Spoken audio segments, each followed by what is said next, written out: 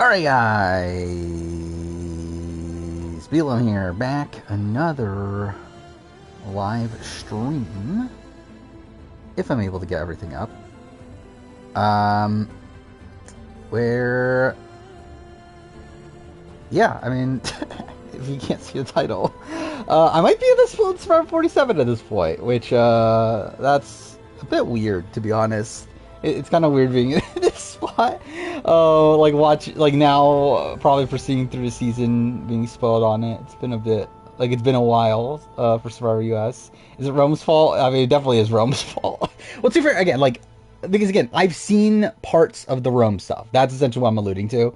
I actually haven't seen all of it still. And I'm debating if I should, like, I'm thinking of doing it like as an end of stream sort of thing, like I do at the, Survivor 40, like at the end of the Survivor season, like the stream before the finale, or I might do a reaction to it. We'll see. Yeah, I think Elden Ring will definitely get nominated, right? Probably streaming tonight. Oh, there we go. Don't love the title. Yeah. Again, I won't be talking about spoilers until a designated time at the end of stream. But obviously, it does make it a bit tough to talk about that. So, okay, this is what I'm spoiled on. I'm spoiled on the next boot. I know who the next boot is. I know the final three. I was not spoiled on the actual thing. I knew that Rome spoiled it. I did not know what the spoilers were. This time I actually know some of the spoilers. Because like also it's like people are openly talking about on Twitter, which is one thing. Also, like people are just posting it in the Edgic Reddit. Like literally just in comments on things on the Edgic Reddit, people are like, "Oh, this can't happen because this." Like people are fucking just saying the spoilers. Like it's as if like people are using the spoilers in their Edgic analysis at this point. It's like, what are we doing on the Edgic Reddit? But whatever. I do know the winner. I think. I do. I know. Like, I know. Yeah, I know the final three for sure. I am pretty sure I know the winner. Yeah, again, it's not Edgic. That's the thing. But whatever. All right. What am I doing here? Wait, how do I do New Game Plus? Wait, what? Wait. Oh, wait, I forgot. You have to do New Game Plus in game, don't you? I forgot about that. That's kind of annoying. Would I play for Big Brother? No. I would play for Survivor way before Big Brother, and even then I would not do Survivor either. Is Rome out of 50 now? I mean, probably. Depends on like how they're looking at this. But I would assume so, right? Where do you do this at? It's at the base, right? Oh, I'm already there. Cool. Oh yeah, do you know the Island Season 2 trailer came out? That was pretty surreal. So it does look like they're really leaning into like David being this like Australian survivor legend, which I didn't necessarily think they were gonna do. I thought they were gonna reference it, but I didn't know if it was gonna be this like oh yeah, I should probably like lower the audio. I did play this on stream before though. But I'll do that. But yeah, it looks like they are going all in on like talking about him on Australian Survivor and everything. So that's something. It's pretty surreal seeing Dr. Will though on a reality show again. Definitely did it intentional. I think he's super smart. I could see him doing that. Like I could see him being like thinking it was like a fun little joke that like didn't think people would pick up on. Like, if I were to guess, I would say that's probably what it is to him. Alright, here we go. Start New Game Plus. Cool. We'll do easy, I guess? I don't know, what do we want to do? I'll do easy. We'll replay tutorial. David saying he's hiding he won Survivor. I don't think Parvati knows David pre-show. I don't think. To be fair, there's maybe a world through like the modeling sphere, but I don't know if Parvati's necessarily in that. Like I know because like David is like David lives in the U.S. right, and like Um,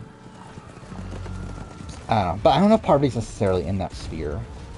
Uh, go watch the season. What is this? Oh, actually, I have been thinking about it. I did because like this cast is pretty insane, right? You got Rachel Riley, Frankie Grande, Tiffany Pollard, Wes, Corinne from Bachelor, Bartice I know from Perfect Match. Say I do know a good chunk of this cast, so probably. Oh, how was Nora? I've heard about Nora, and that's pretty good. All because of a terraforming system. That's well, I think I've heard of it because the main actress is like the front runner to win Best Actress, right? I think that's where I saw it. Only I have your genetic code. Is Saul coming back for 50? I would say he's a shot. I would not say lock or anything. Again, like I thought it was last year. Like the sense that I get with Saul is that I don't think they were happy with Saul on the island. Because like if you watch Jeff's, if you watch the Empire podcast. Jeff talks about how like he's shocked that people love Saul, that he did like not think that that Saul would be like this big fan favorite. That comes to nothing. To where it implies to me that Jeff didn't think of anything of Saul at the time, and then now is like, well, people love him, so I guess maybe. So I would say he's a maybe essentially. Parvati probably got an Eve. Yeah, actually, that's interesting. Yeah, if she already got the Eve versus the World call by then, which she probably would have, then yeah, she probably did research by then, knew who David was. I don't think she knew who David was before that, though. At least not through Survivor, if I were to guess. Like, I don't think she's watched a show on Survivor until then. Waiting for me. Spoil the top 10. Didn't they do a similar thing last season? Like, it's just like through watching the footage, you can, yeah. You can kind of tell, but I don't care enough about Dionodo Island to, like, analyze that. 100% sure the show is fake? That would not shock me. About worst cooks in America or whatever. And for a moment, I feel whole. I don't think Rome will get sued because I don't think they can prove that he did it intentionally. Like, I don't, like, even if they sue him, I don't think they'll win. So, like, I don't think they will sue him. But I do think he's he more than likely will be banned from CBS. Because it's like, it's a spot where, like, again, like, I think it's, like, tough to, like, truly, like, prove that this was, like, a fully intentional thing and he, like, definitely broke NDA. I'm always left alone. But, again, I think it's, if it's true, he's more than likely not in 50s. He's more than likely not in anything CBS related ever again. Again, that is how I think of the cast, 100%. Like, when I think of, like, any cast of really Big Brother Survivor, I think of them in boot order. You never know for him, though. I think it's just not, I'm just not sure about Rome. Yeah, actually, I noticed that, too. That it's Here's His Villains, and, like, Rachel's listed as a villain, right?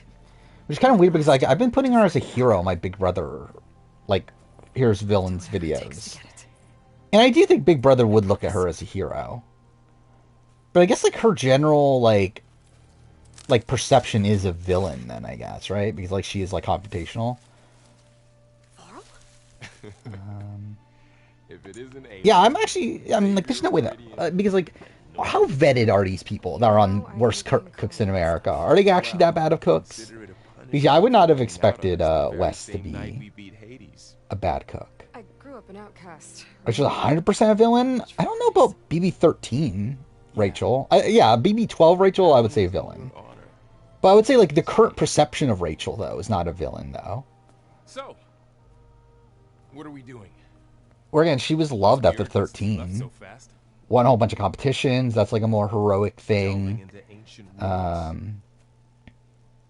And work with Jeff and Jordan. That's a heroic thing.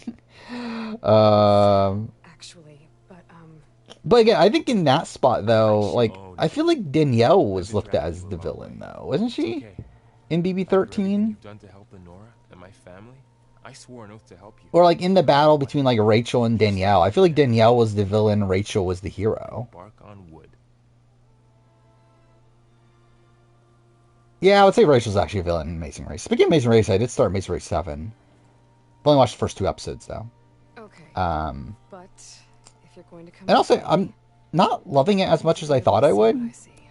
I thought I would be liking it more. And to be fair, I think the premiere just kind of drags, I think is an issue. Like, the premiere being 2 hours is just so unnecessary. And then the second episode is just kind of fine. Is Frankie a hero? Again, he won a lot of comps. People like him, I guess. Like, people, like... I should say people. I think, like, people in the house like him, I guess.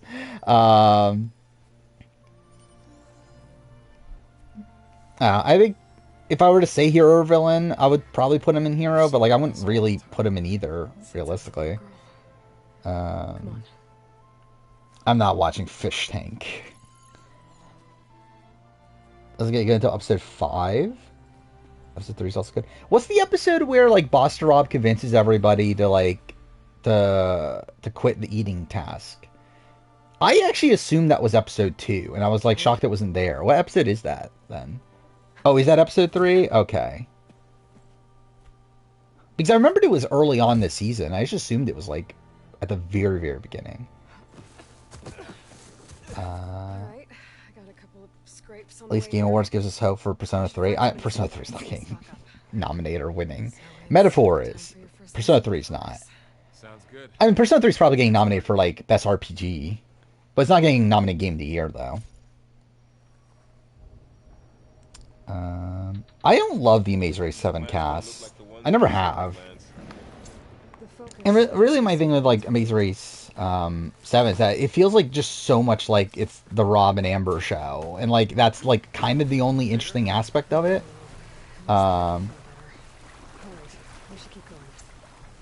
Where, like, no one else is, like, particularly, like, dynamic.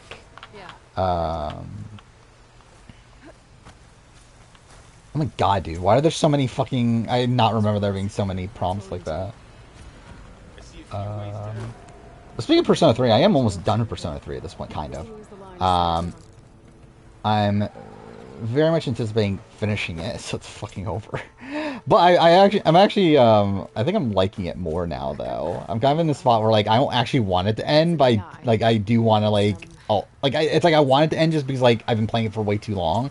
But I also, like, don't actually want the end because I actually, like, would technically like to play more of a game like it, but whatever. I'll play Metaphor eventually. I don't even know. There we go. Yeah, Shin Megami Tensei 5 Vengeance, I doubt that will be nominated, right? I think Persona 3 Reload would be nominated over that. But yeah, Metaphor definitely is the front runner to get nominations. Yeah, I'll play episode, I guess. I've decided I'm going to play it on stream. Which I will be streaming from Xbox, so...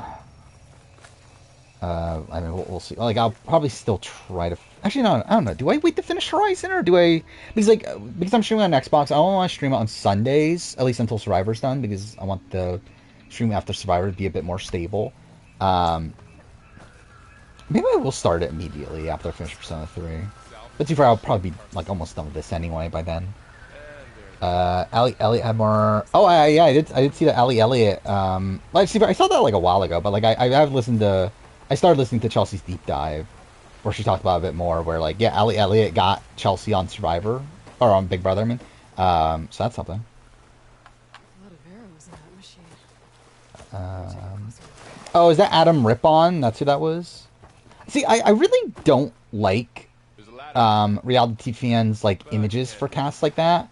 Because I don't know who the fuck half these people are by first name, but, like, if you put last name, I'm like, oh, I know who that person is now. Like, Lily, what was the other one? That World's Toughest Test cast. Like, they put an image of that. And it's like, I don't know who any of these people are by first name. I go to, like, the list of last names, like, okay, I know who, like, almost everyone here is. But, like, I don't know who any of these people are just by first name alone. Well, I pay attention to cutscenes? I mean, that's, what a question. I wish Lasers had played episode Aegis already, because then I'll probably, like, pay attention to the story more through that, but... I don't know, maybe I'll rewatch the cutscenes separately? We'll see. I do plan on watching the Persona 3 movie, or anime, whatever it is. At least before I do my character rank. It won't be relevant to the actual, what's it called, to the I don't even know what I call it. Is it it's not really a retrospective, but whatever other video, the main video I'm doing on it. But I do want to watch it for the character ranking. Is generally the definition of mother? Yes, I would say so.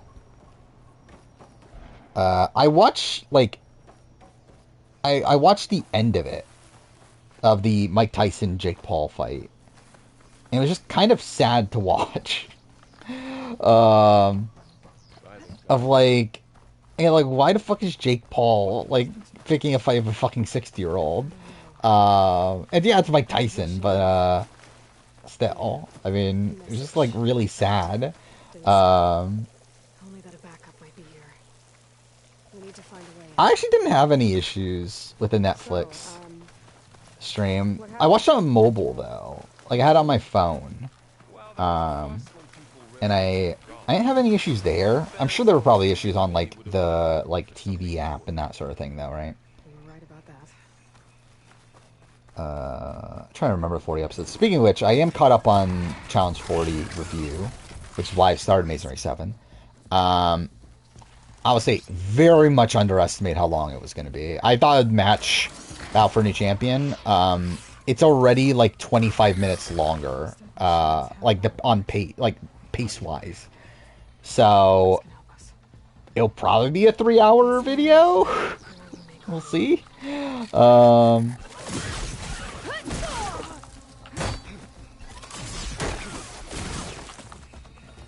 Jake Paul was committing Elder Bruce. Yeah, pretty much.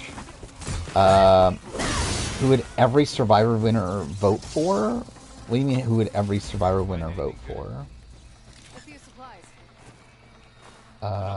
Watched first 3 episodes of Samoa. My thoughts are Marissa's an idiot. Ben was worse than I remembered. Mick is more strategic than I remembered. Ashley had more screen time than I remembered. Not fan of the season. I like Samoa, but I think the reason I like Samoa is specifically because it is so focused on Russell. Like, I think that gives it, like, this unique, like, feeling to it. That it's, like, a season that is, like, what, 90% Russell? And, like, it's also, like, the fall of Russell, too, which I think is interesting. Because, like, obviously, if it was, like, Russell goes on to win, then I don't think it's as interesting either. I think the fact that it is so focused on Russell, and then Russell loses at the end, is what makes it better for me. What the spoiler is the entire boot list. Again, Rome, quote-unquote, leaked the entire boot list, kind of. I'm not actually spoiled on the boot, like, the entire boot. I'm spoiled on the next boot, and I'm spoiled on the final 3, is what I'm spoiled on. Final 3 / win. Like, I'm pretty confident who wins of the final 3. But I'm technically not spoiled on, like, the boots in between. But I'm considering, like, I was thinking, like, at the end of this stream, I might just say fuck it and do what we do with the spoiler thing at the end of the season, but just do it now. Just, like, why not? I mean, how do I spoil it? He did a word association, and he put everyone in boot order. Like, during his exit press, he did word association with Gordon Holmes, and he essentially, like, listed everyone in boot order. To where, like, obviously, like, at the time you would not know, but, like, now in retrospect, like, everyone he says, like, ends up being, like, in this bus they've gone home so far, and, like, Tiana, Sierra, Saul.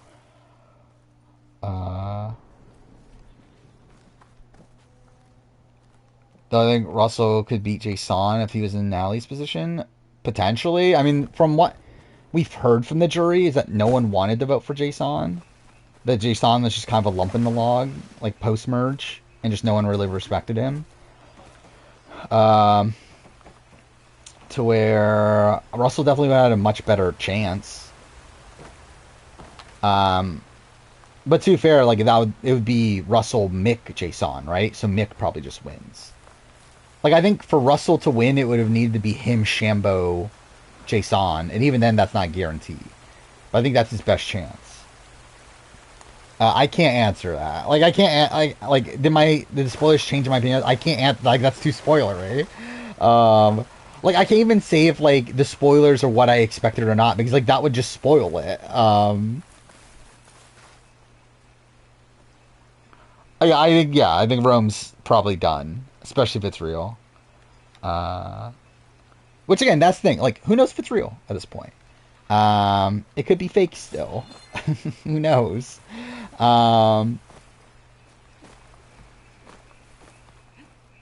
But, yeah, I mean, it's looking real so far. Predicting my Dreamcast. Let's see, what do you have? I'm gonna actually get my own image of my Dreamcast. Oh wait, did I make it yet? I don't think I made it yet, did I? Because I think I'm waiting for 47. Yeah, I didn't make the image. Let's see. Carolyn, wrong. I don't really give a shit if Carolyn's on, personally. Sydney Gillen is correct for now. Dom, correct. Drew did not make it on, actually. Shockingly. Ian, no. Ian did not make it on. J Maya did not make it on. Speaking of J Maya, I literally like had her song stuck in my head like the entire day. Her new song. So that's something. Jim Rice, no. Marty, I don't even think Marty's on here. Yeah, Marty, no. Natalie Bolton, yes, Natalie Bolton's on. Omer is on. Ricard, no. Oh, no, Ricard is... Oh, wait, I forgot I had Ricard on. Yeah, Ricard's on. Rob is on. Sean Rector is on. Shane Powers is not on. Shan is on. Sophie is not on. Stephanie Valencia is not on. T-Bird is on. Venus is on. Victoria Baymonde is on. So, yeah. I would say it's like, what, about half? Yeah, I should do it. I think that'd be so funny. You know, actually, I'm literally gonna jot that down. Ranking every J Maya song, or Johnny K Ja song. This does not roll off the tongue. Like, I get why she changed her like stage name, but yeah, it doesn't roll off the tongue. What do I call it? Janani K Ja ranking every song. There we go. What a video. That'd be iconic. Watch that be my most watched video ever. Why not care about Carolyn? By the way, I also was talking about Carolyn Rivera, not Weiger, but I don't really give a shit about either. Rivera is like fine. Like, she's never like been top of my mind of like someone I need to see play again. Like, I expected her to play again, considering the comments Jeff made at the time, though obviously now I don't really expect it, and even then it's like, I think there's other people in her archetype that I would even want more than her. Like, I would even want Chrissy over Carolyn Rivera, personally. Carolyn Weiger, also, it's like, I feel like we got what we're going to get. I don't think she's going to change under her turn. I don't think anything is going to be different outside of, like, just the perception of her, which probably makes her do worse. So it's like, I don't know. She comes to tour, comes to Florida. Would I buy buying a ticket? Probably. For 5 years of her 5-year anniversary of her season. When is that? That's still like 4 years away, but maybe. Sebastian Bach. Oh, that's who that was? Sebastian Bach. Is Sebastian Bach a hero or a villain? How do you even like claim that Sebastian Bach is a hero or a villain? I would consider redoing my Amazing Race season ranking. The problem is that I would need to rewatch every season again. Like, that's a lot to do. So like that's like the main reason I wouldn't do it. Because like with Survivor Big Brother, it's like I don't need to rewatch these. I have them like pretty fresh in my head anyway. At least my general thoughts on them. But yeah, something like that I definitely would need to rewatch. Cool. Rewatch the entire series. Oh, I already talked about that. Didn't we literally do this? Like, talk about who every Survivor winner voted for in the election? I'm pretty sure we literally did this on, like, the stream after the election. It's like, ran through every Survivor winner and talked about who they voted for. Why no Shane? Just because I feel like there's other people I want more. I think I tried to keep this diversity mandate, too, which played a factor, I think. Um, did I? Wait, let's see. 1, 2, 3, 4. Yeah, I have 5 white men. So yeah, I probably did try to keep this diversity in it. And to be fair, I don't know if he would have made the cut anyway.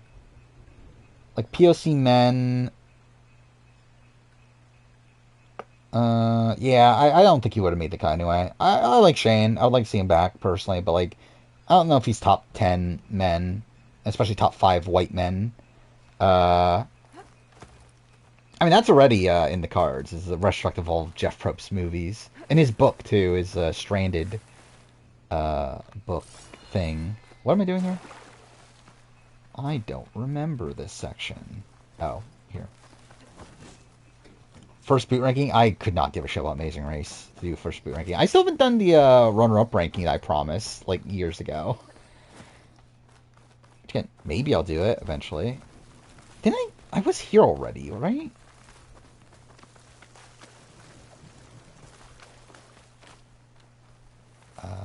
Oh yeah, should I do the Jeff Probst talk show? Yeah, that'll be funny, right? Special Buck's a hero? Why? What did he do that was heroic? But also, it's like, what did he do that was villainous either?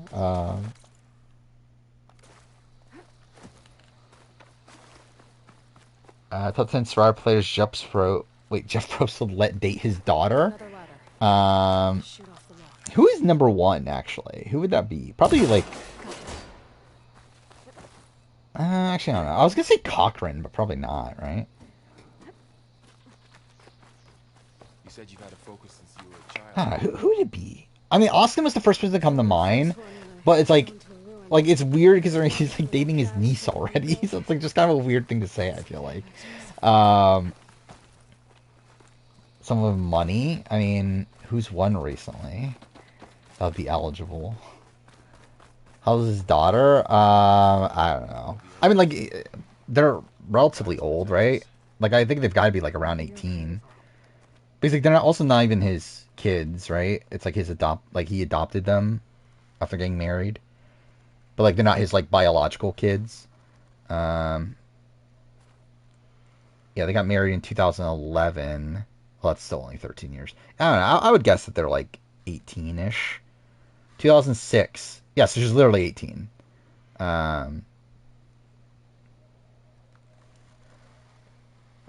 Gabler, imagine Gabler.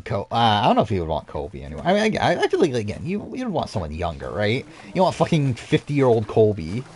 I know they made some tech trades with Zero Dawn, but... Rush to the Lord of Flies? Yeah. That was part of my thing. Like, I wanted to do, like, a retrospective of scripted media that, like, influenced Survivor, or, like, that... Or, like, the other way around, that was, like, or was influenced by Survivor. Which I'll probably do it at some point. Just a matter of when. James Lynn? Maybe. It's not a bad option. Will I be attending? As soon as another Challenge Mania? Definitely not. Who is here, though? Mark, Rachel, Devin. There's actually a decent amount of people, right, for Challenge Mania. It's what, 6? Or, well, I guess 7 if you're including Derek. But... No, I'm good. I have no interest in fucking meeting any of these people. I'll meet J. Maya. That's who I would meet. But, I don't really give a shit about meeting fucking Rachel Robinson. Or Devin. Dating Mike Barassi, imagine.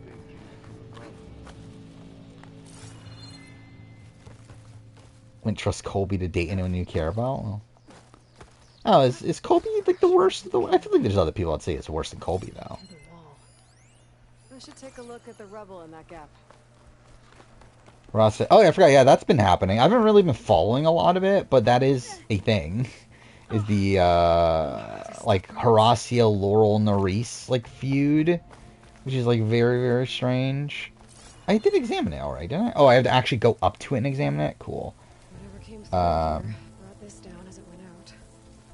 Hey, Rachel Robinson's fine, but like I don't like ever want to meet her. I can find something to help in the camp. Would I actually meet J. Maya? I wouldn't be opposed to it. I think I got something. I'm not like gonna go like actively seek out like where the fuck J Maya is and like try to meet her, but like Kind of again, awesome if prototype. there was like some sort of event where she was, I was like, and like I was like interested in going into it to begin with, I would be like if it was like essentially if there was like a like Survivor charity event or whatever, and like I actually bought her to go, I'd be like, okay, I'd like to meet J Maya there, that'd be cool. Um, yeah, one of her biggest fans. Focus can help us search Um, identify anything we I do unironically actually listen to a lot of her music, so that's something. Um, My focus picked up a couple of things to check out. Ben Browning's worse, I would agree. Yeah, I mean, definitely you don't want like Poor guy. you wouldn't want Acid burn your daughter all be through dating him. Ben Browning. Is her music good? I like it, but I would not say it like I don't know. It's like probably depends on your taste. Could Brett beat up Mike Tyson if he tried? I mean, Brett couldn't beat up Mike Tyson at the time because again, he's no Mike Tyson. He's Brett. Hearts of Reality is, and I never went. Is it still happening? Actually, I actually don't even know. Yeah, I've never gone. It's like not that far from me. I've never bothered. I wouldn't like. I'm not opposed to it, but I'm also like not like excited to do it either. Um, let's see. Is it happening? Oh, it was postponed in 2023? Seemingly? Yeah, I don't think it's happening anymore. So that's something. Yeah, Ben Browning, from what I understand, married like an Indonesian woman and lives in Indonesia, which that sounds about right. Being Indonesian.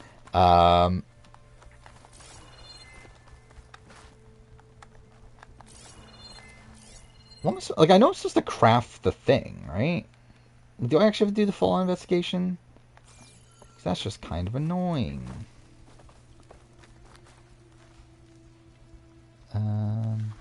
Only person to add to on the mother draft was Part of the this. machine could help fix the gears.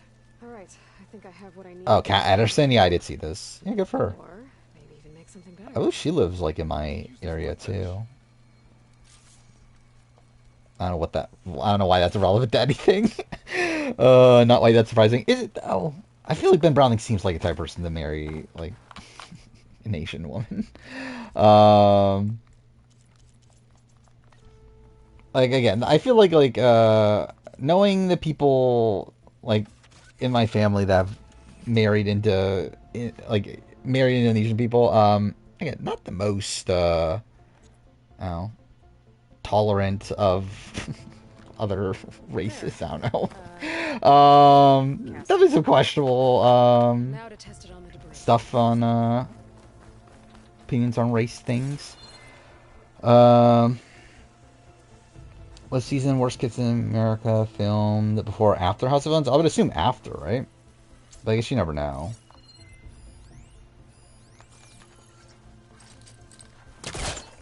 Again, literally almost my entire family are actually I believe like I genuinely actually I just realized this. Is anyone in my family not a Trump supporter at this point? I think literally all my family voted for Trump. Which is so fucking depressing. I think literally like one of my cousins in Michigan is like the only person that didn't. So that's fucking depressing.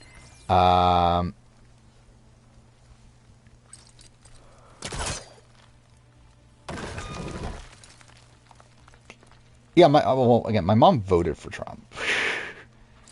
I don't think she actually like. Yeah, my mom doesn't actually give a shit about like Trump. Like, I don't think she likes Trump at all, and would not vote for Trump if my dad didn't. If my dad didn't want her to vote for Trump, but I'm pretty sure she voted for Trump. Well, it doesn't look like there's an easy way out. Think this is gonna be real awkward. I mean, I think it always is. I do find it very awkward, like hanging out with like people in my family now, because like I feel like they're so like openly Trump supporters. That's like just kind of weird. It's like weird too, because like I also had a cousin too that like also was like very anti-Trump until she started dating a Trump supporter, and now voted for Trump, which like okay, cool, I guess. Yeah, it's like, dude, my family is something. Um, well, I mean, again, one side of my family. Well, actually, no, yeah, I guess it is both sides of my family, technically. Um, See, my like dad's side of the family, all Trump supporters in Michigan, and he himself, Trump supporter.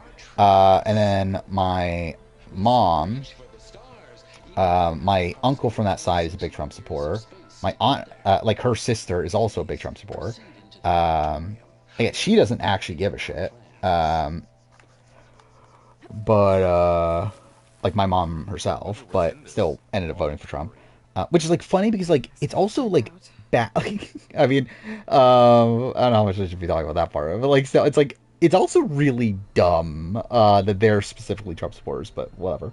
Um, Hope the terrorists don't screw you over too bad. I feel like that's like the least of our issues, to be honest. I feel like that's I mean, again, I myself was like a pretty big. I don't know if concerned. Like I was very conservative economically. Like I was like very like pro capitalism, that sort of thing. But then like obviously like socially still like pro gay rights and that sort of thing. So it's like socially still like not conservative, but like I'm at the point now where like I'm like pretty liberal. Then again, I also like don't care enough politically to actually do anything about it, but like I am like pretty liberal in terms of where I currently stand on things. Um, I love like I'm getting stuck in the opening section of this game, like just like not knowing where I'm going. Again, I'm half Indonesian, half white, essentially. No, my family's never turned into stream or tuned into stream. Um, I mean, again, I'm pretty sure. Or am I misremembering this? Where's Xavier from? Let's look this up. Like city-wise, obviously I know Michigan, but like city-wise, that's what I thought. I was born in the same. Actually, I wonder if I was born in the same hospital as Xavier. I never thought about that until now. We're also only like a year apart age-wise. I never actually thought about that. Xavier's born in Michigan. I believe he currently lives in Milwaukee. Um, but stop doxing baby. Yeah, I guess I shouldn't do that. Family's not homophobic. I feel like that's like, I get transphobic maybe, but like homophobic not necessarily. Um, I would say not very. Like I don't think they care. I think is the thing.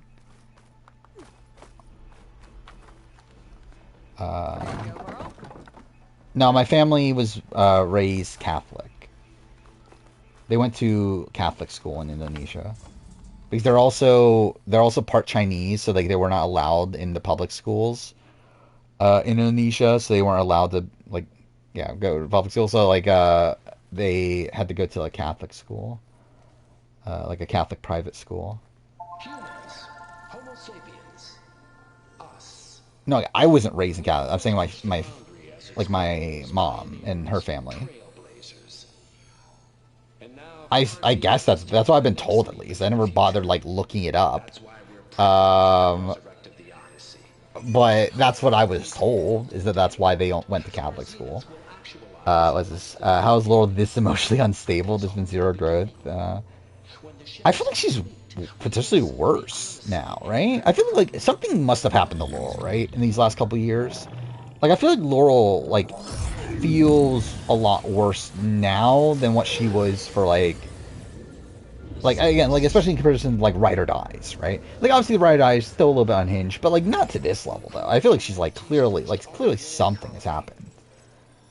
The Odyssey may take 300 years to reach it, but when we look up at the night sky, we'll know. Lots of non-black immigrants are very racist and are against illegal immigration, so that's surprising. Yeah. The true form of immortality is It's funny for reasons I'm not going to talk about with my family, Fly but through the yeah. sky? I think you can assume what I'm implying, but Well, I had an yes. election, two black people running Sort for of. council, or last That out of the ship. 13 people. Never Well, seen that's it. something. It never made it to Except the for person who shore. didn't show up to the debate. Something went wrong. That's a It blew shame. up. If he deports me, I'll still love him. What a line.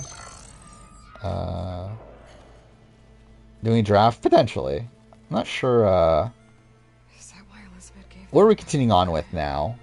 Like, I know we're doing the, like, total out to 100, right, thing, but, like, what's the next idea? Public presentation I'm not file sure. corrupted. Member recruitment So we file did available. ages, we did Need ages to seasons, reactivate. right? Yeah. Reactivate I it. thought Days Lasted was a good That's what I idea. had to I think the say. problem is, like, finding a good list of, like, how many days played to, like, use as the basis.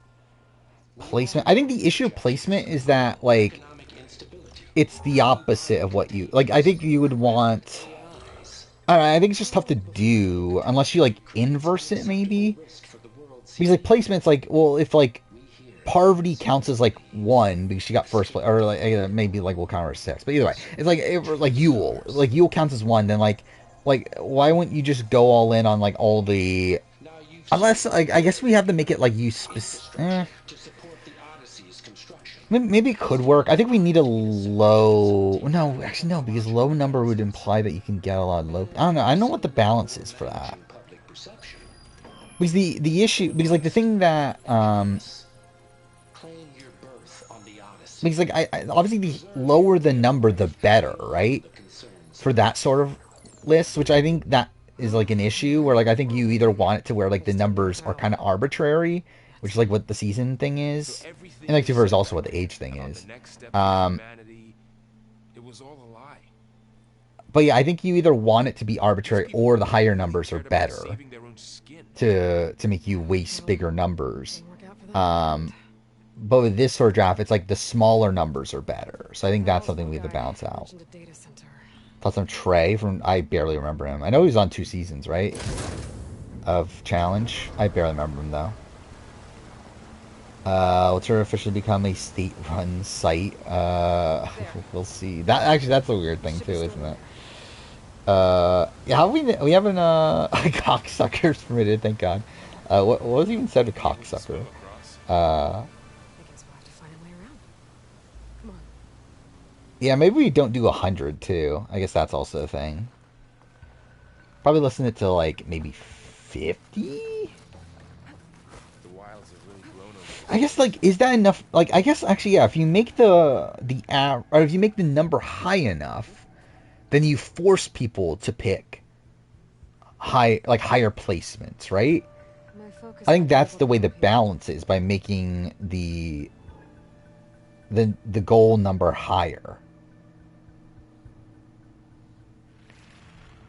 Yeah, because like that way you're forced to pick like a 20th placer and that sort of thing. Um, okay, cool. Of course I missed that. Oh, you Viber. Finished watching Maze Race 6 today while Wednesday season. Yeah, like it's probably like easily the most train wrecky Maze Race season. And I think it kind of like spoiled me a bit on Maze Race 7 up to this point. Again, I'm only 2 episodes in, but because I had so much fun watching the first few episodes of Maze Race 6. And I feel like I'm not having that much fun rewatching Maze Race 7 so far. I made a Blue Sky account. I haven't used it, and to be honest, I don't know if I will. I'll deal with the one on the Okay. But maybe. Maybe I'll use it down the road. Like, I do have it though. It's Marine Review. Moving up. Is there a list of like days played? I need to sneak up on it to take it out with my spear. I guess maybe True Dark Times probably has one too. Actually, with days played also, should we do cumulative? It's a patrol path. Would that make it more interesting? So with like, it'll be tough because like there's people that played over 100 days, right? Sorry, I think we need to like find a good like I can throw a rock. number to change to if we do cumulative, but Position where I can sneak up um, and strike. Just have to wait for the right moment. I have Big Brother, right? Which, yeah. By the way, yeah, we probably could do a Big Brother versions of these, too. I see a lot of people posting on Blue Sky, or like at least talking about posting on Blue Sky. I know a lot of the what was it? It was like Stephen Fishback, Dalton Ross, Mike Bloom. I know like a lot of people like agreed to like only post on Blue Sky during the Survivor episode. So that's something. More of those machines ahead.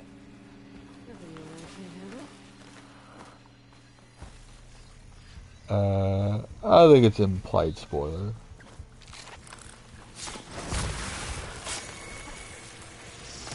I literally named last stream, congratulations, Rachel, on winning Survivor 47.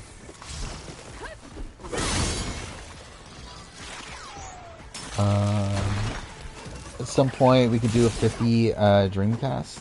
Yeah, when do we post that?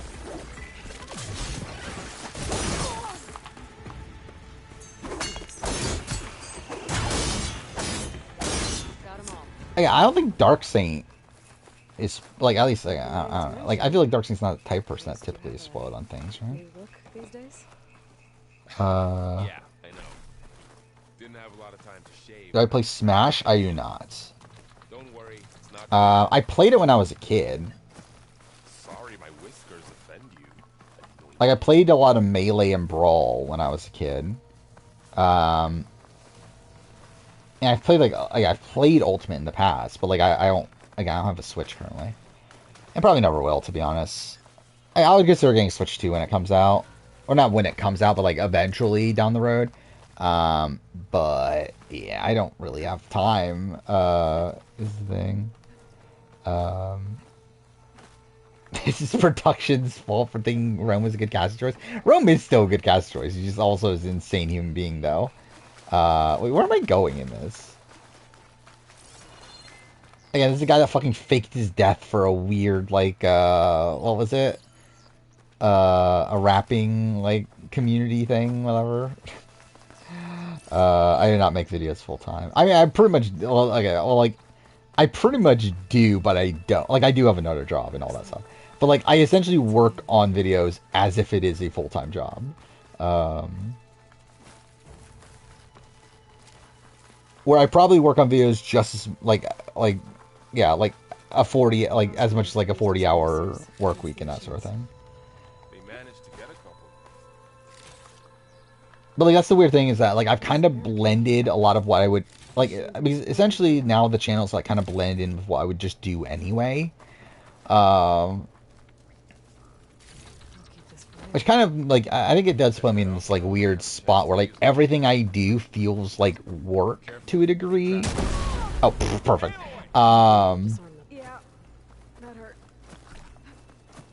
Like, whenever I'm, like, watching a show, it feels like I'm doing this for a reason. Like, I'm, like, doing this to make a video on it at some point. When I'm playing a game, same thing. And obviously, like, the game stuff doesn't do well. But also, like, that is also, like, part of my, like, it incentivizes me to still play games, which I do want to do. But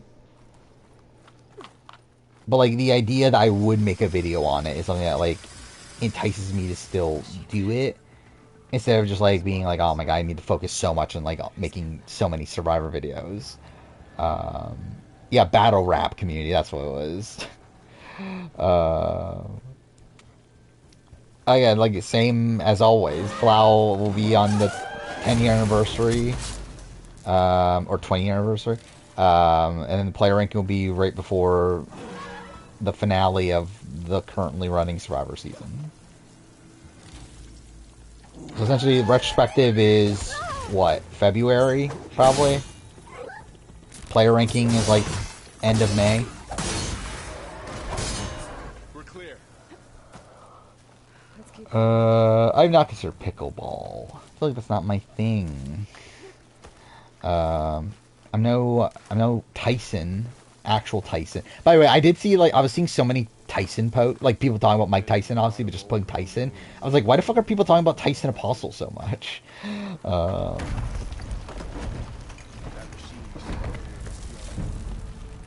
Imagine if I did Maze Race 6 team ranking. I don't know what Maze Race team rankings look like because I feel like almost like all the time, aren't they just the boot order with like maybe like a slight difference on if someone got like very like blatantly unlucky on something.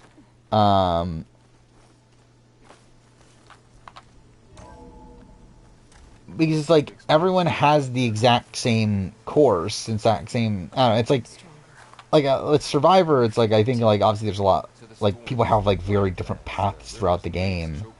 And even Big Brother, so you have the like competition wins and that sort of thing. With Amazing Race, it's like everyone's doing the exact same thing and the exact same like playing field. So it's like I don't know. I don't feel like it feels as interesting.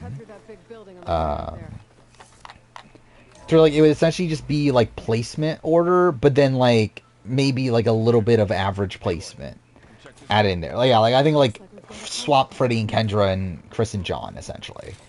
And that like that'd probably be about right. Maybe like swap like Hayden and Aaron and Amanda and Rebecca, or Adam and Rebecca. I feel like it doesn't really lead to like that many like major changes. Yeah, very interesting game theory. I did like a big deep dive into like researching game theory, like way back. It was back when Vanessa was on. It was during BB17 then. Because like Vanessa was always talking about game theory, and that's like kind of where I did a lot of research into it. Wait, I've been here. Am I just going around in circles? Oh, dude, fuck me, dude. I should have played the prologue. Like, this is, like, so pointless. Like, why am I doing this?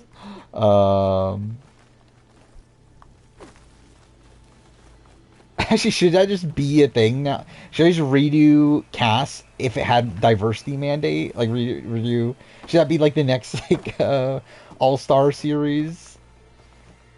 Like, after redividing the tribes and stuff like that, next up, what if, like, every returning season had diversity mandate? Yeah, All-Stars 1 with diversity mandate. Could it even work? Like, I don't even know if you can put together a cast of of All-Stars 1 with a diversity mandate. But I will jot that down, though. It was Ray Ranger, right? Yeah. What if All-Star seasons had diversity mandate?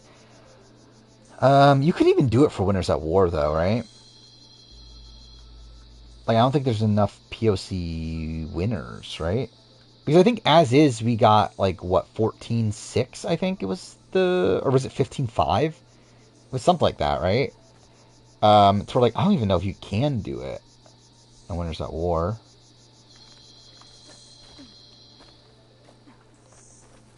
Oh, did Bandit just do it? Okay, well, I didn't know someone already did it. Well, then, maybe I won't do it. Put Nick Brown on so it's a struggle, yeah. Yeah, I feel like you would have to do... Like, would Gandia make the cast, then? Let's see, Tyson, Drew bashing on cast college class thing? I did not. How about that? I did see that Drew is getting, like, flack for saying that Russell should have won in Samoa.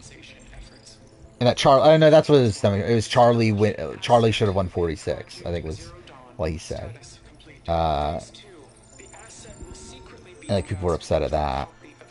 Which...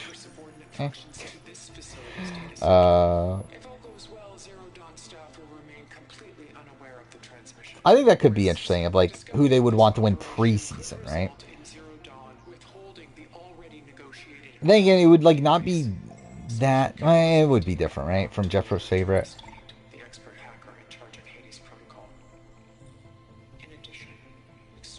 But like, I do feel like a lot of them probably are similar.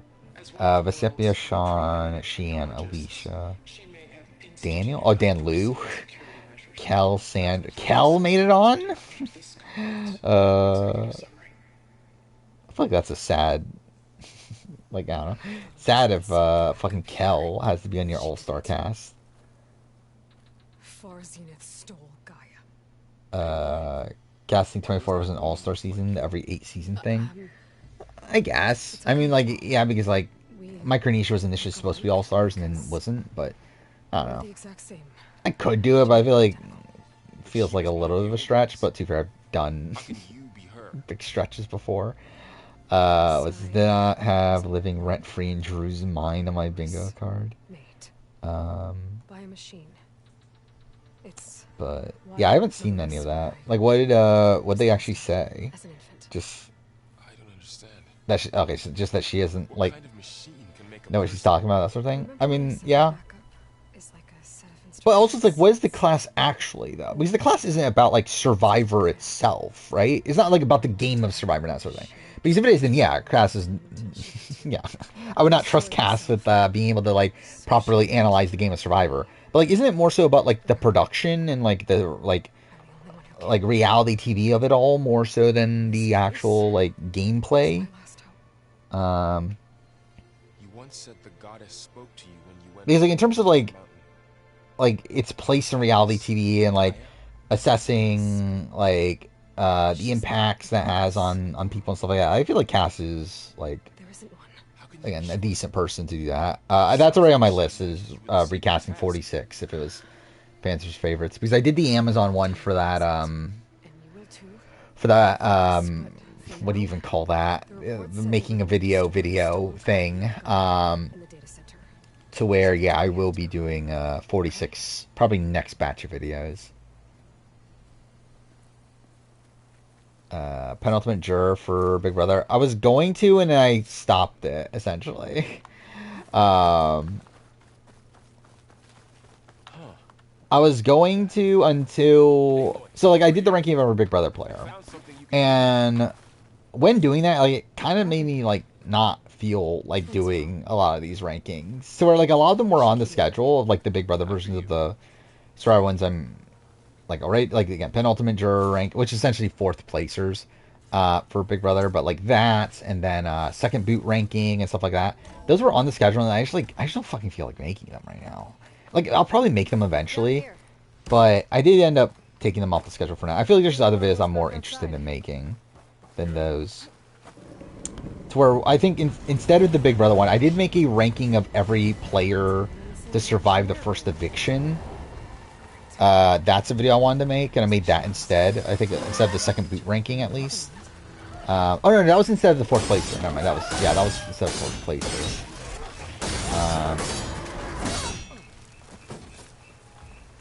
Which I think that's an interesting idea. Would it will have been number one? Must have attacked as they tried to escape. I didn't even like think it through yet. Maybe? Like, who else is like a really strong because it would be based on the games they played on that season. Like, obviously, if it was just anyone that plays fourth place ever, then like I think Will was one, right? But like, yeah, obviously it's based on the game they played on that season, so where like I think Will would be very, very high. Supposed to be more backups. Laurel's a nut job. Yeah, I've seen a lot of her on Twitter, at least. Avery and Tony still have an issue with each other. That's not shocking. It seemed pretty personal, the way they were talking about it.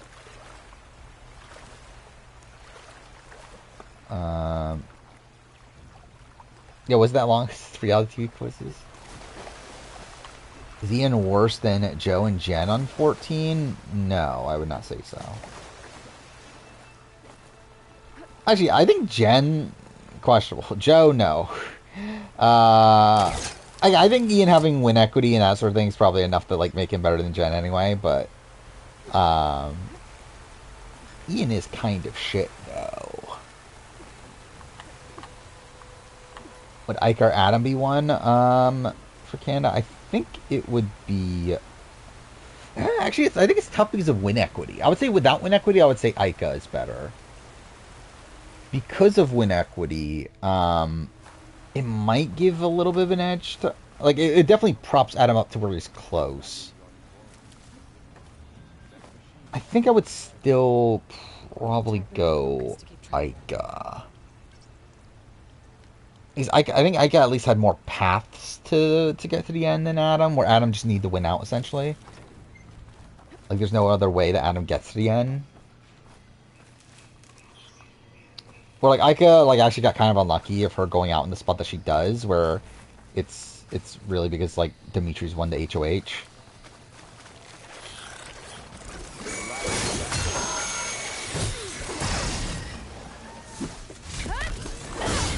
But I remember this when BBC Can 7 happened. Like, but when it ended, that, like, Taryn was talking about how, like, BB Can 7, because Adam, because, like, Dane and Anthony got to the end and cut Adam, like, now the season won't be remembered as the Pretty Boy season, it'll be remembered as the Dane and Anthony season. Or it's like, I'm pretty sure, like, no one thinks of it as the Dane and Anthony season. I'm pretty sure people just think about it as the Pretty Boy season.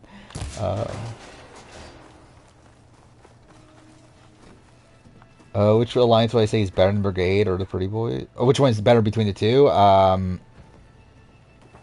mean, like, the Pretty Boy, like, I think it's a matter of, like, what are we, like, what is the criteria for best alliance? Is the one that's the most loyal, that, like, that worked the most effectively? Is it, like, the one that had the best players within it? Like, obviously, Pretty Boys made it to Final 5 together, and we're actually intending to go to 4 together, so... Again, they were more loyal, at least, than Brigade, which cuts Matt out by the time of Final 7. So, like, in that sense, I would say Pretty Boys are better. In terms of, like, effectiveness in the game, I think it's, like, kind of, like, a weird thing, actually, where, like, I think the Pretty Boys were a lot more dominant, specifically because they had, like, a lot more comp wins. Where, like, I feel like Brigade did better without the comp wins, seemingly. Or at least, actually, no, that's not fair, because, like, Matt did win a lot of comps early on. But it's, like, the people that made it to the end, though, and, like, Hayden and Enzo and Lane, like, they didn't really win a lot of comps till, like, the very end of the game. Like, Hayden won, what, the first HOH, and I think that's really it until, like, towards the end game. Or like, in comparison to, like, Adam and Dane, who just won, like, almost all the comps the entire season. Aloy. Trust me. So I feel like the way that they, like, approached the game was, like, a little bit different than, like... oh my god, we're over an hour in the stream. But, yeah, what draft do we want to do? Like, what's the best idea at this point?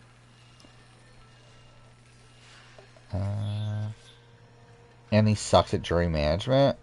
I would not say he sucks at jury management just because he lost twice. He's definitely not great at it. I wouldn't say he's, like, fundamentally bad at it, though. Are Cindy and Bruno friends now? I think they're cordial. I don't know how much of, like, friends they necessarily are. Angela and Matt made up for real this time? I haven't seen it, but I haven't been looking either. Yeah, Mark does drag down the average for sure. Because I think, like, each of the Brigade members are pretty good. Like, there's no real, like, weak link there. Enzo might have been before 22, but, like, him coming back in 22 and getting to the end again, and it's like, okay.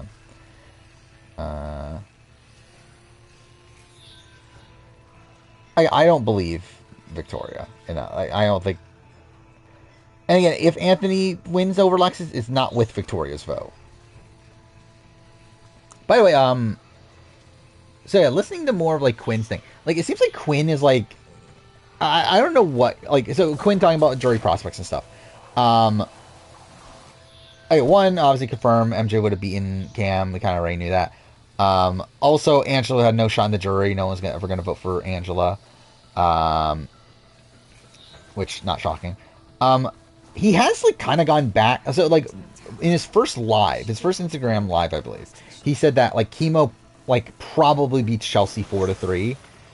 He's kind of gone back on that now, saying that, like, Chelsea would beat Chemo. But, like, it would be close. But, like, he now does say that Chelsea would beat Chemo. To where it's like, I don't know which one is true necessarily. Oh, I forgot this thing had a they have, like, charged attacks like in this game.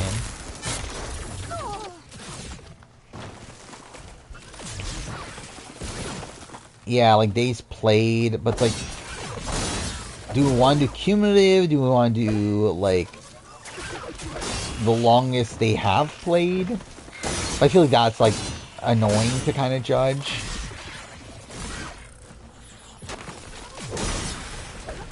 Oh yeah, I did hear about this. I watched the first like hour or so of Corey and Quinn's stream from yesterday.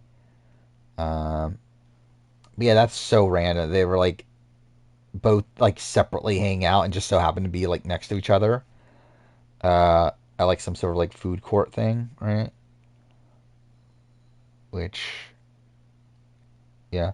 Also like surprising they're allowed to post these photos. 'Cause I'm pretty sure like for a while, like alumni were not able to like post pictures of themselves with other alumni or with like people like on the cast that was currently airing. So like as far as they actually did it, but whatever. Um, love the surprise Quinn reveal. Yeah, I didn't realize it was supposed to be a surprise. He's like, I assumed that was going to be the case.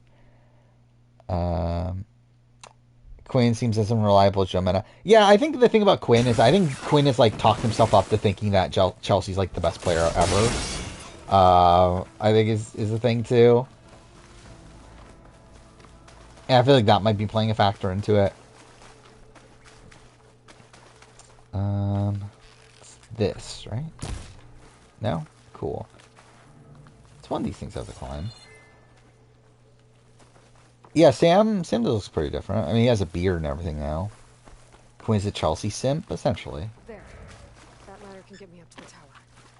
Wait, this is... Okay, this is what I'm supposed to do then. Like, he just didn't hit from there? Cool. Um... Climb, please? Thank you.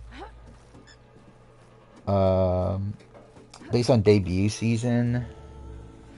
Yeah, okay, let's actually look this up. I forgot, does the placement thing have the day that they were voted out? Or not placement, the list of Survivor players. Like when it says their placement, does it have the day count next to it? Damn it, it doesn't. Okay, that's kind of annoying. I just think it's like kind of annoying to research how many days they lasted. Yeah, Big Brother could be interesting too.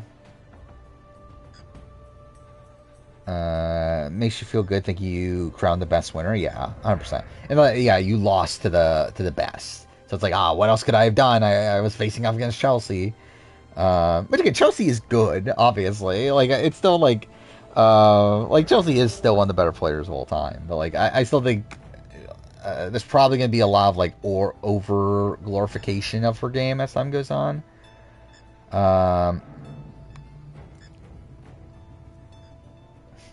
What's the best thing? Should we just do the Big Brother version? Well, actually, wait. What, so we have seasons, right? And we have ages, right? That we've done already. Which one would be the most interesting one for Big Brother? Ages or seasons? I'm trying to look up the Big Brother wiki house guest page thing, whatever. Like how detailed is this? So, okay, that's actually annoying. So fucking Big Brother has the day count next to their placement. It's like Big Brother might be easier to do days wise, but yeah, I think maybe we do a Big Brother one, Big Brother version of age replacements. What kind of music I listen to? I don't really listen to music that much anymore. If I do, it's J Maya or it's video game music. I'll do a poll here of do BB ages or by season.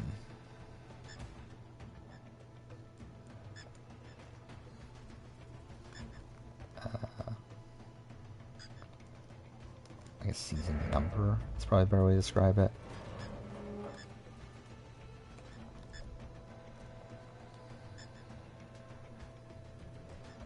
There we go. I don't know what the fuck is. Oh, Barbenheimer. Okay, I just like saw that and just did not comprehend to me of like what the fuck that is. Um, I don't know what is Galactic though. um, I still haven't watched Barbie though. Is the thing. Oh, Gladiator Wicked. Is that what they're doing now? Like that's the new Barbenheimer. Cool. Um, yeah, I need to watch Barbie at some point. But yeah, I have no interest in watching either of them, to be honest. Super best performance. No, it's not Makoto that you need to get nominated. You need to get Pharaohs nominated. Um, or Ryoji, right? I think they're all voiced by the same person, right? Season number 1, 3-2. Well, there we go. Barbie's too woke for me. Oh no, I can't watch something so woke. It's so like it's literally just funny to me when like people like say something is woke. Like it just sounds so ridiculous. Okay. What are we doing here? So all I need is just the number 100, right?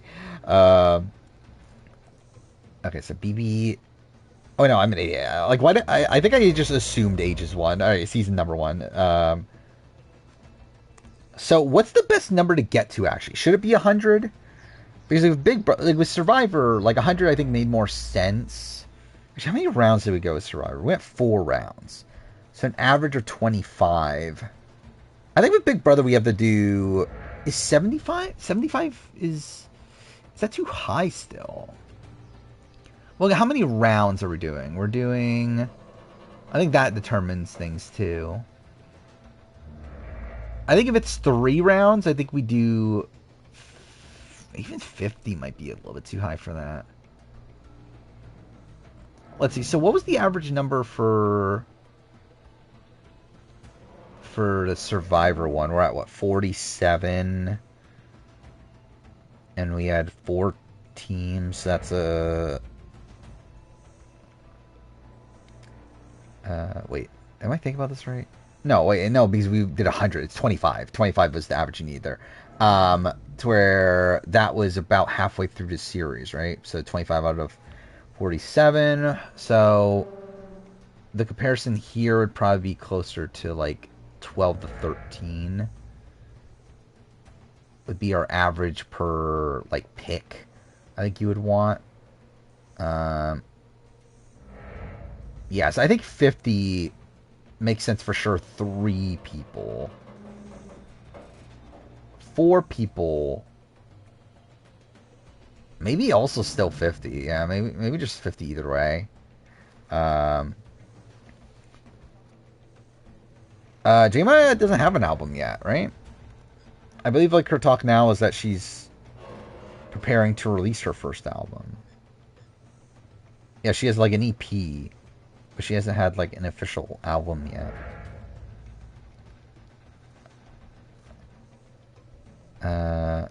Try to make Saw Patrol a thing? What is Saw Patrol? Like, was there, a Paw Patrol movie? Is that what it is? Okay. Yeah, cool. What a great combo. I think it's to get, like, closer to her, like, roots and that sort of thing, right? I mean, that's her real name, right? Janani Keja. Well, like, the K is obviously still shortened, but outside that. Yeah, Janani Krishnanja is her full name. So, yeah, I think she just wanted to, like, be a bit closer to her roots there. No, I actually legitimately like J-Maya's music. Like, I've had like Royal We stuck in my head like all day pretty much. Will I buy it on vinyl? Maybe. I don't have a vinyl thing though. A vinyl. What do you even call it? Vinyl? Is it? Is it literally just a vinyl player? Cool. Record player? Record player, that's what I was thinking of. Yeah, I don't have one. Should I need to buy one for J Maya's album. But okay, by the way, this is the thing. Yeah, so if you want into the Big Brother Ages draft, say now. Still determine, like, should we do 3 or 4 rounds? I guess we'll do 4, because, like, we did that with, the Survivor one. So let's do 4. And again, I think the number will be 50. Which, by the way, I love how, like, I named the fucking spreadsheet 100. But yeah, we'll do 50 instead. And again, based on debut seasons.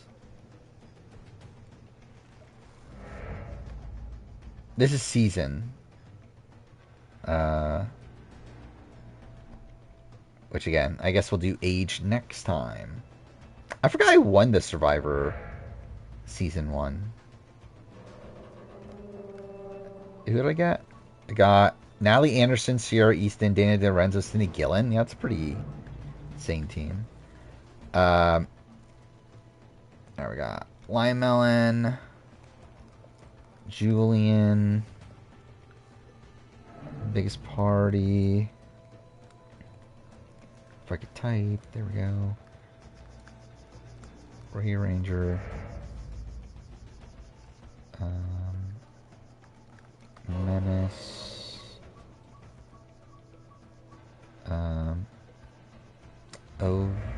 Ovis NY? I don't know, what should I call you? I'll just put your entire name in for now.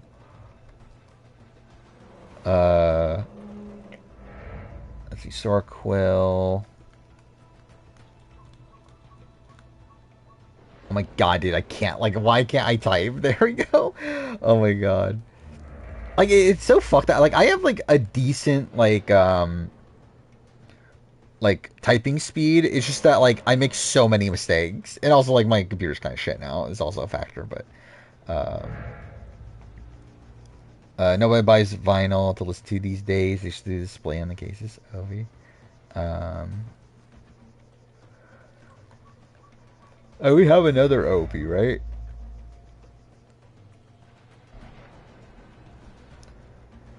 Actually, remove me. It's too late. Don't want to pick one. Leave. Okay. Yeah, where are we down to? We're down to 8. Jemai is the second coming of Sia. I mean, she better be.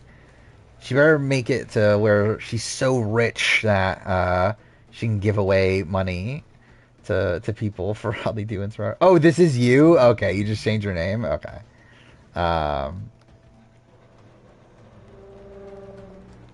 Alright, that's fine. Alright, so we got 8 people. 8, 5, 7.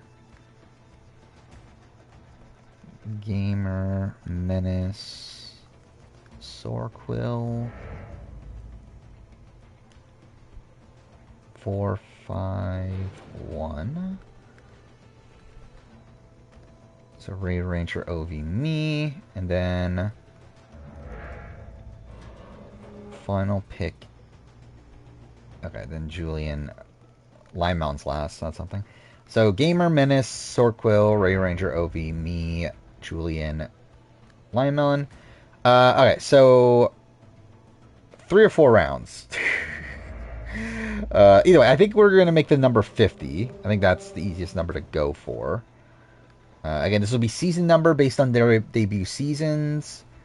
3. Let's do a poll. Let's do poll. 3 or 4.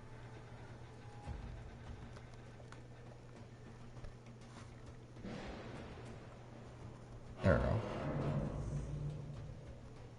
I think with 3, I think 4 is more balanced, but I kind of actually probably would prefer 3. Like, I think 4 makes it so the halfway point is actually, like, around the halfway point. Or, like, the average number that we're going to get is around the halfway point.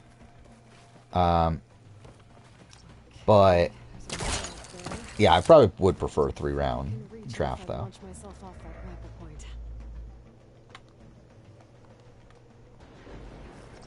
Oh. Wait, what do I do here? Tap. Can't get up high enough. I better try this again. Oh, it's the... Okay, I remember this now. Got it. There we go. Looks like it's a close vote. I was saying the first person, whoever sang on the show. I mean, again, I would assume so, right? I read as first. Only person who sang on the show. Okay, no, yeah, there's been others. Yeah, T-Bird and Wanda. Who've done 4. Alright, I guess we'll do 4. Again, 4 is more balanced. It does make it so that the halfway point is, like, the halfway point or whatever. Either way, whatever. Alright, gamers first. And whoever you pick, that their season number, their original season number, will be deducted. And by the end you have the total 50. Which also means you need to make sure you don't end with BB's 7 or 22, or else you're fucked. Because then you won't be able to complete it. Because those are returning seasons.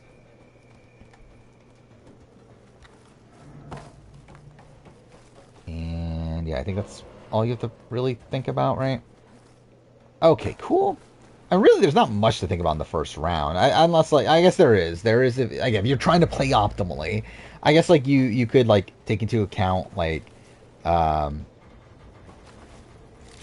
you'd, like, plot out the entire thing, I guess, and, like, just think of who you think is the most likely to get picked. And, plan accordingly.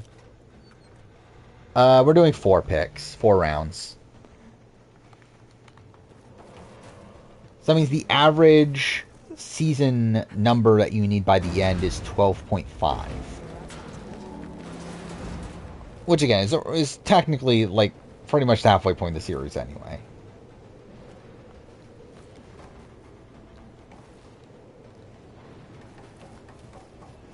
The storm's getting bad. Where am I going? I love, like, somehow I've been, like, struggling to get through the prologue of this game. But that's fine.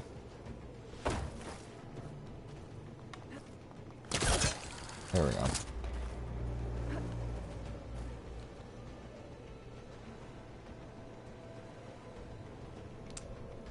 What was it? Made it. But yeah, like you're trying to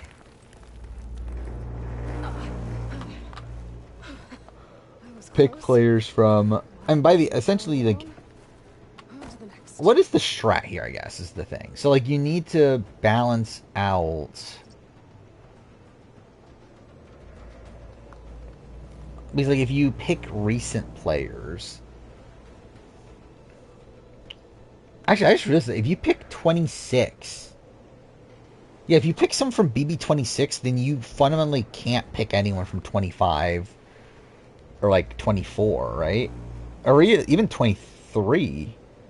Because, like, you need a... And then even if you... Yeah, because, like, then if you pick someone from 26, essentially, like, everyone...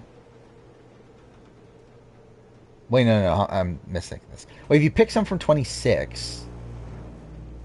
Yeah, you can't pick someone from 23 because then you'll be left with only one. So you have to pick... The highest you can go after 26 is 21. And even then, you would only have 3 left. So actually, that's kind of an interesting dynamic, I guess. Dan Giesling, obviously. Yeah. So that's obviously 10. So you're down to 40. Menace is next.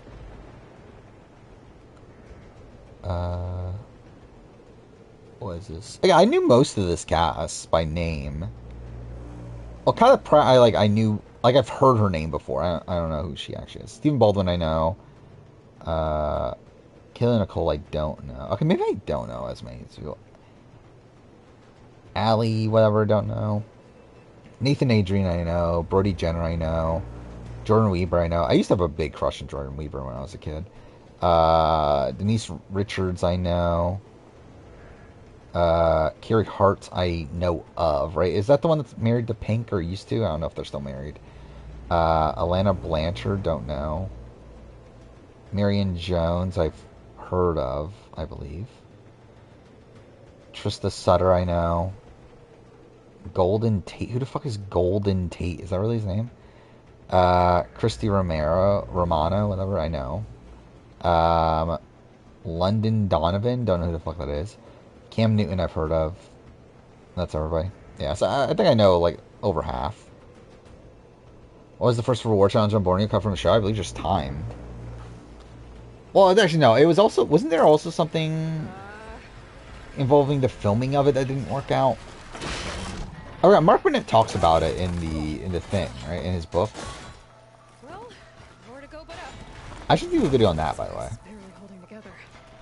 Mark Burnett's book about Survivor Borneo.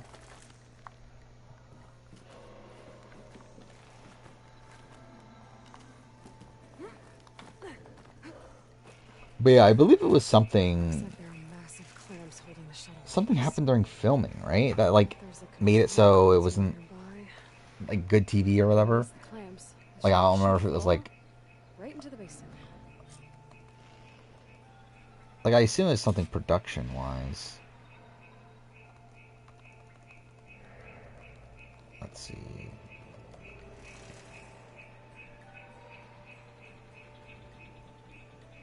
Her rumors because one of the tribes is cheating. Okay,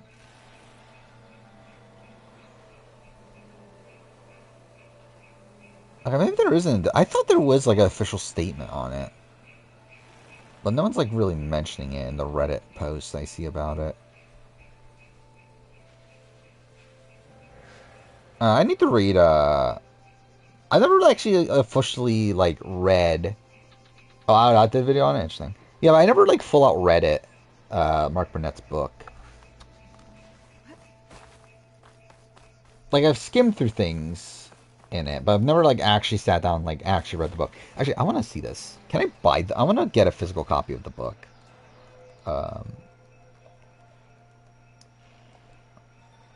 Let's see.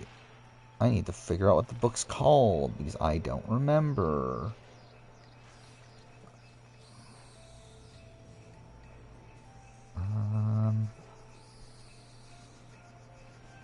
Great. More machines in my way. Is it Survivor: The Ultimate Game? Is that the book?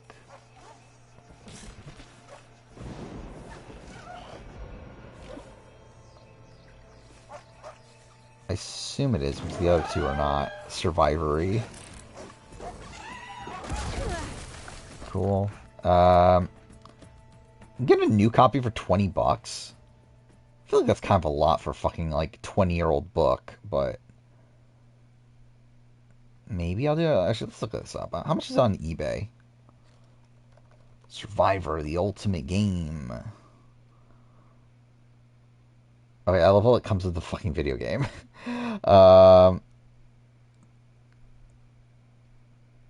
Is that the Koh-Lanta game I own? Let's see a 3DS Koh-Lanta game. I think that's the one I own, though. Because I, for some reason, bought a 3DS Koh-Lanta game. Okay,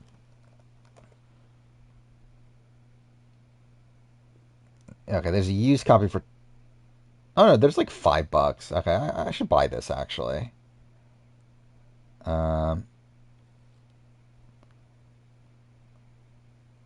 Yeah, I'll probably end up buying this. Actually, wait, there's a Survivor... I didn't even know this existed, actually. Survivor 2, The Field Guide by Mark Burnett. I didn't know that existed either. Should probably buy that, too. Because why not? Just fucking buy every Survivor fucking book. Is Menace here? Actually, I don't think he is he? We can skip through Menace. Yeah, Menace isn't here. I forgot he did say RNGM, but we'll just skip through him. Sorkel can pick. Yeah, I'll probably end up buying these, actually. Because I should own them. Imagine Jeff Probst makes a book about Survivor 50. I think that'd be kind of funny. And they're not even that expensive, actually. Like, I actually, should I... This one's a little bit more expensive. The Survivor Trivia Game Book. But, like, is that an actual official product? Doesn't seem like it. I can't tell. But that's like $20. That's a little bit more. I probably shouldn't do this on stream. If you see it, there's a buy 3 get 1 free on Amazon or on Amazon, on eBay, from this seller. So it's like, what if there's 3 other things I would want?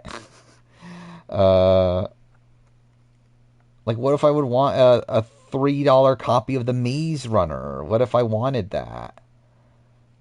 I actually did really like the Maze Runner movie. I never read any of the books and probably never will, but I at least like the movie. At least that's something. Okay, this one doesn't have the Survivor 2 thing, buy 3 get 1 though. It's probably not worth it. I'll probably just buy them separately. It's fine. But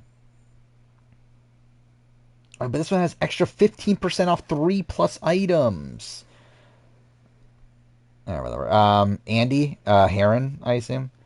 Andy Heron off the board, so you're down to 35. Ray Ranger's next. Dr. Will, okay. Will Kirby, so you're down to 48. Ovi is next.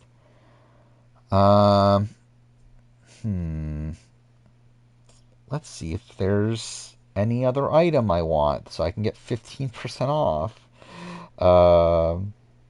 There's literally a book that came out, Rules of the Game, and my first instinct is fucking genius. I actually generally am really excited to watch Genius Grand Final. It's been a while. I'm just gonna actually let this play just so there's like something on in the background because it's like bothering me. There's like no sound. There's like no other book I want. Oh wait, actually, should I buy How to? I actually never thought about that. I should probably buy this. How to Win Friends and Influence People. Considering how like relevant it is to like Survivor. I probably should read that at some point in my life. Rewatch parts of the premiere the other day. Still holds up. Premiere of this season? Or of Survivor or what? I take Daniel Reyes. Okay. So we're down to 47. It's my turn already. Who do I want?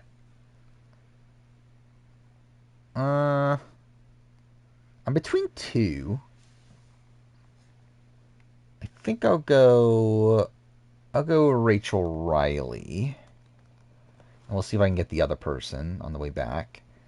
But yeah, I'm down to 38. Julian is next.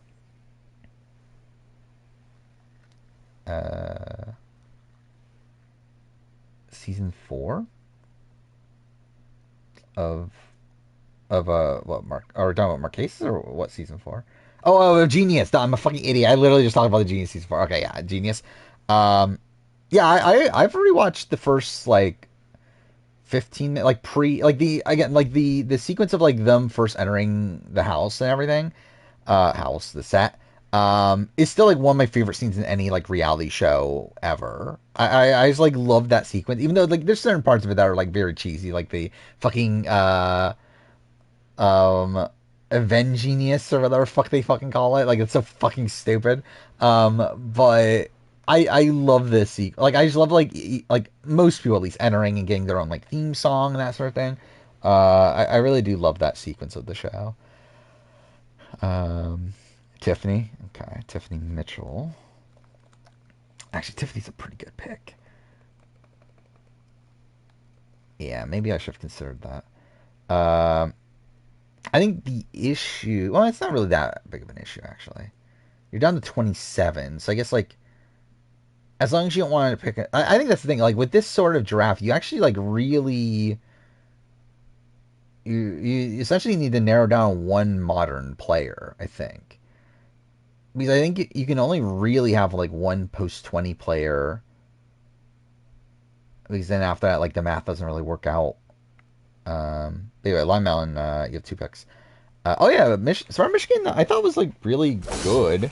I'm kind of disappointed by the result to a degree though, because I feel like and like, too, it's like I feel very confident that Brian, again, spoiler for Smart Michigan, but like Brian C, like I feel like definitely coming back for All Stars, right? I feel like I'd be pretty surprised to see him not return for a future season.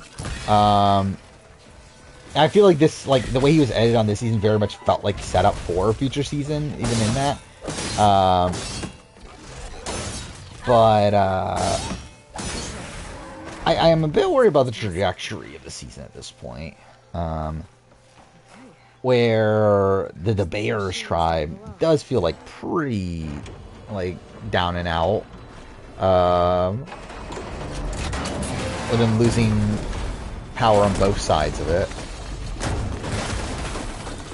Yeah, that's pretty insane, right? That he like went out with the IO in his pocket, and it also doomed like one of his close allies on the other side as well.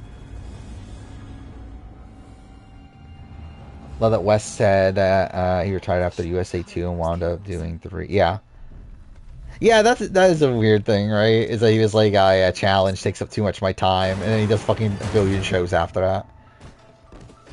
Now how to get up the tower? Who from every Survivor season would I most want to see returning?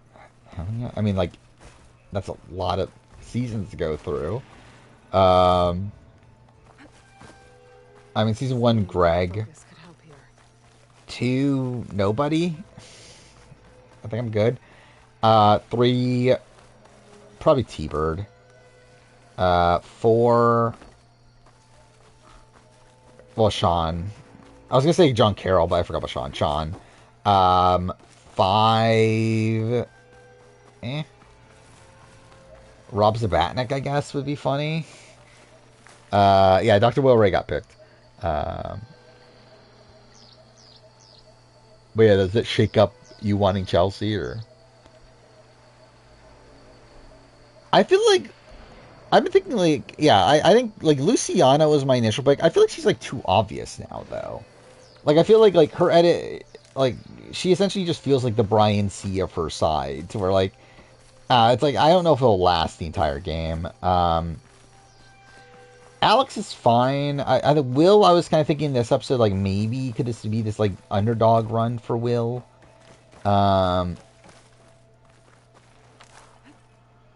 else was up there?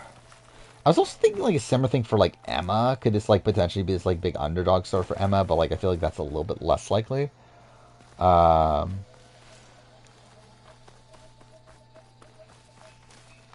Wait, which is the tower I'm supposed to be climbing?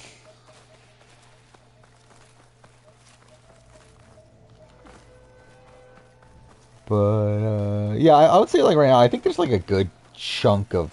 Like, I don't think there's, like, a clear front runner for me from Michigan. There's obviously people that, like, are not winning, right? Like, you would think, like, Evelyn is someone that isn't winning. Oh, yeah, Carolyn's another person I think could potentially win, yeah. I think that was actually, like, one of my top contenders coming out of the episode. Take June and Chelsea. Interesting. Okay, June's song put you at 46, and then Chelsea would put you at 20. I already forgot how you spell her last name. Okay, that's right. All right. Julian's next. I think Jared... I would not say Jared's... Like, I think Jared could win. Juan, I would say probably not. But I would say Jared, I think, could win. Brian S, I would say probably not, unless he has, like, a really big, like, underdog story. Alright, Vanessa. Okay. Really, yeah, forcing yourself to pick old school at the end. So you're down to only 10. Okay, this is actually interesting, because I could potentially get both. Okay. I'm just trying to think, like, is this the modern person I want? Because, again, you could pretty much only get one modern person. Yeah, screw it. I'm gonna go. This is not the person I was initially going to pick, but screw it. I'm gonna pick Taylor Hale. Because I only pick mothers.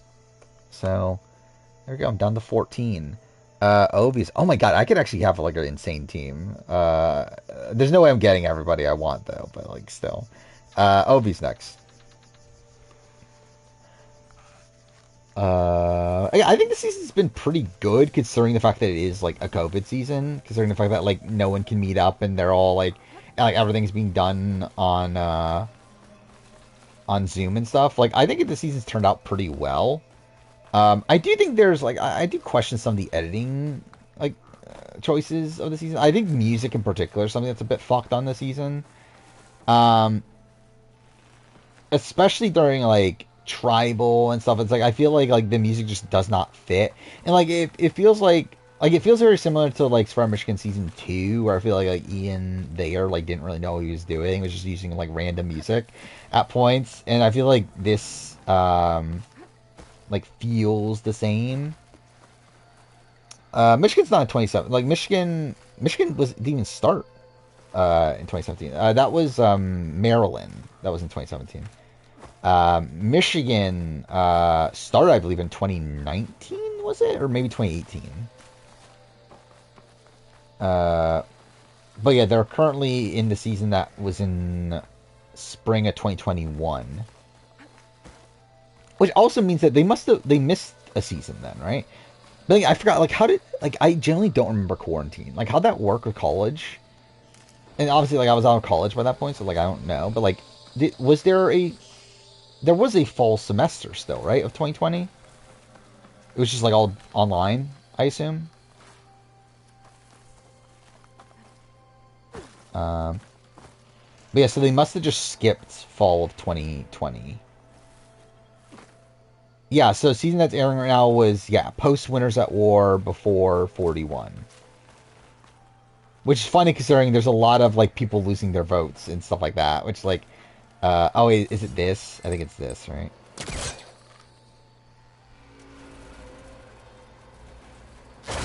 There we go. Actually, I remember, I got lost here the first time I played this game because of that.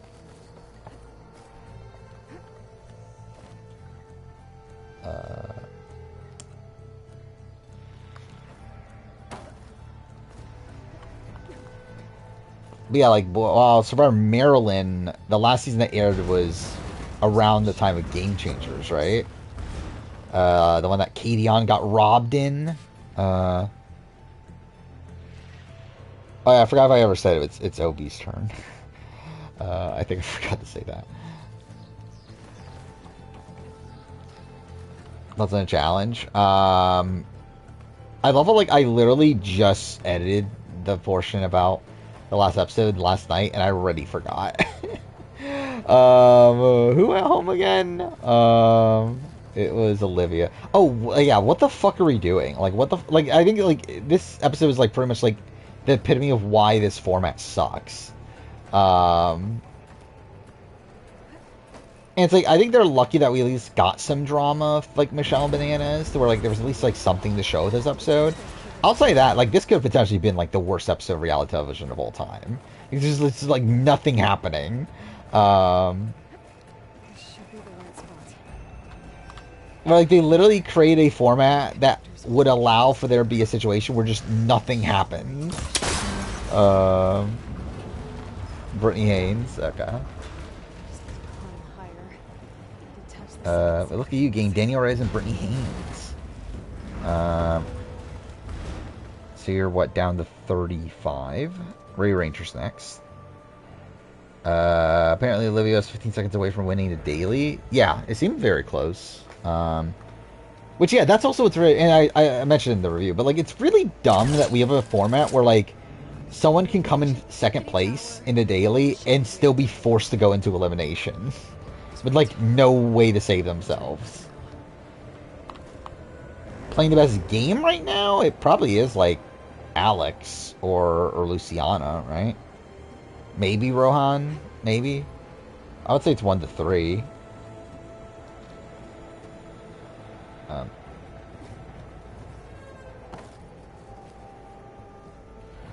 Wait, where am I going? Funniest thing about Suri feels that she only got voted out in Big Brother. I mean, she got voted out in Survivor. Almost there. She got idled out, but I mean, she still got voted out by the votes. Oh, I never finished it, that's why. It's cool. Tucker. Okay. Not on my radar. How do you pronounce his last name?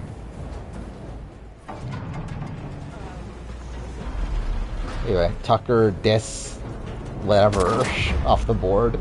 You're down to what, 22? Andy Aaron? Or Andy, fuck me, what is Andy Aaron? Circle's next. Okay, well, Olivia was there. I think kind of underrated. Like, didn't really do much on the season to me. Like, I felt like her showmance with Theo was, like, barely even on the show. De Laurier? Alright, well, there goes my ideal situation. But yeah, Janelle off the board. So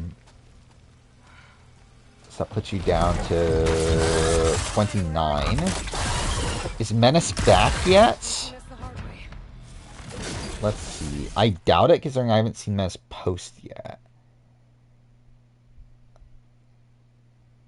Okay, they're not back yet. So, Gamer can pick. 2 picks. Yeah, Laurier.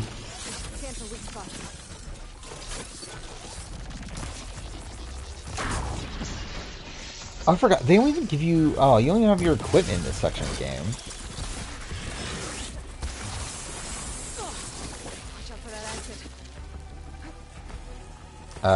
Olivia Bananas podcast was so funny. Well, something. I saw a clip of her talking about... what was she talking about, actually? It was her and Theo. Were they talking about Laurel? They must have been talking about Laurel, right? I saw a clip of them talking about something. I think it was Laurel. And I know it was like Theo was there too. It was like her, Theo, Bananas.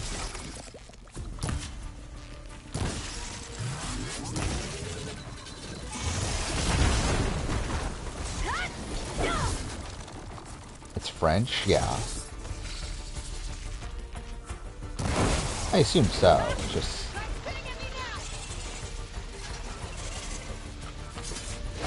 didn't know how to pronounce it still. I think Suri. Well, there we go. Suri Fields. Which means you're down to 15.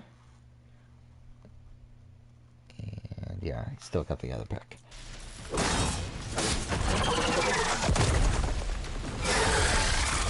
Olivia Theo Bananas banter was funny. Yeah, I still never listened to Bananas podcast. I wouldn't be opposed to it. I'm just like, also, it's like, do I really want to listen to Bananas speak for like an hour or something? I've seen more about the, yeah, I do feel like, yeah, it's pretty creepy, right? The producer, like, where it essentially just feels like the producer's just like a stalker, right?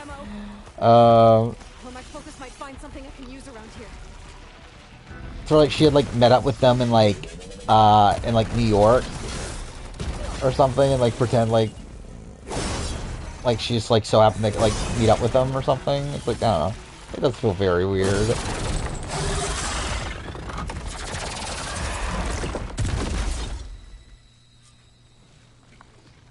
It's dead. Finally. How many people from 40 said they won't come back for 41? I'm not sure actually. I haven't been following it. Especially for 41. Like, I mean, like, The data center should be I assume a lot, right? Like, how many of these people are coming back for 41? I think Era 4 people are probably going to be back. But, like, I doubt, like, a lot of people before that are. I mean, like, we know, like, Tori supposedly said she's not. Casey's not. Which I guess Casey's Era 4, but, like, is Josh even? Like, Josh has been doing other shows, right? And, like, it was, like, actively like, campaigning to go on Traders, which I assume if he goes on traders, he... Actually, no, it would be the opposite if he was to go on the... Well, yeah, if he was to go on the challenge, he would not be able to go on the traders. I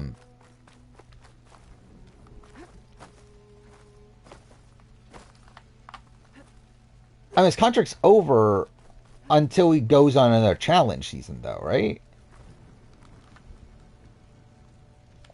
Like, wouldn't they just renew it once he goes on another challenge season? A few names. Yeah, I've not been focusing on Gamer. Let's see, heard no Corey, Nerys, Horacio, Michelle, and Kyland. That's a lot of big names. I did not realize. Yeah, like, who the fuck are they casting then? Alright, Jordan Devin said last night in live, there's zero chance of doing 41. I mean, I never expected Jordan to be there. Devin surprising. Michelle, like, I'm yeah, she's done a lot recently. I feel like her taking a season off doesn't shock me. Kyland is the shocking one to me. I very much expected Kyland to be there. To Kaser. Okay. Well, I'm kind of fucked now. You're down to BB9, so that's something. Is Menace here yet? I assume still no. Yeah. Oh well. Circle's next. Michelle trying to get on 50. I mean, she's not going to be on 50 though, is she?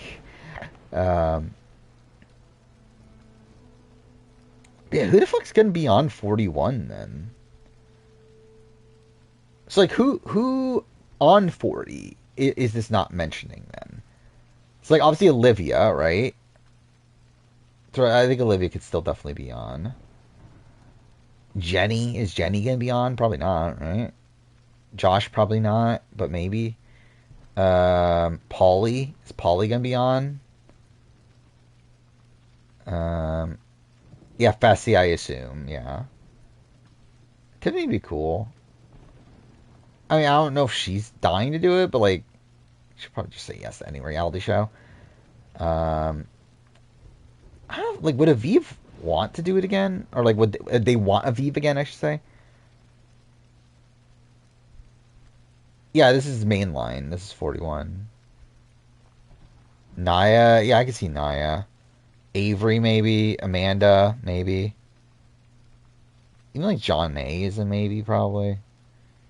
I was thinking probably what? No to Leroy. Tony's a maybe. Tori's a no. I would assume Bananas is possible, for sure. Carmaria's probable. Maybe.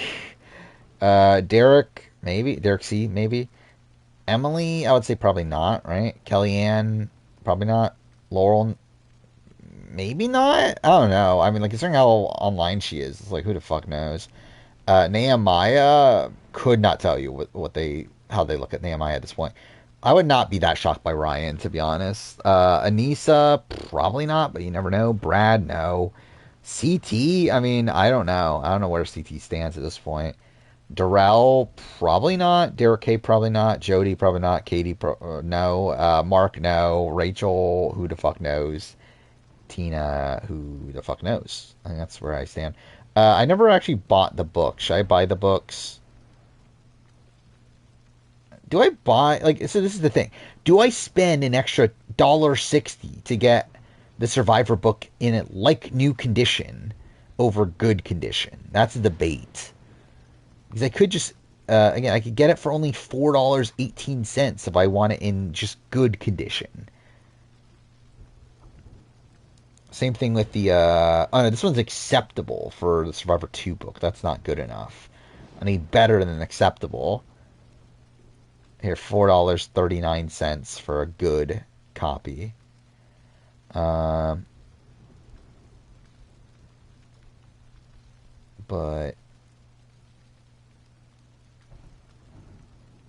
is it worth? I think I actually might spend the extra $1 to get the better condition copy, because obviously I'll not care about that $1. This is I feel it's like this weird thing where like obviously like realistically I'm never going to think about this extra dollar I spend on getting a better copy of it ever, right? Like there's never going to be a point in my life where I'm like, oh my god, I can't believe I wasted that dollar on getting like a better like condition copy. And I literally close the tab and I can't find it anymore. God damn it. Weird. Actually, should I just finish this first? I'll finish this first so that the cutscene's playing and everything. Whose turn is it again? I already forgot. So Mess is skip, so Sorquill. Did Sorquill pick? I don't remember. I don't think so, right?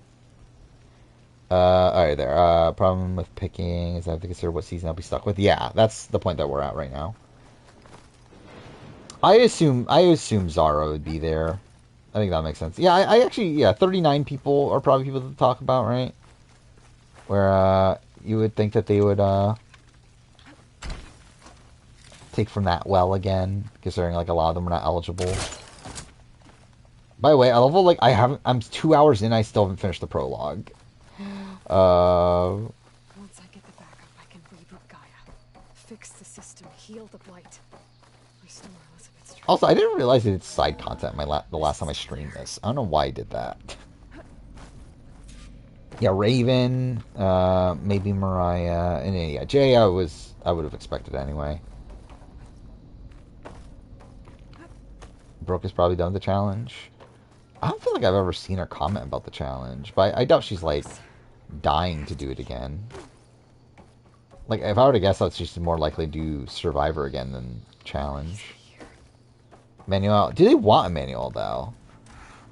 Weren't the reports that they weren't happy with him? Post 39.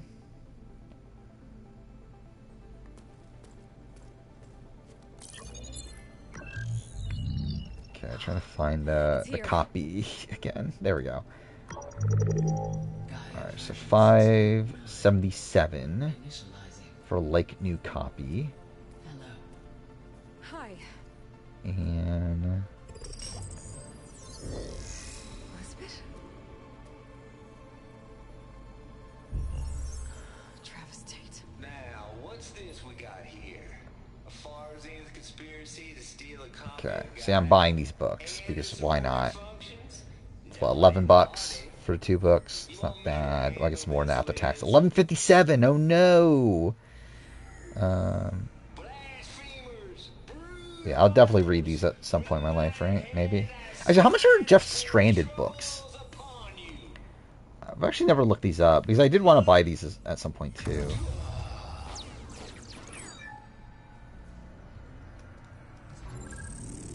I think it feels weird to be buying a kid's book though.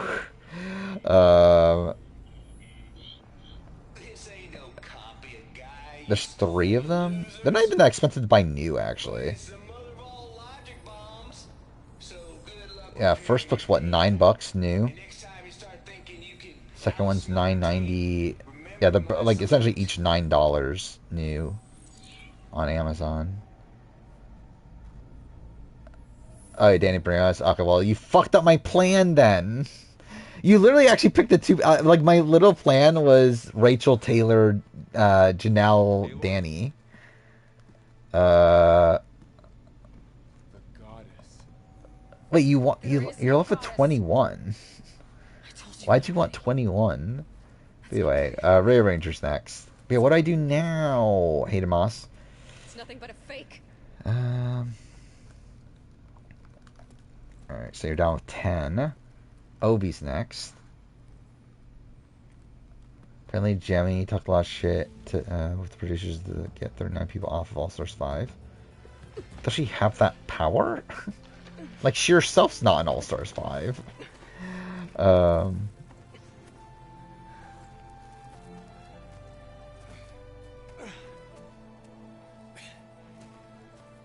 got it. Yeah, we talked about this already. That Kat's You pregnant. have a sharp Good for her. mind sometimes, you know. But it was pretty amazing to see you fly off that tower and blow up the entire Players place. from New Era 30s and seasons 1 through 9. Interesting. There's going to be more of that. again, see, I told you that I feel like they would want old schoolers, right? I have to keep searching. Like, again, if they really are trying to embrace, like, the history of the series, like, make this a celebration of the series, like, I feel like you gotta have an old schooler at least. Someone who might get hurt. This is on me, Varl. Devon. Okay. Hold It'll on. be interesting to see who that list is. Before, in Meridian, you said there was a man who helped you. Silence. So Devon Rogers, so you're down to You said you 18. talked to him about things Well, discovered from the old world, things no one else understands. I mean, He gave you the lands. what am I left? Wait, no, oh no, I only have 14. Oh no, I fucked myself. Actually, I really did fuck myself. Legit, like, because my entire plan was based around getting Danny.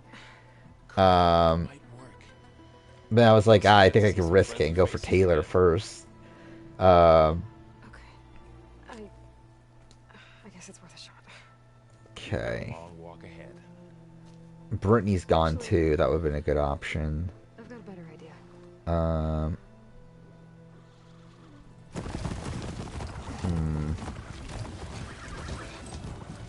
Okay, I think it's I go before Ray Ranger. I'm gonna go Allison. So that puts me down to 10. So hopefully I get the first pick from BB10 the final round. We'll see. Julian's next. Why is Rob going to go back to Survivor now? I think he's always wanted to.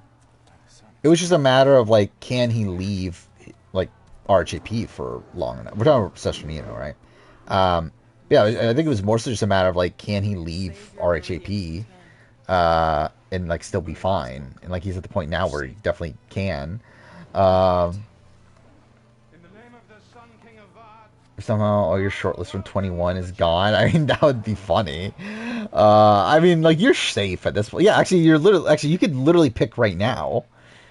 You're like the only person that can even pick from 21. Because like literally, like everyone else in the final round doesn't have 21, and then Julie and Lionel both have less than 21 as is. So you can technically just pick your person now. We might as well just take Menace out of this draft at this point, right? Because they're going to finish it before he even comes back.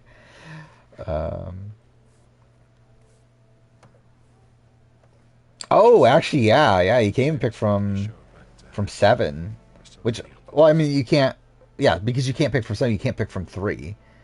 Also, in the Lima can't pick from 13. It happened right after the solstice. I forgot about that too. That's the thing you have to consider. Otherwise, it might have caused a panic. Brooks Struck and Vince Sly will dominate 50. I can't wait. I do too. I think it's very possible Rob's on.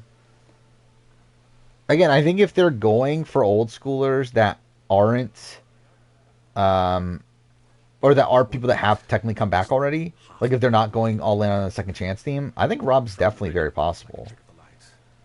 Like, I would actually say Rob might be the most, like the most probable pre-All-Stars player. Eric Stein, actually. What do you think happened? Alright, so you're down to 2. Spire's supposed to send out signals, messages, And terraforming systems. Limelon has the final 2 picks. War machines. Or their final 2 picks. I'm sure I got the connection to that thing.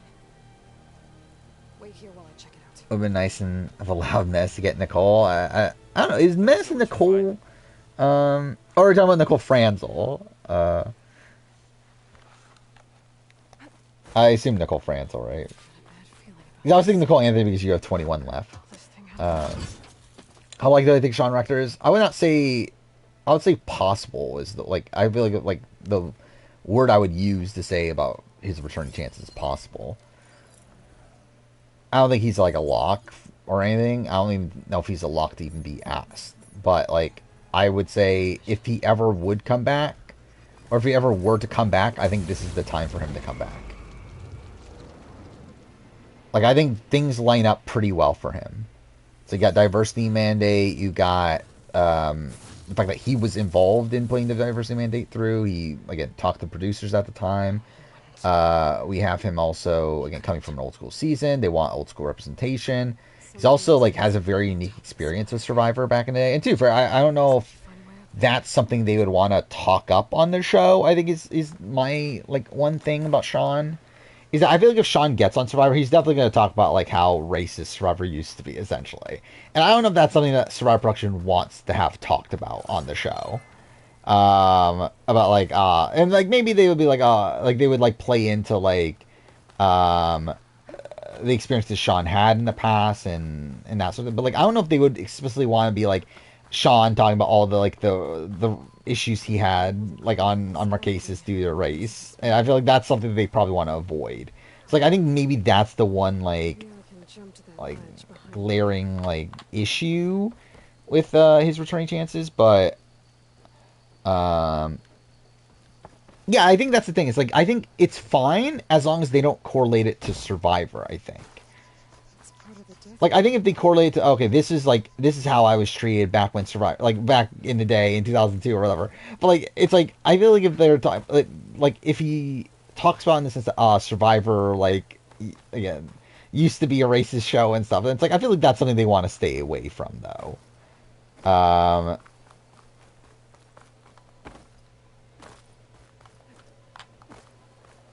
don't know, I think it's like it's I think it would come down to like how do they package it. um,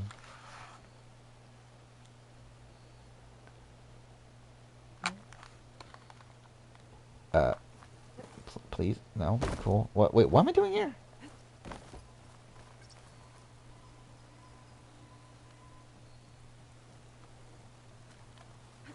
It's back eject, right? Yeah, cool.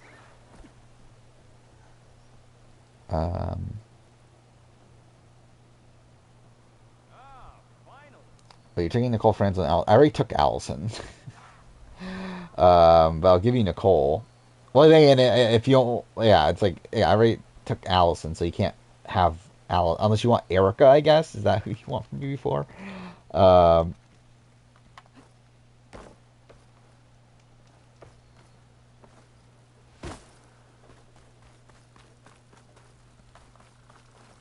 Dude, I love how long I've spent on just the prologue of this game. Like this is so pathetic. Wait, how do you get up? It is through here, right? Yeah, it's through there. I mean, one, Vanessa got picked, but also Vanessa Diane doesn't even add up to 22 either. Or it doesn't add up to 20, it adds up to 22. You can go Diane and like, I don't know, someone from BB15.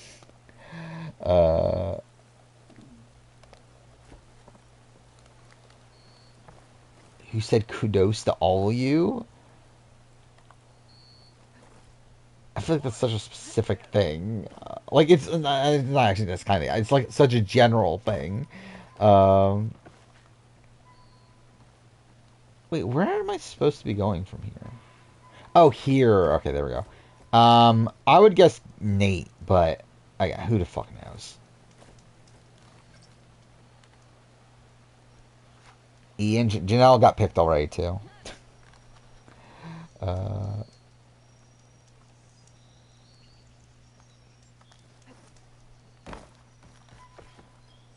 Was Brad? Cool. Thank God someone remembers something that Brad ever said. What episode is the Kageon auction? I know it was when Jeffra got voted out. So, like, was that the final 7? Like, what episode number is that? Kageon's fucked, right? Because the premiere was a double boot.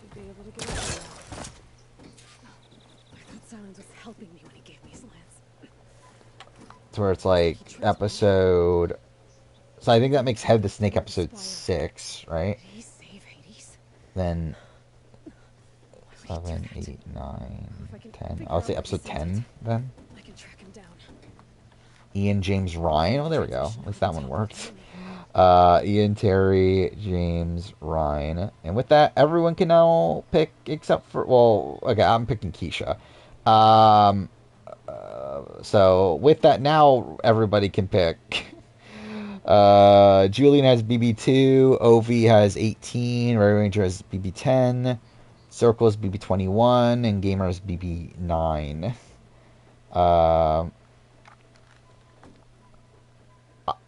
I mean, I don't remember like every episode, but I do remember like the titles of like the notable episodes. Well, yeah, I mean, I think that's the top pick from BB10 of the women at least. I mean, like obviously, Dan's the right pick, so I guess that in general is just the best pick left. If Keisha was picked, I probably would have picked like Libra or April, one of the two, or even Michelle Costa's not bad. Do you have BB-8? Did I calculate wrong? Wait, let's try this again. 50, 40. No, you have 9. Because you have 10, 25, and 6. Like, 10 plus 25 is 35, plus 6 is 41. So you're left with 9.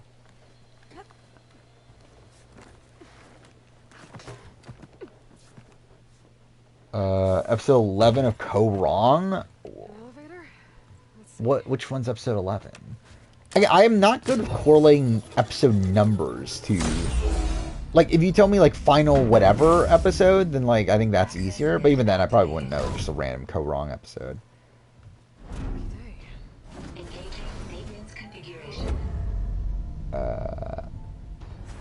Yeah, Nicole for BB2 is kind of the obvious pick.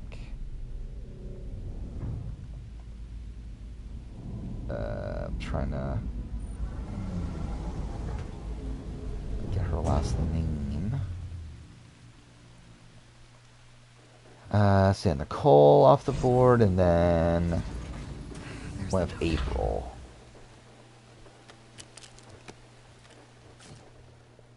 What's her... Oh my god, I'm blanking her last name. I sort of starts with D. Dowling? Is that what it is? Yeah, Dowling.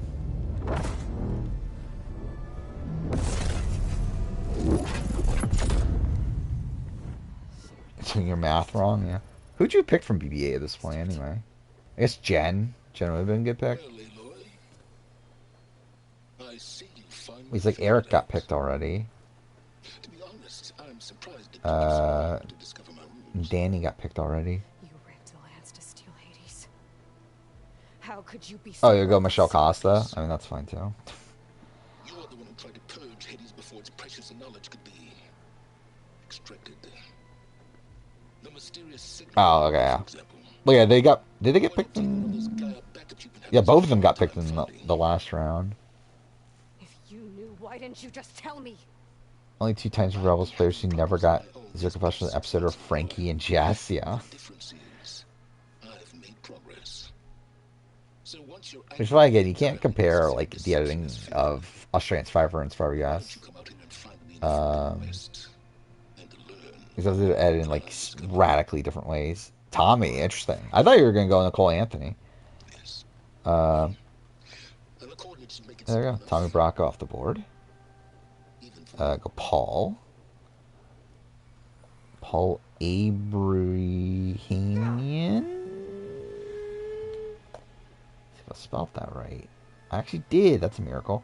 So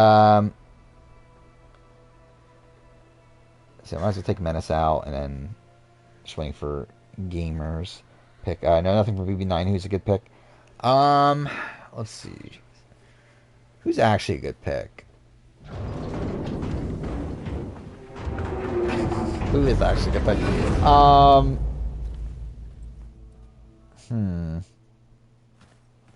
let Varl and Murad know what I Like, found. probably not Adam, right? Like, Natalie is a fun character. I don't know if she's that good of a pick realistically. Sharon is a robbed goddess, but is she though? Yeah, I don't know. I don't know who really is that good of a pick from BB6 or BB9. Eileen getting zero professional post-merge tragedy. Yeah, you could go Jacob Held. That would be a pick. Ferocious warriors controls much of it. The Tanakh, and they allow no trespassers past its border. I should look this up. How much can I find Stranded on The eBay? Sons of Avad, I'm sure a you can. fragile peace has been negotiated, and indeed, the next embassy will take place in a day or two. Oh my god, they're so cheap. What the fuck? To attend the under his auspices. Like Jeff's Stranded books Passage on eBay. and attacking on sight. Great, just what I need. More killers. Okay, I see a buy two get one here. Does this have the other Stranded books in it? But literally, there's a copy of his first Strand book for $3.89. We never had a chance to properly thank you. Then he has Stranded 3 for $4.18. We bear gifts. Decorum usually calls Which obviously this is ceremony of offering at the what I palace. should be doing during stream I is thought you would prefer a less doing eBay shopping. Bring them, please. Avad, this is all very... I did actually buy some games earlier today too. Games I probably shouldn't have bought, but bought it anyway. Really? Take Adam, I guess. I mean, yeah, it's fine. I don't even remember how you spell his last name. Cool, I spelled it wrong. Try it on. There we go. What a draft. We'll do, I don't know, what do we do? All the citizens of the Sundom. 232, I guess. Tokens remind you That's what we'll do of here. eternal gratitude. I mean, obviously I'll talk about how homophobic Kale is. I feel like I would have to.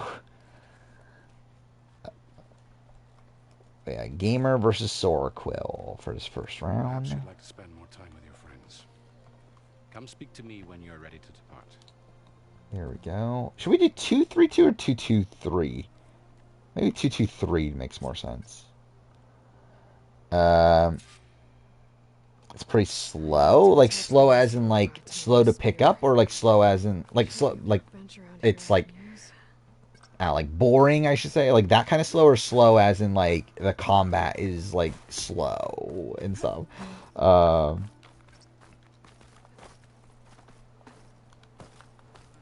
But yeah, I actually have not seen many reactions to that game. When was Kale homophobic? The entire season. Like, when was Kale not homophobic? I think is the better thing, or the better question. Okay. Master override installed. Plus, something to store up and release energy. Yeah, it's like Kale was Ty, cool. Again, they didn't make the show for the most part. I think like some of her like weird comments did, but like I don't feel like the show ever painted her as like a blatant homophobe, but she was. All right, we'll keep the tie unless we get too many people moving on to round two. Ray Ranger versus Obi.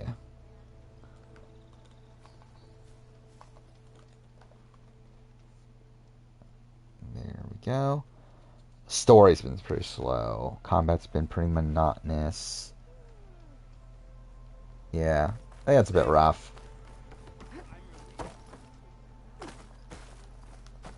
It did seem like a game that it seemed interesting when it was announced. Is that the time? Is B15 cast worse than Ghost Island? I mean, depends on like what is your criteria. Are they like, I think Ghost Island's cast is more likable, but And if I'm headed west, it sounds like I think BB15's cast is a cast with more like gamers in it. Past the Daunt, the canyon that marks the western border of the Sundom, you'll find the fortress of Barren Light at its farthest edge. The embassy will take place just beyond its gates. It's a long march, a fortnight. In retrospect, A couple of days hard riding. should not have Actually, bought I'd be those better copies dressed here. of the Head out in the morning. I'll arrange it. those other books, because I could have packaged them now. Stranded. I forgot I wanted to buy Stranded. Oh well. Alright, Ovi won that one. Which I think is probably fair. Well, Raid Ranger seems like kind of a train wreck. Like, it like starts with Will, and like Hayden's fine, but like fucking like Tucker in round 2 is kind of a weird pick to me. I love how like she just changes outfit. But okay, final round. I mean, yeah, Helen would be a really cool returnee, but yeah, it's never happening now. Is it final round, final qualifier round? Whatever we're gonna call it. Oh my god, I finally got to the title card after 3 hours somehow. Or 220, whatever, either way. Like, this took way too... I don't know how it took this long to finish prologue. It could be around twice as long as other entries, but half the bosses. Yeah, I never play... Like, is that like a game that, like, people cared a lot about the bosses? I don't remember the Mario and Luigi games that well anymore. Like, I played the first GBA one. I don't really... Like, it's like... It's very, like, Paper Mario coded, right? Tucker versus Gina Marie would be an epic battle, I guess, if that's a battle you wanted to see for whatever reason.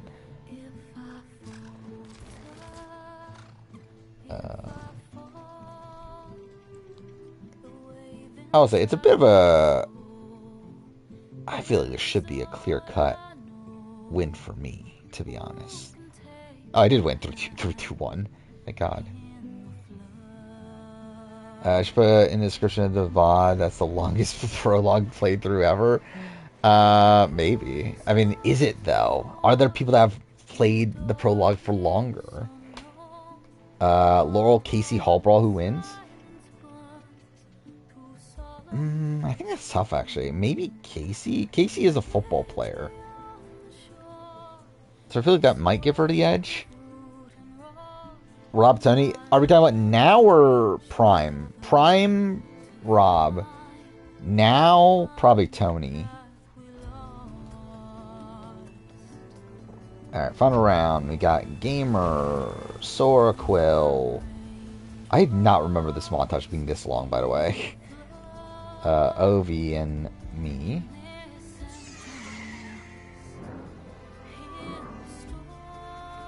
All the Mario RPG franchise have super fans. The entry year playlist. Oh, really? You never played them until this year? Actually, I forgot about that. Yeah, Super Mario RPG got remade too, didn't it? Forgot about that. Twitch wouldn't let you vote for some reason. Yeah, why was that the case again? I remember that was a thing, right? That for some reason, like, polls were not working. Was that ever fixed? I assume not then. Well, yeah, so far with this, we only have one vote. Here we go. Finally, the title card. 2 hours, 23 minutes in. Do I have Casey top tick about it? I don't remember, to be honest. I made the lists. I'm waiting for 40 to record the videos. For 40 to end. I'm trying to look them up. I do have Casey top 10. Is that how I get to Barren Light? Yes, I mean usually, but not. I forgot how low I have Emily, actually. And why is that? Well, I think I came into the sticky Emily be high, but actually she ended up not being that high. It's infested with machines. I'm debating why I want to do number 1 on the female list, because I don't know, actually. I can handle machines. Oh, I'm sure you can, but I'm under strict orders not to operate until the whistle down. First of all, what? A 2-2-1-1 tie. Thank God. I can come all this way, just stand around and wait. It's Tony top 10, obviously. I can myself if I have to. Okay, what are we doing here? So I guess Sora, Quill, Ovi are both third. Fine. And then we'll do a revote between me and Gamer. Tori is also in the top 10. Though, Above should Casey. anyone ask, it might be best to say you forced me. Barely.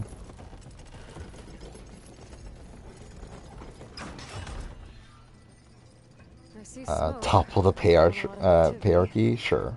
Who do you have? Dan, Sri, Kaser, Adam? I mean, the thing is, like, I legitimately think my team is better. There's a war started Is the thing. because of all the fuss. What sort of Like, I machines think are from, causing like, trouble? from my point of view, I think Nasty ones. I would actually say Ovi probably has the next best team, in my opinion. Strangeness is, they're not Maybe needed to the Julian. Dodge. Just showed up.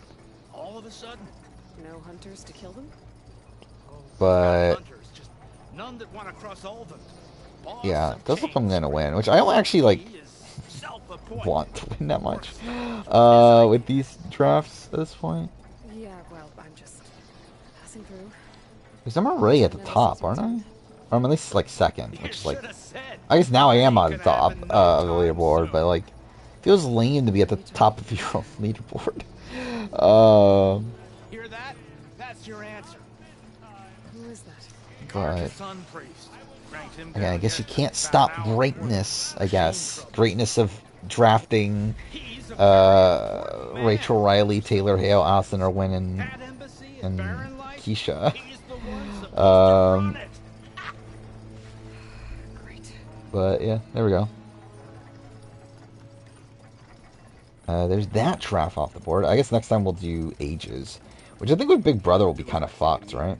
The Sun King himself shall hear of your Because like most players are like Thanks to below you, 30 I to was begin forced to with. spend the night shivering in the tent, exposed to attack. I might have died. It's like I think we'll have to figure out the balance for that Me, you one. refuse to transport, but not this. This. What? This But, Nora whatever. girl? This savage? Is Camilla top 10? She is, I believe. What is? Pretty sure she is. Devin's not top 10. Studious Wadis. Aloy, you know, savior of Meridian. I don't remember. Where is Landon on my list? Well, that lessens the insult, I suppose. I came here for the embassy at Barren Light. Way I hear it, so did you. Well, Let's see. not with the valley infested. And so Yeah, I think so. With my proclaim the Sun male King list, top 3 is pretty easy. and Order, like, yeah, I haven't like locked in the order of anything yet, but like top 3, I think is pretty easy who the men are. when the captain of the Vanguard After, I think it's like the next like 3 men are kind of up in the air. Fine.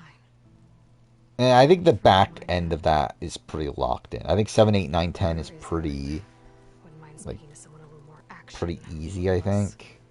Scroll. What is? studious Wadis. Women's side thing, I think is like, What is sent Aaron and yeah, I think it's actually it's kind of a similar thing. Like top 3 is pretty easy. It's just determining like the order.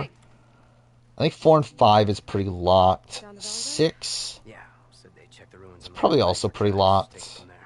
Okay. and I think the bottom 4 are kind of all over the place with that Any way to list. upgrade my gear? I'll bet the smith and Sort of the great Danny Janelle purge, I For guess. the bristlebacks, Um, you might want to craft some acid arrows. yeah, again, Filling their canisters with those. I had a big comeback. My plan failed. I was able to persevere. Where do you think you're going?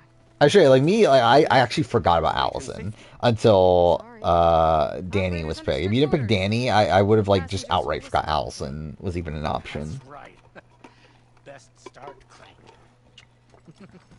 I forgot about. I've been considering watching Game Blood. Jorf, would you I've not watched it yet, but I did see it was like the links to it were posted on like the Korean Variety Reddit or whatever. I was seeing like comments in it talking about how like, oh, this is like one of the best seasons of all time and stuff. So it's like, I don't know. I kind of do want to watch it. I don't have time to watch seasons 1 and 2 though, which is kind of bothering me.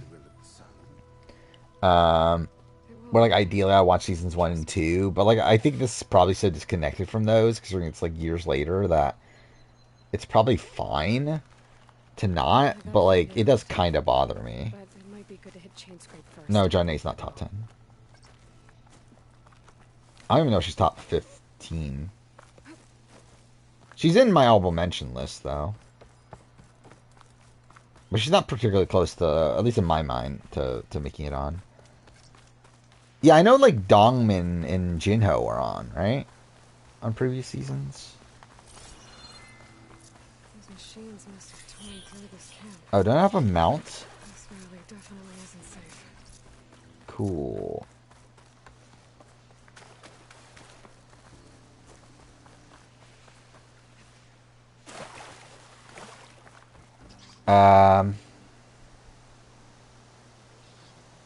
Ashley is not in the top 10. She's also honorable mention.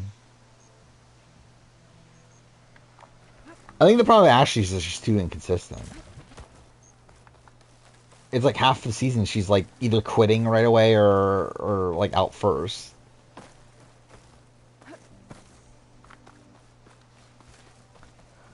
I would say Ashley is. I look at Ashley higher than I look at John A. Might be able to tinker with my other. I just want to see. I do have the full ranking, right? Yeah, I do.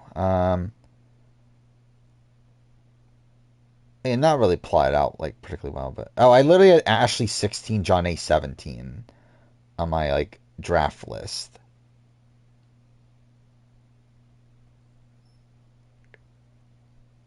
Yeah, and then men's side of things, there's not really that much notable. Actually, I think the women field's actually stronger than the men field. I think with the men, there's like a lot of men that probably would be like, I think there's a lot of like older school men that are like in contention that I just like didn't know what to do with. Like people like The Miz, Theo, like Alton, Frank Sweeney, Abram. It's like there's a lot of like people like that I just like I don't know what to do with them. And like maybe it's just because like the women feel like I think it's probably more so the fact that the women field is mostly that. Like I feel like there's like very few women that have been on so many seasons to rank highly. That kind of makes it feel like a bit more even because of that.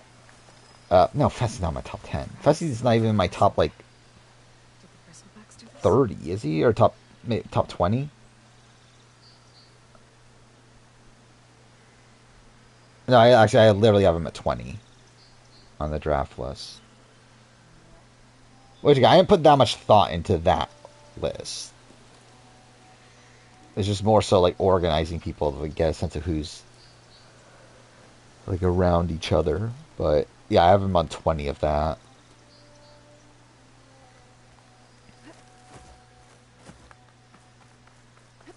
Fessy's bad at finals. I think most people that play the challenge are bad at finals.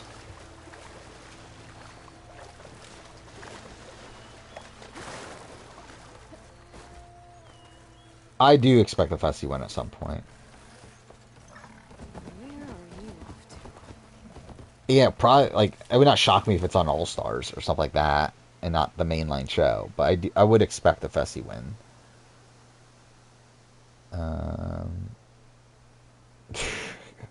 Thank God. About Joe Biden becoming the host of Survivor.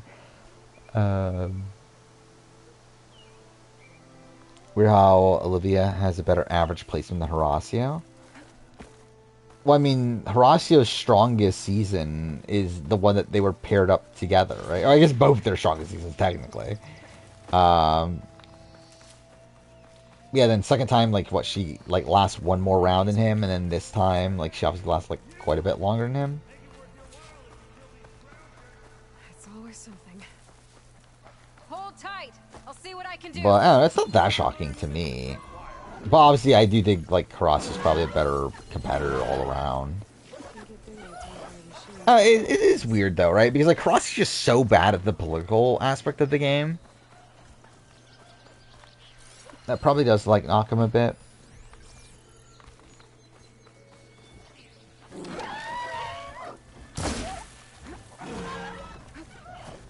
I feel like Fessy would have won by now. So he's going to be becoming an Anissa or Leroy. I can definitely see the Leroy, yeah.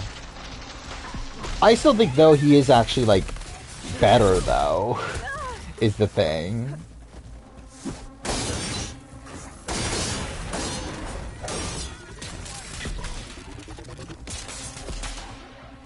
where again, I don't think it's like because like Anissa is someone that like fundamentally can't win.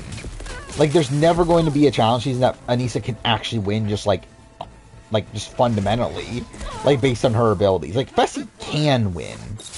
It's just like, is it going to happen though? Like, is there going to be the point where like everything comes together to give him the win? Like, probably not. But like, yeah, I think he has more of a shot than Leroy. Like, I think like Fessy's issues are not as like deeply rooted as Leroy. Like Leroy sucks at like puzzles. Leroy sucks at swimming. It's like Fessy isn't as bad at those things. Like Fessy is still like fine in like a lot of things that you need to do well in the final. So we're like, I think Fessy still has that potential. I'm more confident in Corey winning than before Fessy. Maybe? I think they're around the same level to me. Yeah, just a bit ago. Down that bristleback, headed south. Yeah, I saw the Saul thing, which yeah, I don't get it. Like, I mean, Saul's I like Saul. I'm surprised 71% of people love Saul though. Like that's kind of insane to me. Like he's fine. And to be fair, Rachel being at 56% is also kind of insane to me. Where Nelson ranked? Not high. Like I think barely even on the list at all. 28. Yep. Been tweaking the design since I left Chain Scrape. More room to tinker out here and less chance. How many people do I even have? I have 43, but like not really. Like a lot of these people I didn't even like really take into consideration. And I think eventually also I was like I cut off people by like that like only did like 2 or 3 seasons.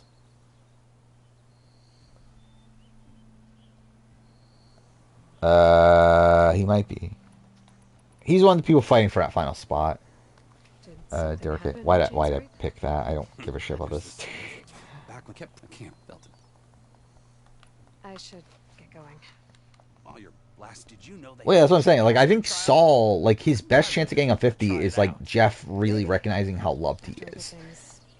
Which, like, yeah, it's definitely possible. Like, it definitely is possible that, like, Jeff, like, decides to...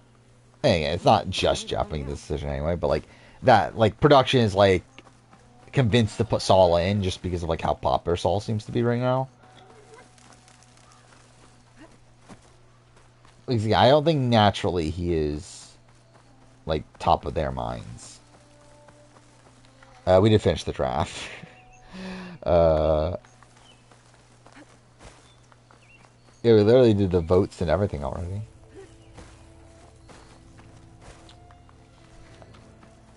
Ryan top 100? I mean, how many men have competed?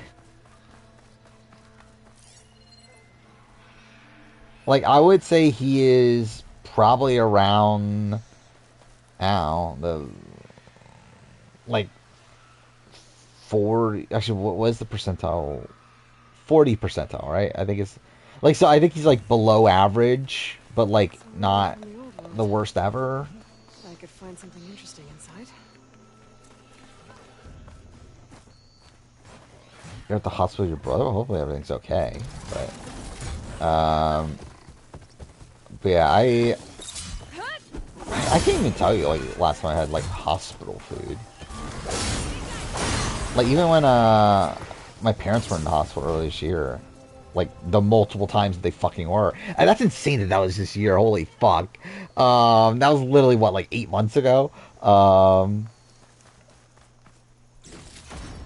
Dude, that was so fun. Like, I can't believe that was this year, what the fuck. But, yeah, even then I didn't even have hospital food. I froze? I see the video in front of me, at least. Let me buffer for a second. Do I think Derek Chavez is better than Ryan? Yeah, I think it's undeniable.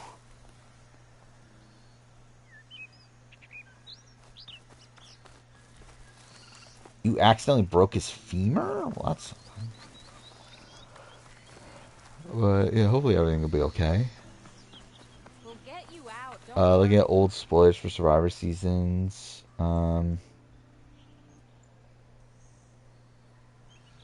Lisa Rodriguez. Yeah, I don't know. I don't remember this. Can we please get this damn pile of scrap? Wait, off when me? is Soon as this? we figure out how. Wait, like, oh wait. So like everything here is wrong, right? Um, like it's weird because like the names are right, like names of players, but like almost everything else is wrong.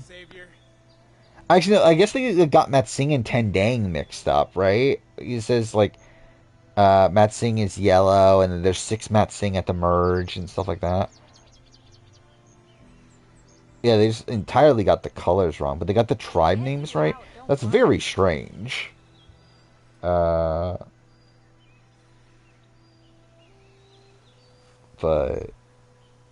yeah, I don't fully remember this though. Too bad this is like right when I got back into the community. I'm pretty sure I've already ranked all the Canadian players before. Soon as we figure out how. Actually, I include more than just this, right? But well, Erica's 1, Omer 2, Marianne 3, Shan 4. I think it's tough to say Genevieve at this point. Genevieve's probably above Shan as of right now, but we'll see. Then what? Like Drea, Kane, Kayla, Venus, Jess is probably the ranking. Where I rank Kayla, 30 on the draft list. She's not in the top 10, obviously. Okay, where's Aaron? Who do I think Amanda hates more? Tori, Michelle, Zach, Jenna? Probably Tori, I would guess. Especially now. There's tracks headed up the hill. Errands? No Cocos can help me follow them. I mean, I think even after Saw move, I think she's probably better than Shan. I think Shan's kind of bad. That's the thing.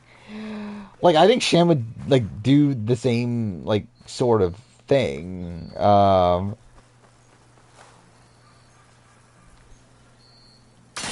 It's super, I guess it's not the same sort of thing. But I think, like, Shan is, like, a mess strategically. To where I would have, like, no faith in Shan to actually make the correct strategic decisions for her game. Wait, where is the thing? Oh, there we go. Cool. Where, like, Shan's in a spot where, like, she just, like, gets rid of, like, all of her close people to go, like, to the merge of her card, who is someone that's, like, so willing to cut her and eventually does. And it also is, like, again, getting rid of Nasir, who is someone that was loyal to her. All, like, giving, like, Ricard more power to flip on her to falling round. Gets rid of her extra vote. It's like, I don't know.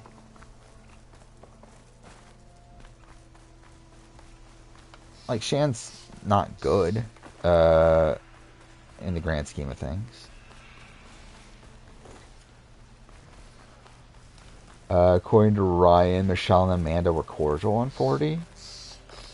I can see that. Especially because now they have, like... Well, actually, I guess Michelle isn't that anti-Michelle. Or anti... Wait, Michelle's not anti-Tori at this point, is she? But...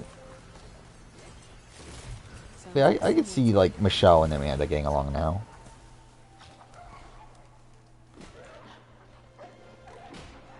I think Shin's a player that's, like, very good socially, to where, again, she's able to get, like, the top the UA power structure and obviously run that all the way through. But she makes some pretty poor strategic decisions along the way. And then coming to the merge, she's kind of, like, gifted a majority alliance and also ends up burning that, too. So there's a lot of potential there with Shan, but I would not say that the game she played was particularly good.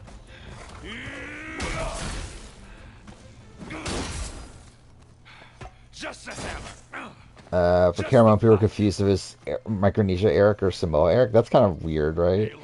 So I feel like I would have thought it was obvious it was Micronesia Eric, especially because like Samoa Eric was like never in, like, oh, I guess too fair, it would have only been heroes and villains. I guess it's not really much to gauge from, but still, like, we knew that like Eric was the alternate, like on location alternate for heroes and villains. Like you would think that they would want Eric back. Like they're both Eric Reichenbach back. And again, it would make sense for fans versus favorites in particular, where he was previously a fan. Do I think Leon is getting the 50 call? Probably not. I don't know if many people from 41 are getting the 50 call.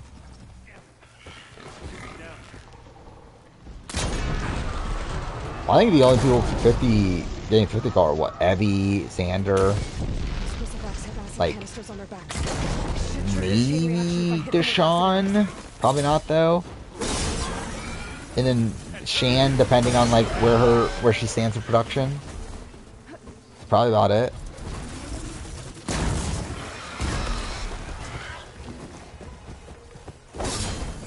And I guess like Ricard would also be determined on where Shan stands in production.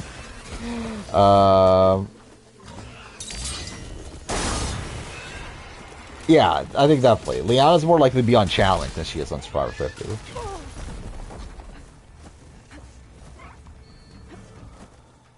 Do I think is my biggest blind spot for Principal 50 castings? Probably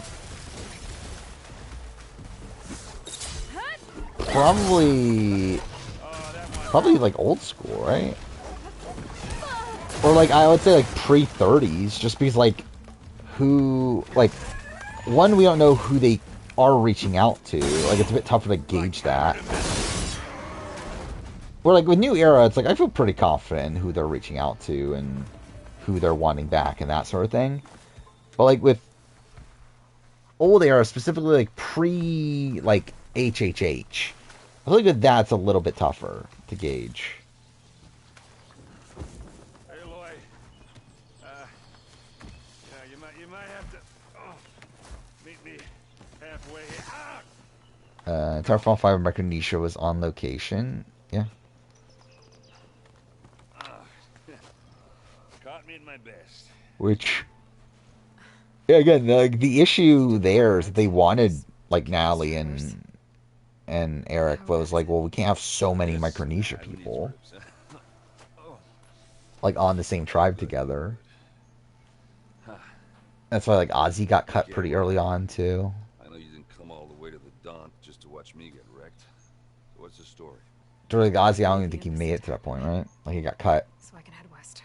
And like in the like initial stages. Did it the Spire. Guys, gonna be new poverty? I would not be shocked. It didn't end the threat. I assume so, right? You would think they'll at least have a agreement to work together. Who knows if it sticks? But I assume Poverty Will and David will definitely like at least pretend to be working together. Do I think that Aubrey will be on now that she wants it? She doesn't really want it though. Like from what I remember, her stance was like, if they call me, I'll say yes. But it's not like she's like dying to do it. And I think that's a spot where like, yeah, production's gonna interview her and realize, oh, she doesn't really want this that bad, and they're just not gonna put her on. It's better if I do it alone. Like I don't really get the sense that Aubrey's dying to play again. I think she's in a spot where she'll say yes, like she'll do it, but like she doesn't like want it. Like I don't think she has that like hunger in her to play the game, and I feel like production's gonna suss that out. This just keeps getting better. Hope it's Genevieve. Hope's what's the next Parvati, and maybe. Listen, I'll go to Baron Light. Yeah, we'll see if they bring Genevieve back. I've not done pre-merge games. I have that on my list of video ideas though. Sun Priest, Studious Wadis. Oh, I know him. I think it would be an interesting list. I'll clear the Valley of Bristle Also, Pass, then ranking the winners pre-merge games, which I think would also be interesting. But Sort of like a goodbye. yeah, I think just in general pre-merge games, it's interesting because like I'm sorry. You? Sorry. like obviously you have like someone like a Shan who obviously like dominates her original tribe, survives all the way to final two for original tribe. Nothing. It sounds like But it's like, how do you assess that amongst like, All right, fine. someone like, like someone that like didn't go to tribal but had like such a stranglehold on their group that they did? I don't know. It's kind of like a weird thing. People like me, we fought and bled at your side, Aloy. I think you can just tell by the way that she's like talking about it. That she's not like clamoring to do it again. That it's not like this, like it's not like the way that most people feel about Survivor and playing again. Or like they're like like this is like really like everything to them. Like with Aubrey, it feels like it's a spot where like again she can't pass up the opportunity. But I feel like just so many other people want it way more. And only I can save it. Life on Earth? I think that'll be fucking depressing. If all three go out first in Dondi. Let me help. You can't. Which winner's worst pre-merge? Yeah, obviously Chris, but yeah, outside that. Who's amongst the worst at least? Not even to be. Let's just like briefly. Let's say like Hatches is fine. Tina's is good. Okay. Ethan's fine to good. Vesepia's is fine to good. Brian's is good. No, hey, you're needed. Jenna's is good. Obviously. Really, actually, out of a lot of them, just good. Pretty much. Sandra's like weird. Where like Sandra would have been the first boot, but like outside that, she was good. Pre-merge, but she also was almost the first boot. We'll only slow you down.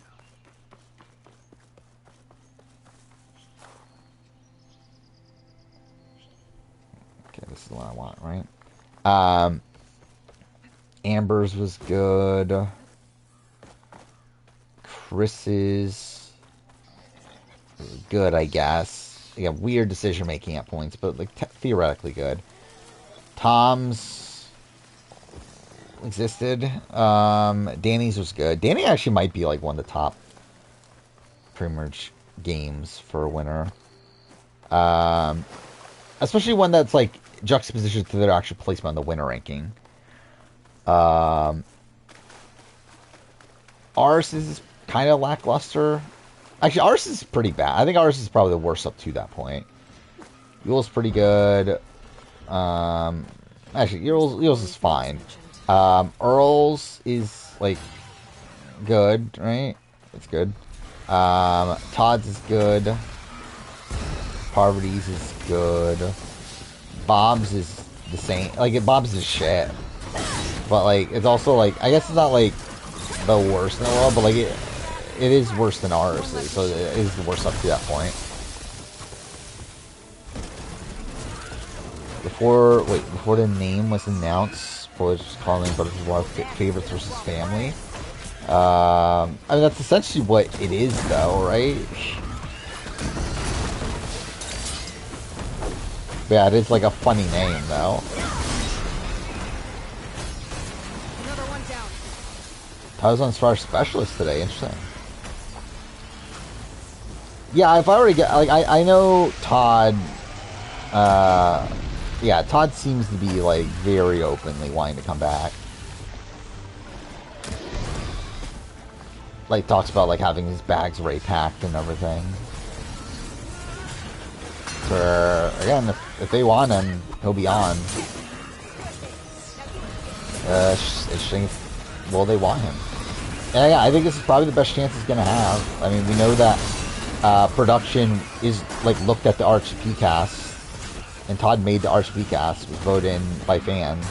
So I think he's at least on their radars. Yeah, Fabio's isn't great. I would still say, actually, no, is Bob's worse? Maybe Fabio's is worse, actually. One less machine. Rob's is good. Sophie's is good. Kim's is good. Denise's is goodish. It's good. Yeah, I mean, like, it's good. Cochran's is good. Tyson's is good. Tony's is goodish. Nally's is fine. Mike's is also like kind of fine. Jeremy's is good. Michelle's is kind of bad. but I think there's a lot of like unlucky stuff happening there. But like also like she's also probably going to be first boosting with the tribal.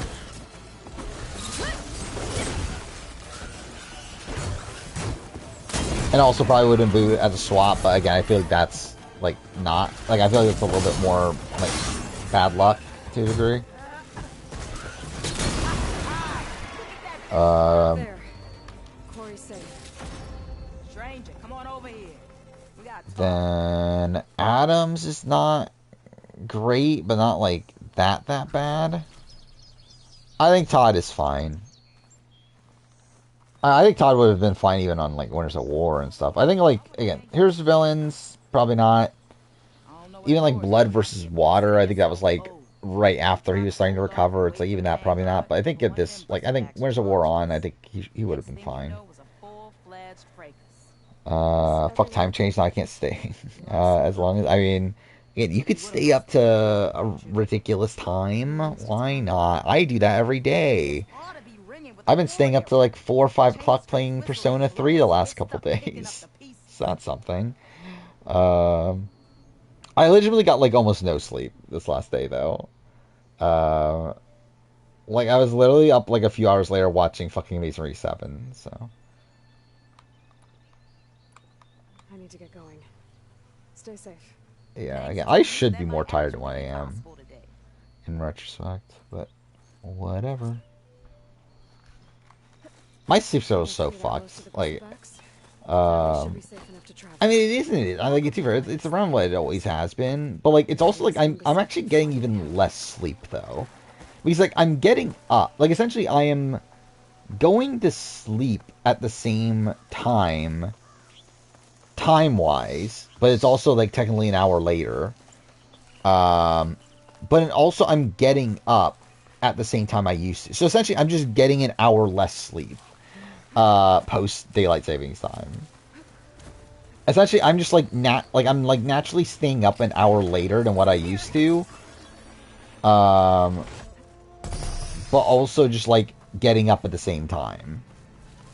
And getting up at the same time, like actual time. So like again, like if I were to like, I used to get up at like 10. Now, well, actually, no, I used to get up at 11. Now I'm getting up at 10. Essentially how that's working out now.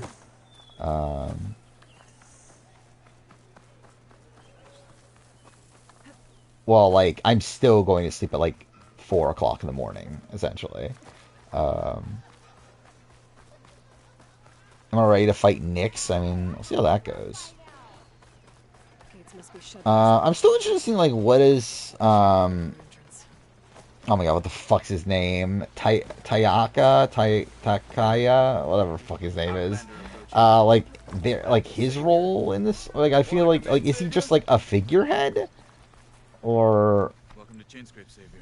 Because like at least I assume he's the main and like I assume it's a spot where like he's like being manipulated by Nyx or something to that nature, right? I'm pretty sure he's like the main antagonist. Kind of like at least he's like the guy that's on the poster as like seemingly being the main antagonist. Petra, Aloy, what are you doing here? Well, we'll see how it goes. I'm very interested in seeing this through at this point. A moment too soon. Come on. Where I just want to be at the point where like I'm able to like say I've finished Persona 3. Damn, the only thing I can count on in this place. Yeah, I heard. Which, yeah, I do think the more and more I play Persona 3, especially like now reaching the end game, the more respect I do have for the game as a whole. Right there is the biggest tool of all. Where I do think it's like a tighter experience than Persona 5. And I feel like it feels like a game that has like more to say than Persona 5. Or like Persona 5 still does, but like I feel like Persona 5 feels like a lot more like shallow from a narrative perspective. I don't know if Persona 5 like feels as like thematically satisfying as Persona 3. When I for Persona 3, like it feels like all the themes are like wrapping up in a pretty satisfying way. Where like I feel like Persona 5, it's like it just feels like that game's a lot more just like things are happening kind of. Yeah, I still love Persona 5, and I think it is like, again, it's probably always going to be like my personal favorite. But I do think from a like critical level, I think Persona 3 probably is the better game. Well, this old one guy sounds like trouble. Maybe Petra At least from a like a narrative perspective. And like how the narrative like weaves in with the gameplay of it all. Who was this? Derek Chavez. And a clip from Mariah. What is this? Yeah, thank God she had to explain that. But I forgot. Like I literally don't remember. How'd she do in Bow for a New Champion? Did she make the final? I legitimately don't remember. Like, I feel like Battle for a New Champion is like just a complete, it like has not stuck to my mind at all. She got purged in the final, right? That's what happened to her. Like she was like eliminated alongside Jay, right?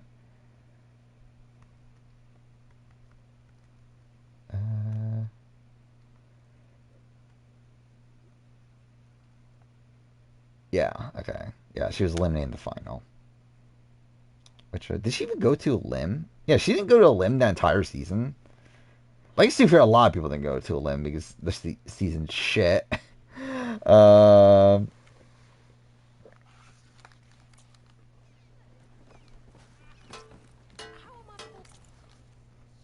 Sugar were experimented on by creature group to cite personas, the process of getting persona. Yeah, I knew that part of it. Something I don't fully get that. I know it was like referenced one time, and like I'm assuming they'll do something with it. If not, maybe I just like completely missed something. But like there is the thing about wait, is this what I have equipped or no?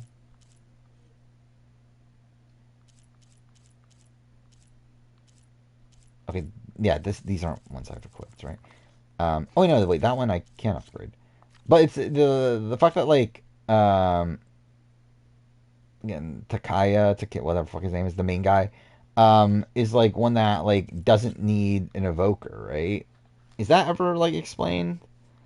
Like why? And like why he seemingly is special in that light?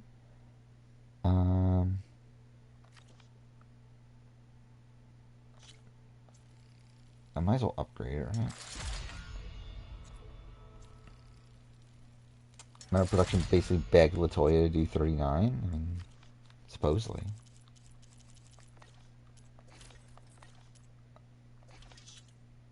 Okay, I don't think I can upgrade anything.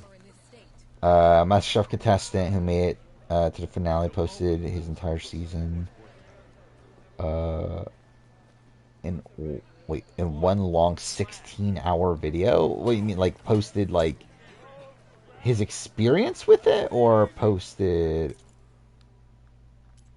Oh, I have to upgrade the regular bow?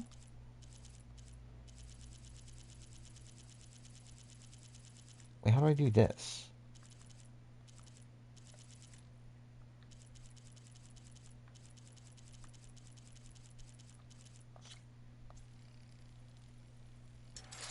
Cool, that's definitely going to be helpful in a New Game Plus playthrough. Why didn't they just like make you auto complete that objective? That's actually really fucking stupid. I didn't even remember Latoya and Nelson hooking up. You're not errant vanguardsman. I will move only. This is the only finalist to go into elimination before the final. That's insane. It just shows you how shit that season's format is. Actually, I legitimately, and I was thinking about this when like working my 40 review. I legitimately want to just like sit down in like the like production meetings and stuff, where like they're deciding on the format of the season, because I don't understand what they're thinking. And it's funny how like the challenge is such a clusterfuck of a show to where like it doesn't even have like a format, like a proper format. Or, like almost every other reality show has like a set format that's utilized every season. Challenge doesn't even fucking have that. And like even within that, they can't even create like an actual good format too. It's like, what the fuck are we doing with the 39 format now with the 40 format? It's like, can you just like create a like not completely shit format, please?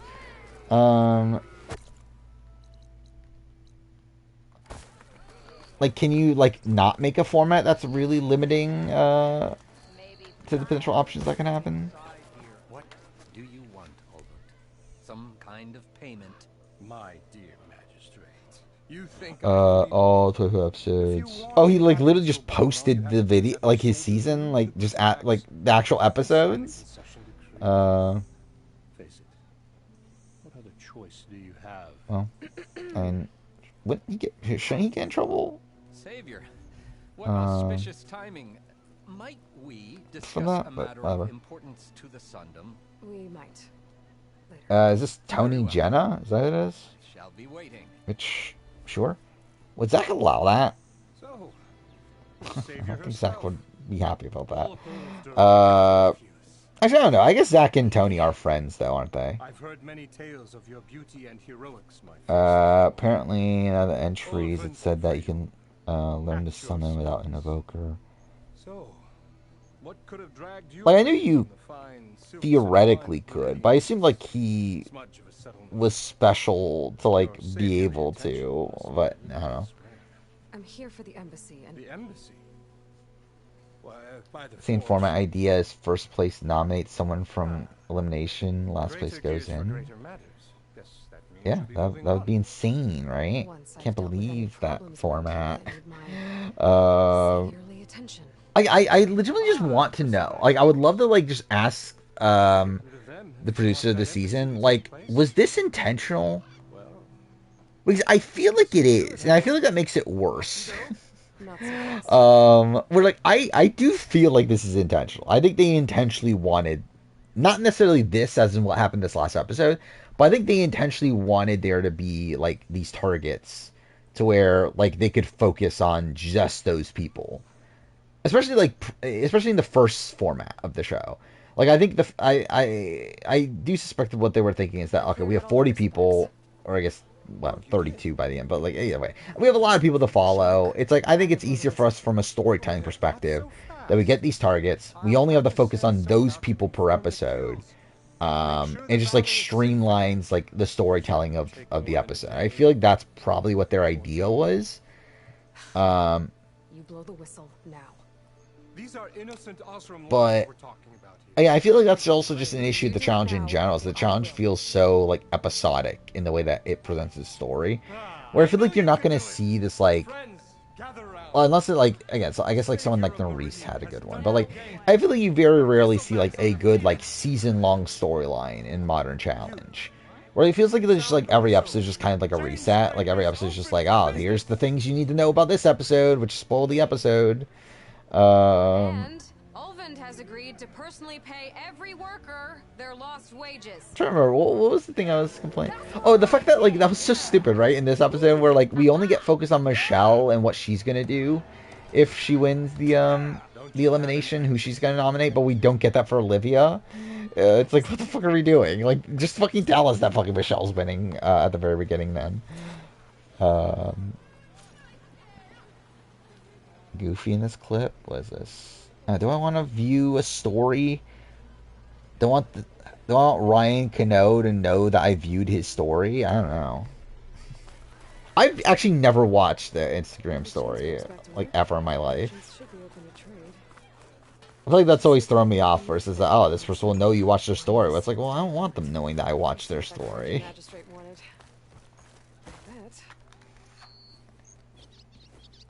You heard the whistle. Time to go. He asked Fox, Gordon Ramsay, and U2, and they allowed it. That's very... Like Aloy said, Captain's orders. You can stay here. Abandoned to the riffraff? I think not. It's insane this game came out, what, almost 3 years ago now?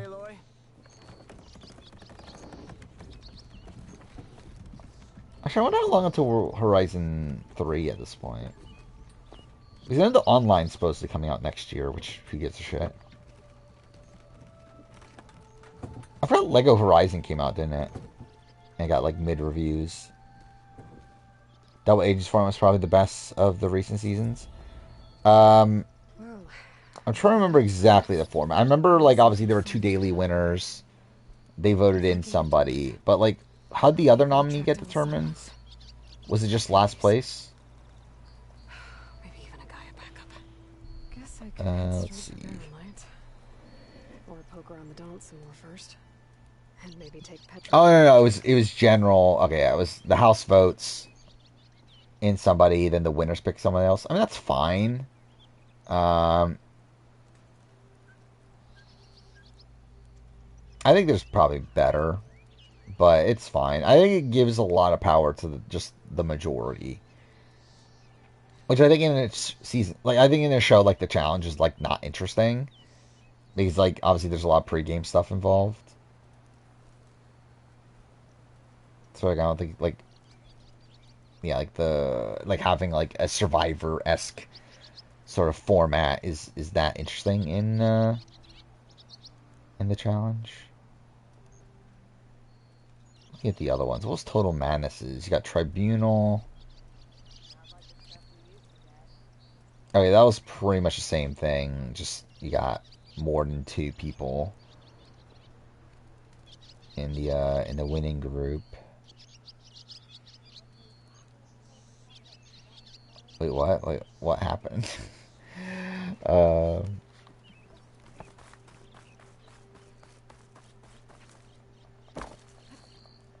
yeah, I forgot. Game Award nominations are tomorrow, right? I forgot I did want to do like some sort of prediction thing, but I don't know if we'll do anything formal at this point. I did want to talk through them though. Actually, am I still going to talk Survivor spoilers at this point? Should I bother? I don't know.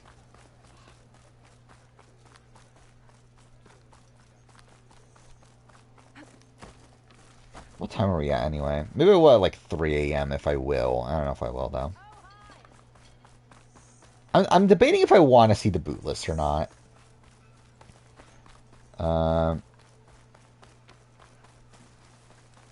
Like, I don't really care for, like, personal enjoyment, but, like, I do care in terms of, like, being able to talk about things on stream. And I feel like that's, like, the weird thing. Because I feel like, how's it going to be, like, next episode where I'm, like, I can't, like, actually... And, like, I guess just in general, like talking about things is going to be weird now.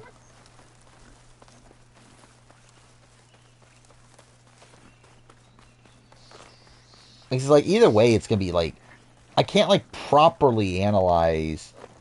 Like, I think I could still separate, like, Edgic from things. But, like, in terms of, like, analyzing game... And, like, I think, like, game moves in terms of, like, what they did in this episode, it's fine. But, like, in terms of, like, where it goes for them, I don't think I'll be properly able to.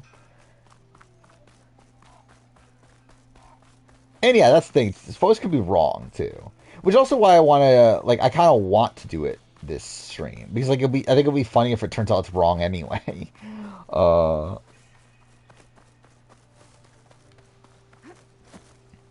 I think my ideal challenge format is probably just one where, like, the loser goes in and, like, the winner votes in the other person.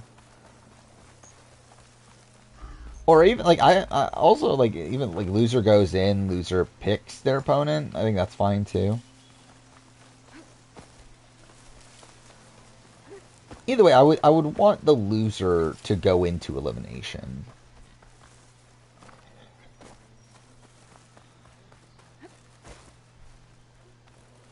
Okay, well, what I meant by, like, the... yeah, I wasn't meaning, like... I would not do the actual, like, full-blown deep dive into spoilers, but I did want to at least, like, look at the boot list, is what I was talking about. As in, like, look at what Rome's list is. Not in terms of, like, looking at the, like, other spoilers that were happening already.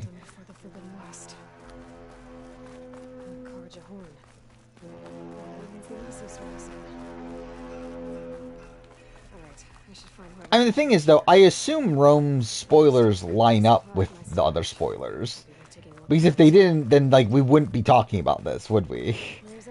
Looks like he's had a few. Lighten up, Pai. Are you in charge around here? I'd be really annoyed if Elden Ring DLC's nominated. I think it will be, but I don't think it should be. What brings Aloy of the Nora to Barren Light? I'm here for the embassy. I don't know if it'll win, though. I think it would need a lot. Because I do think there are going to be people that are very anti it being nominated. So I feel like that would be enough to stop it from winning. But I do think it will probably be nominated. Really seems to like his scrolls. But yeah, I think... How many are there? There's 6, right, nominees? So yeah, I think Elden Ring DLC. I think Astrobot. I think Metaphor. I have my own business with them. Like Helldivers 2. What else was there this year? It's kind of a weak year, especially from a more like general gaming perspective. Where I feel like this is a like very strong like RPG year, but not a great year for like the general gaming community. I feel like. Oh yeah, Rebirth. I forgot about Rebirth. Fuck me, dude. Rebirth. Dude, oh my god. Dude, I keep on seeing people fucking talking about how Rebirth's the game of the year, too. It's like, fuck me. Like, I think I'll be legitimately traumatized if Rebirth wins game of the year. Yeah, it's FromSoft won, or been nominated every year. Armored Core 6 didn't get nominated, though, right? Where is this Commander Nozar, then? If he's the one keeping the gates shut. How many did I say? All right, let's recount this. So I think Rebirth, Elden Ring DLC, Astrobot, We'll see about that. Metaphor. This way. I had another one, didn't I? The Tanakh tore down this place during the Red Raids. Dude, I think you got like, so I think the games that are like on the edges of the list. I think you got like Infinite Wealth, which I don't think will make it. Black Myth Wukong, I think is like a contender. Oh, Helldivers 2 is the other one I missed. I think that'll be nominated. But yeah, I think Dragon's Dogma 2, I think is on the edge. Prince of Persia probably would have been on the edge earlier, but I think probably doesn't make it at this point. Stellar Blade, same thing. I think would have probably been on the edge like a few months ago. I think at this point, probably not. I forgot, did Dragon Age get good reception? But anyway, it probably doesn't make it on at this point. Oh, yeah, Silent Hill 2. Yeah, Silent Hill 2 would have a shot for sure. Just helping out. Yes, well, I'm sure Ulvund was thrilled. Blizzard warning is issued for your area this week.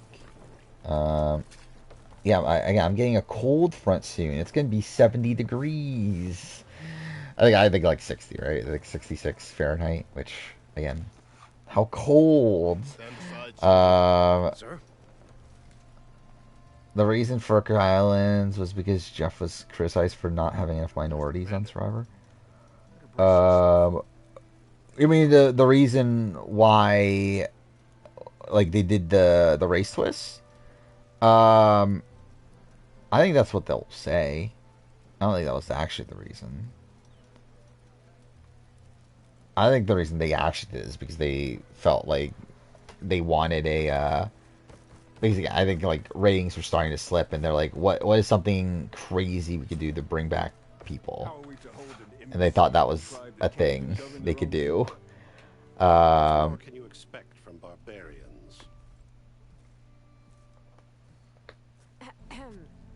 Idea for this actually came from the criticism that Survivor was not ethnically diverse enough because for whatever reason we have a low amount of minority applicants. I mean, Jeff has always said that was the thing. That was the struggle with like early on seasons of like why there were not as many minorities, because like there simply weren't as many like minorities applying. But that's not. I don't think that's actually why they did Cook Islands. Like, yeah, I think they did Cook Islands because they wanted a shocking thing. You're just gonna wait? Go find Sarah's gone, from what I understand. Like, it's not gone. Like, I'm gonna get rain, I believe. But like, from what I saw, like the storm essentially, like the cold front's essentially gonna destroy it. So like, it's essentially just going to be rain. So I'll probably get a lot of rain like Wednesday, Thursday, but that's probably about it. Oh yeah, I forgot about Space Marine 2. That also got good reviews, didn't it? So that would also probably be a contender. Well, thanks, but I've waited long enough. It's time to go. But yeah, I don't think it'll get the Game of the Year nom. But yeah, action game would make sense. What's Game for Impact gonna be this year? Like, is double exposure even good enough for Games for Impact? Like, it's not even like double exposure got like mixed reviews by the end, right?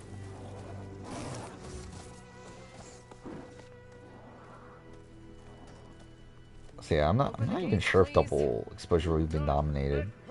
Probably will though, but Sorry, can't do it. actually I want to look this up. I want to see what like other people are predicting for like categories and stuff. If they're, I assume there's got to be like some sort of threads about this, right? Hi, Aaron. What's happening? The usual. Aloy wants. Yeah, I'm seeing some people's like predictions for I forgot about Unicorn Overlord too. That's supposed to be good too. I wonder if Balatro will get nominated for anything big. That'd be kind of insane if it gets Game of the Year nom. You stupid bastard. You think you got the authority to keep Like, I'm not saying it's like not justified, just like I think it would be kind of insane. What do you think Sun King Avad is gonna do when he hears what you Yeah, it seems like a lot of people are super high on Silent Hill 2. Let it through, boys. I get spot for 47, it's all over the Edge of Reddit. Until Then. I feel like I haven't heard anyone but you essentially talk about Until Then. It doesn't matter. Made it just But it did get good reviews and stuff though, right? And like, too, right? A lot of like games for Impact, stuff like that. Usually, a lot of those games I don't really hear about until they're nominated. Yeah, well, I figured it'd be nice if they weren't. Hey, I do see that it's like focused on Filipino representation, and so it's like, yeah, that does seem like the type of thing that would get nominated. No more politics. No more delays. Oh well. Now at least you have some backup. I guess I do. We'll see how it goes.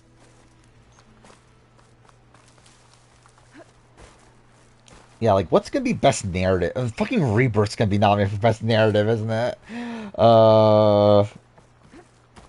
Dude, it'd be so traumatizing if Rebirth gets, if Rebirth wins best narrative. Like, I think I'll legitimately lose my mind if Rebirth wins, best narrative. I wonder if in the, when Rebirth wins best narrative, like, I wonder if, like, or like when it gets like nominated for best narrative, they're gonna fucking show a clip of Cloud or of Zack, in Cloud saying Dreams in Honor. I wonder if that's gonna be a thing. More noise for 47 or 80 versus the world.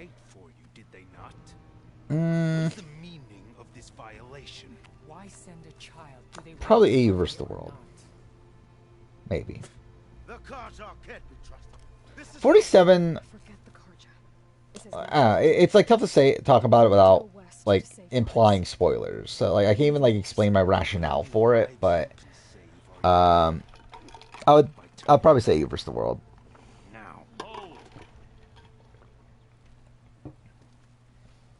She's telling the truth about one thing.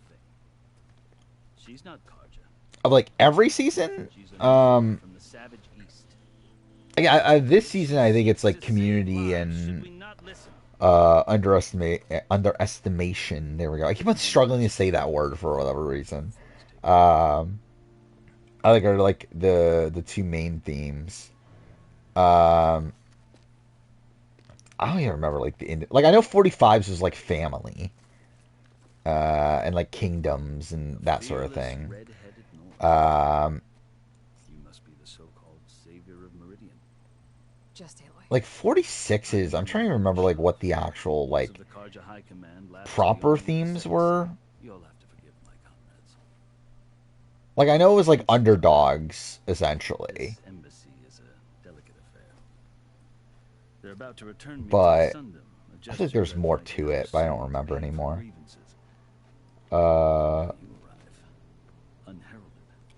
Could not I could not even tell you what the theme of like 43 was at this point. I might be able to help. And I think that's because the storytelling of 43 is just a fucking mess.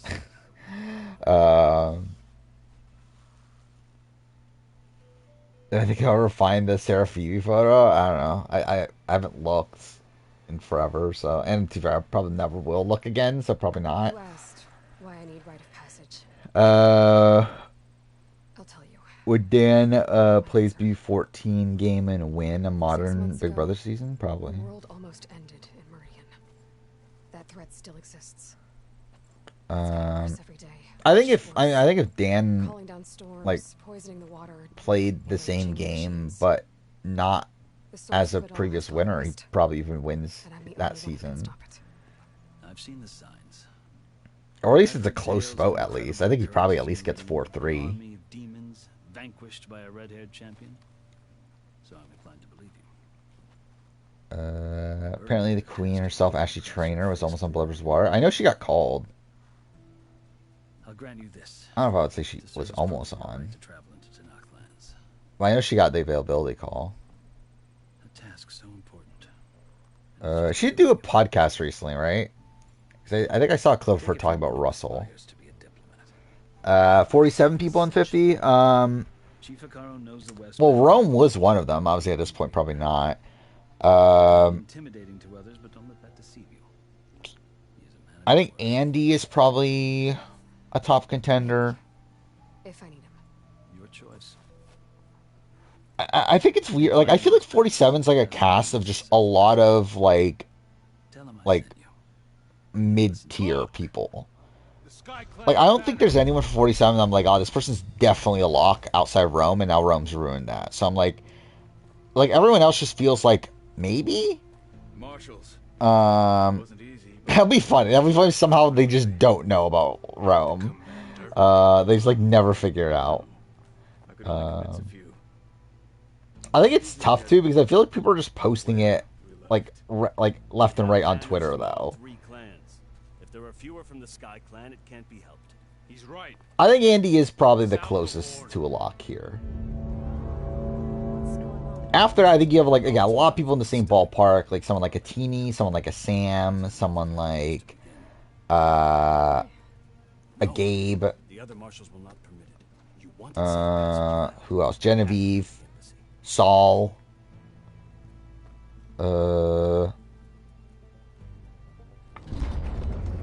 Rachel potentially.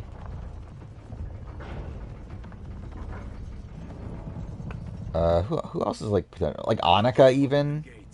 John Lovett obviously. I might discuss at the very end of stream. I don't know if Gordon Holmes has taken out the interview. I've not seen the Gordon Holmes interview.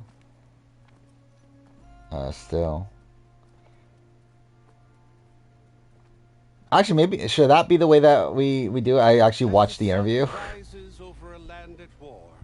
So too can it set Like that's how I see the boot list. Today is such. What is this? Karma came back to bite Nicole during her date with Laurel. Oh, is X on the beach? Yeah, I never watched this. Watch 47, nobody on 50? I mean, Jeff himself has said that somebody will be on 50.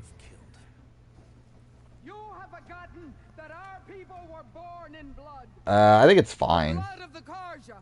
Like, I think, like, I'm seeing a lot of talk about how, like, 47 is the best New Era season. I don't think that, personally.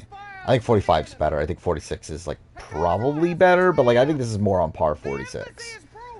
For different reasons. Like, they're very different. Like, this is more 45 coded, but I just think not as good as 45. You think, really? I've seen almost nothing but positive about 47. Like, literally, like, I literally went on Reddit right before I started streaming, and people were talking, like, it was like, is 47 the best season of the New Era, and stuff like that. Well, honestly, I think people are annoyed by just, like, more New Era stuff, but, like, I think in general, like, 47 is a very popular season.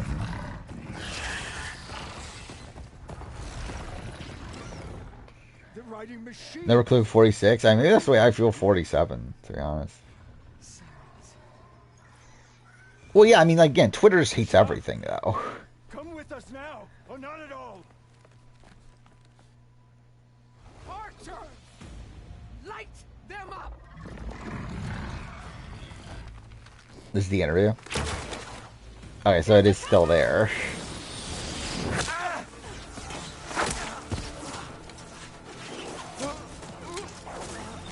Okay, I guess I'll watch at the end. I don't really care enough. But yeah, it doesn't really bother me that much to be spoiled. And it's like, I think at this point, it's like, if this is real anyway, it already like spoils my analysis anyway. It's like, it is what it is. I'll see the boot list. So I'll do that at 3 a.m. I'll do that in, what, 18 minutes? It would also be funny Survivor has Ghost Island. Yeah, I think it's at least possible.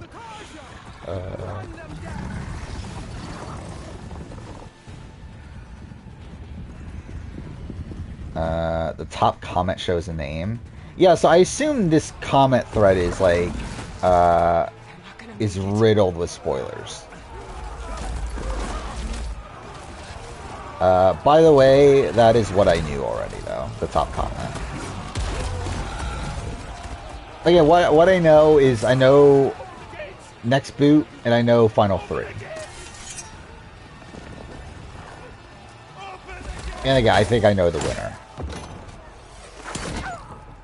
Which modern BB players are MAGA? Who are MAGA? Is anyone from 26? I don't remember. Like, obviously it was speculated that... Well, Brooklyn, right? Brooklyn is. But, like, I think it was, like, speculated on Chelsea. But probably not at this point. I think Matt is the type of person that, like I doubt Matt is that political, but if he were, he probably would be MAGA.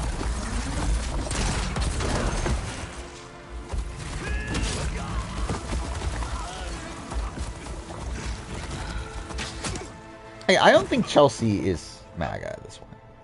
What happened? Can you see? It's just us now. Considering Chelsea does have like a pro Kamala post from like years ago at this point, right? Oh, Luke definitely, yeah. Red probably. I don't know. I mean, like, I was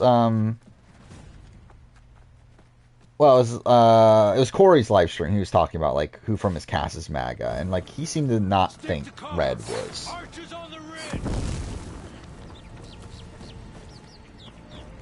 And he also said he doesn't even think like even Cameron is.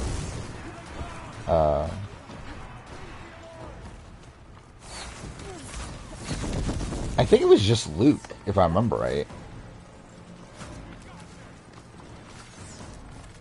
I remember he said that he doesn't even think like Cameron is MAGA. I remember that.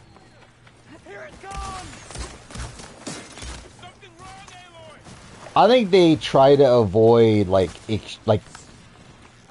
people that are like actively MAGA for sure. Like people that are like openly campaigning for Trump. I think yeah, they avoid that.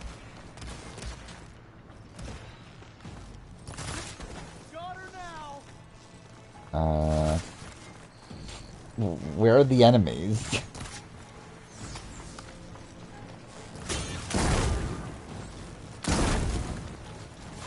Frenchie? No, Frenchie's like the complete opposite. Like, Frenchie's like super, super liberal.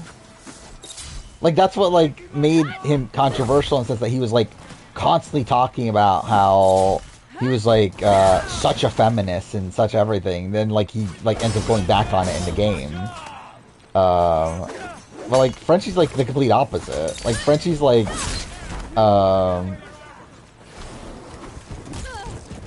so like at least like trying to come off as liberal to where like it potentially comes off as performative, but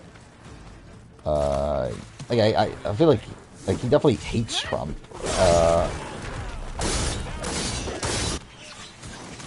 Yeah, Caleb's definitely MAGA. That's not even a debate. Rome? I don't know if Rome's someone I would expect to be MAGA. I mean, that was literally his entire like preseason stuff. That's why like it was that much more shocking when like he makes all these promises and then goes back on it. It's like he comes into the season like talking about how he can't like let like another like straight white guy win the game and stuff like that. Yeah, Mike Holloway, definitely. Kyle, maybe?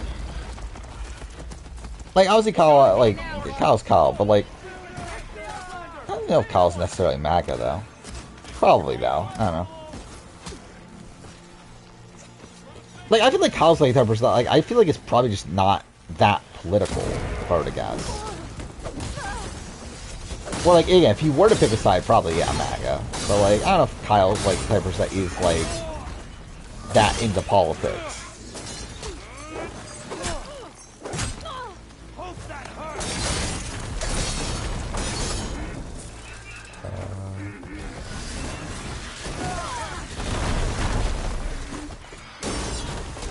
Is Paloma from Florida? Isn't Paloma in California, I thought? But like, Paloma works for Kara K, right? Like, she's in California.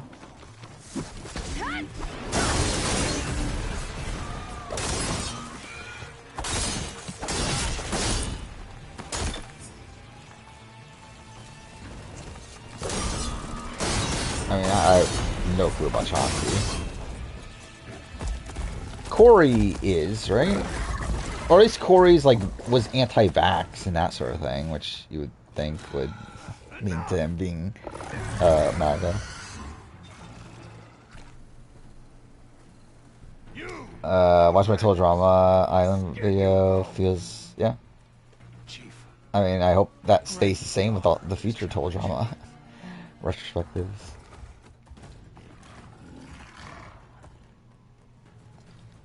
Granted. Did they overcast on type 1 diabetes on Survivor? Could they do it, is the question. Like, would they be able to... Like, would... It's like they would have to have, like, the... whatever medicine they use, I forgot what it's called. But, like, would that be looked at as, like, unfair, or what? I don't know how that works. I'm doing World Tour. I would be surprised if Amanda is. The insulin, like yeah.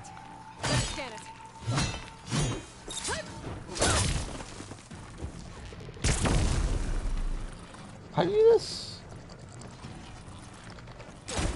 Oh, perfect.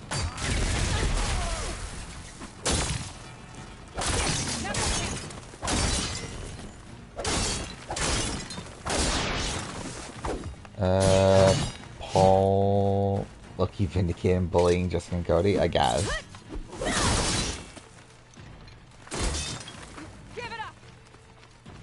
Then again, like, Christmas is still definitely, like, MAGA and stuff, though, right? Oh, god damn it.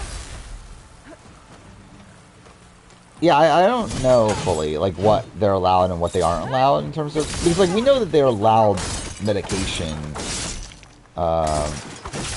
or like certain people are, but like I don't get like what is allowed and what isn't allowed, like what's deemed like fair or not fair in terms of that.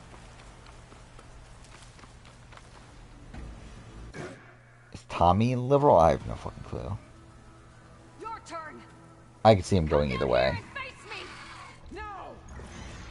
It was an honorable challenge. You've earned your life today. I love how you just mentioned challenge people and then all of a sudden fucking Ashley Trainer. Today you have decimated the Marshals. You think Sandra's the best winner of all time because she won twice? Obviously.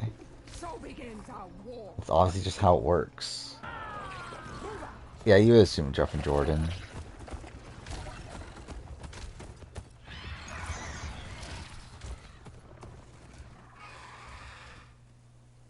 But yeah, most challenge people seem to be MAGA. A lot, like almost everyone at A&W is MAGA, which is really funny to me. What is it about like these like really like athletic people that are MAGA? Like it seems like that's just a thing, I guess. That all these people that are on these like super athletic reality shows are MAGA. And for A&W, it's more so like religion based. I feel like a lot of people that do A&W are super religious. Which kind of leads them being more like prone to being MAGA, but no, Josh Martinez is definitely liberal. Come on. I'll take you back to the I guess he does come from Miami though, but like I do feel like he is very liberal though. gym influencers overwhelming MAGA. Yeah, makes sense. I think is the biggest lock for hot bikini babe strategic archetype for 50. I mean, like, do we even have that often anymore? As like someone like specifically cast for that? I don't think necessarily anybody, but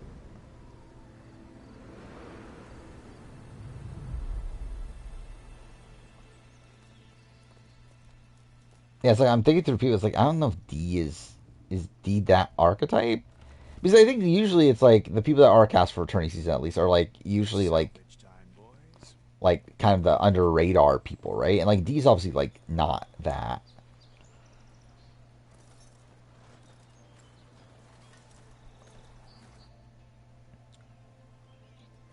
Like a production member working for Survivor Chad was seriously injured on location. They're falling off an obstacle and the season's been canceled. That's kind of random, to be honest. I don't think it can take a hit. Or like I feel like if someone was seriously injured on a set of Survivor US, like a production member, I feel like they would not cancel the entire season.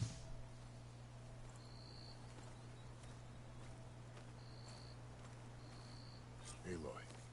A cry when Ashley Trainer was eliminated? Why? Like Ashley Trainer, like is just such a nothing figure on Samoa. Like she just exists, she's there, and like I think Ashley Trainer's like is actually someone that again like is still a big fan of the show, follows the show.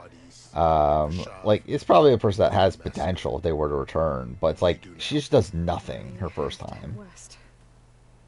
Hopefully this rite of passage is still good. And like she's fine, like she's affable, but like she doesn't do anything. Then you have a long road ahead of you. This is only the threshold of the Forbidden West. The Tanak's true domain. Someone died in Tokyo, did they? I don't remember actually. Home of the Utaru tribe. This isn't Tanak's territory? Nicole Franzel, I would guess at least initially Republican. And I think that's the thing too. Is like, I feel like just because you're like Republican doesn't mean you're necessarily MAGA, right? Because I feel like there's a lot of Republicans that are anti-MAGA or anti-Trump as well. But like again, Nicole comes from a very, very conservative area and still lives there to this day. And also again, like Victor's no cop. It's like I think there's a lot of signs, definitely conservative. But it's worth looking into. Again. MAGA, who knows? But I think at least very conservative. Yeah, Puerto Rican husband who is now a cop, though. There's that one over there near the Utaru border. But why? It's hard to explain. It is funny, like looking at like Victor's transformation. He just looks like a radically different person now. Did you ever find out the first 3 episodes of Amazing Story 3 were edited before refilming? I never cared to look into it, but I would assume so. But, don't know. Wouldn't be shocking. Yeah, I think that makes sense. Like, Mitt Romney support. Again, I was a Mitt Romney supporter at the time. I need to be on my way. Then I wish you. Yeah, I feel like that makes sense. The gates will always be open to you should you wish to return. I get the feeling that with a second Trump term, MAGA's and don't worry about your going to try really hard to push the centers out and keep the hardliners in.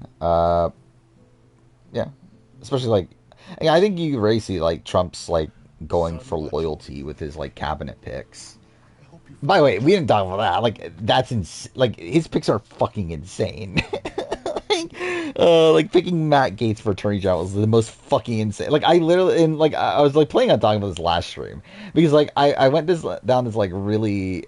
Actually, did it get announced on Wednesday or was it Tuesday? Anyway, the day that it got announced, like I went in this like rabbit hole of like I started watching like a whole bunch of political coverage. I was like, how the fuck, like is Trump picking fucking Matt Gaetz for Attorney General? Like that is like genuine insanity at that point. Or like again, there's other like dumb like his fucking like defense pick, picking the fucking Fox News host and stuff is also really fucking stupid. But like literally picking like a guy that's being investigated for sex trafficking is a guy you're picking to be Attorney General. It's so stupid. Do I have to... I have to re-get a mount and everything, don't I? That's kind of annoying. Okay.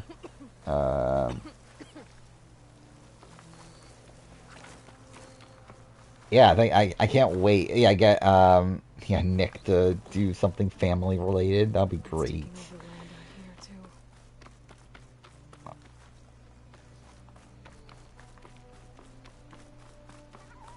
But yeah, again, it'll be yeah, and then also yeah, Kennedy with health, right? Is also funny. Well, I don't, again, funny's probably not the right term. Disturbing, I guess. But to be fair, I think that was more expected, though. I was expecting that pick.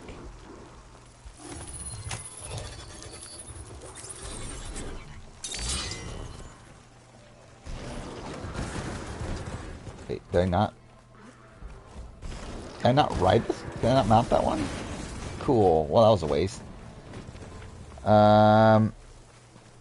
I'll probably talk spoilers, yeah, in a few minutes.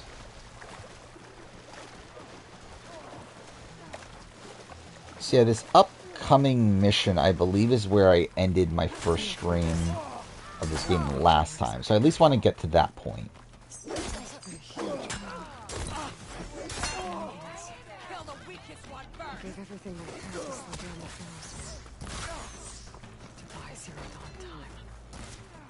Yeah, somewhere around there. I can't wait for Brianna Varella's return.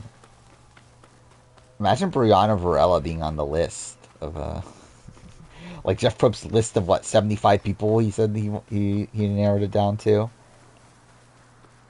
Do I expect Dom on 50?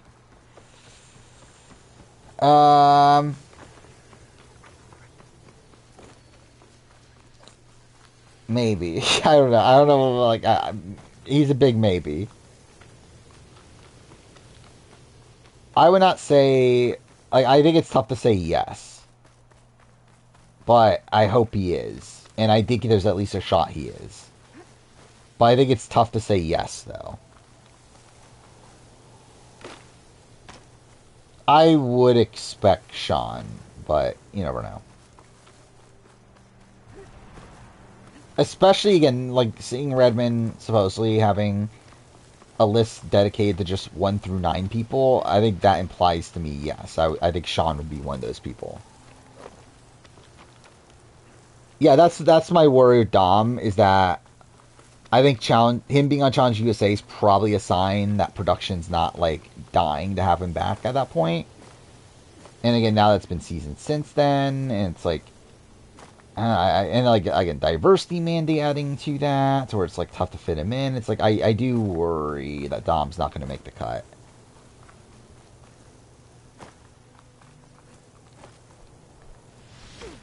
Dude, I forgot, what is the, what's the glider? There we go, cool.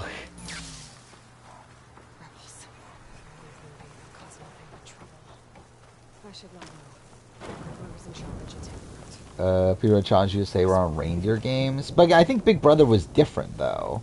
Like, with Big Brother, I never really got the sense that those were, like, the afterthoughts. Like, the people that were on for Big Brother are actually, like, people that production likes. Like, those are people that I expect to be on returning seasons. Yeah, you got the Cookout. Like, pretty much, like, all the Cookout. You got DX. You got, Alyssa Lopez, I think, is someone that they liked. I think they liked, Monty.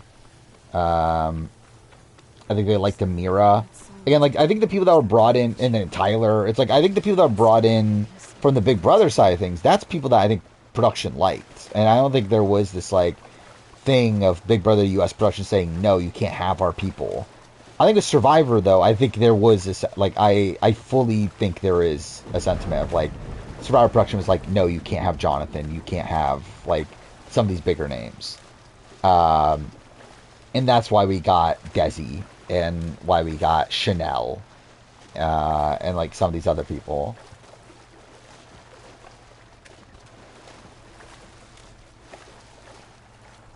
So it's like, I think with, like, I fully do think Survivor production was like, no, you can't have, like, some of the people that we're expecting to bring back on 50. I do think the fact that Dominic is there is a worry. Okay, Chanel is never coming back to Survivor, ever. And it was never, ever on production's radars to bring back.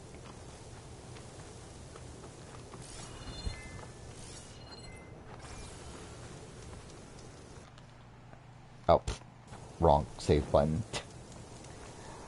I like Desi, but, like, who the fuck was Desi coming into USA 1? Like, Desi was, like, a random first juror from a season, what, 8 seasons ago at that point?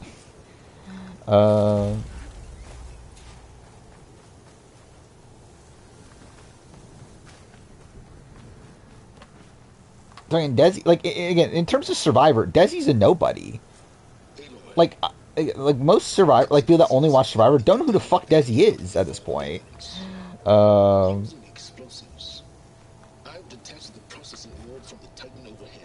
again, like, Desi was actually, like, Desi has a near purple edit in HHH. Like, she's barely even on the show.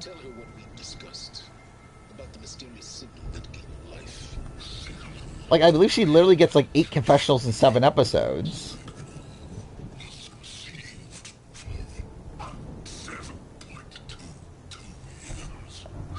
There was never a point where, like, Desi would have been anywhere close to contention coming back on Survivor. I was interested in Desi considering, like, Desi was actually someone that, like, had been the rumor mill for, like, Challenge, right? For a bit. During now that she was, like, actually on, she's someone that, again, like, is very fit. Like, it should do well in the Challenge. Like, I was interested. Yeah, I never thought she was going to be, like, the most dynamic personality in the world. But yeah, I did think she was going to, at least, be interesting to see how she did on the show. Does he beat Tori in physical elimination? I don't think so. I think Tori probably beats her. So here I am, following along after Silence like a fool. I think Desi, like, I think Tori's, like, really good at physical eliminations. It's more so, it's not like Desi is bad. I just think, like, I think Tori is probably a step above her.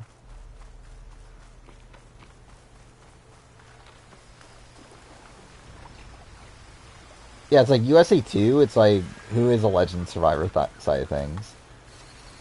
You got, well, like, who? Who is there? Like, is Chris Underwood a legend? I guess. Chris Underwood's one that, like, I think that's probably the person actually from USA 2. I think is probably the most likely to come back to Survivor US. Oh, I forgot Michelle was even there, to be honest. Michelle counts as a legend, right? Yeah, Big Dick Chris. I can't wait to see Big Dick Chris. My favorite. I always wanted to see Big Dick Chris again. Well, I mean, thinking Tyson was USA 1. Which again, USA 1 had some Winners at War people. It was like right after Winners at War. To where, again, not that shocking they were there. Why did this not... Oh, wait, no, that's his... Okay, that's his... Yeah, that's optional, so that's fine. And yeah, I think it's in a spot where, like, production didn't think they were going to be bring those people back anyway. Like, Sarah, Ben, Tyson.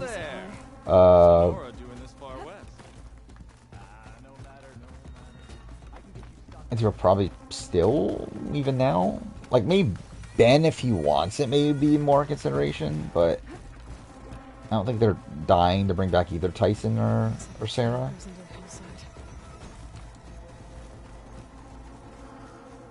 Yeah, Tasha was on USA 1. I would not be opposed to seeing Tasha return for 50. Not going to happen, but I actually would not be opposed to it, though. Look at lighting here, looks so weird. I guess Silence used that machine to haul his prize. That must be the orb Silence stuck Hades in. Okay. And that door. Looks like Okay, I want to at least get to the point that I was my stream last time. Which is after this next section. I think after that, I'll stop down and talk about the Survivor spoilers. So probably like I guess like 3:15 at this point. Yeah, Sebastian, I would not be shocked if he gets a call for challenge again. When production think let's get Tasha? Yeah, I don't know. I do wonder, like, how'd that work, the USA casting process? Like, who came up with the names first? Like, was it Challenge Production came up with the names first? Was it CBS that came up with the names first? Or was it, like, Survivor US production? Or, like, the respective shows' productions? I doubt, like, I think it more so was, like, if I were to guess, I would say it's probably Challenge Production, came up with names, CBS approved it, and then production teams had to approve it.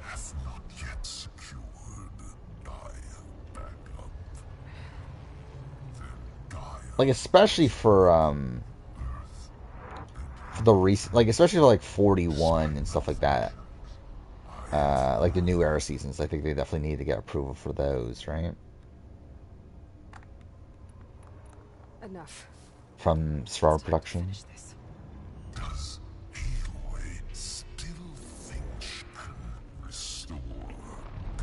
Yeah, I guess, yeah, diversity mandate. But again, there's still, like, other people to get, though. Over Tasha. Aloy does.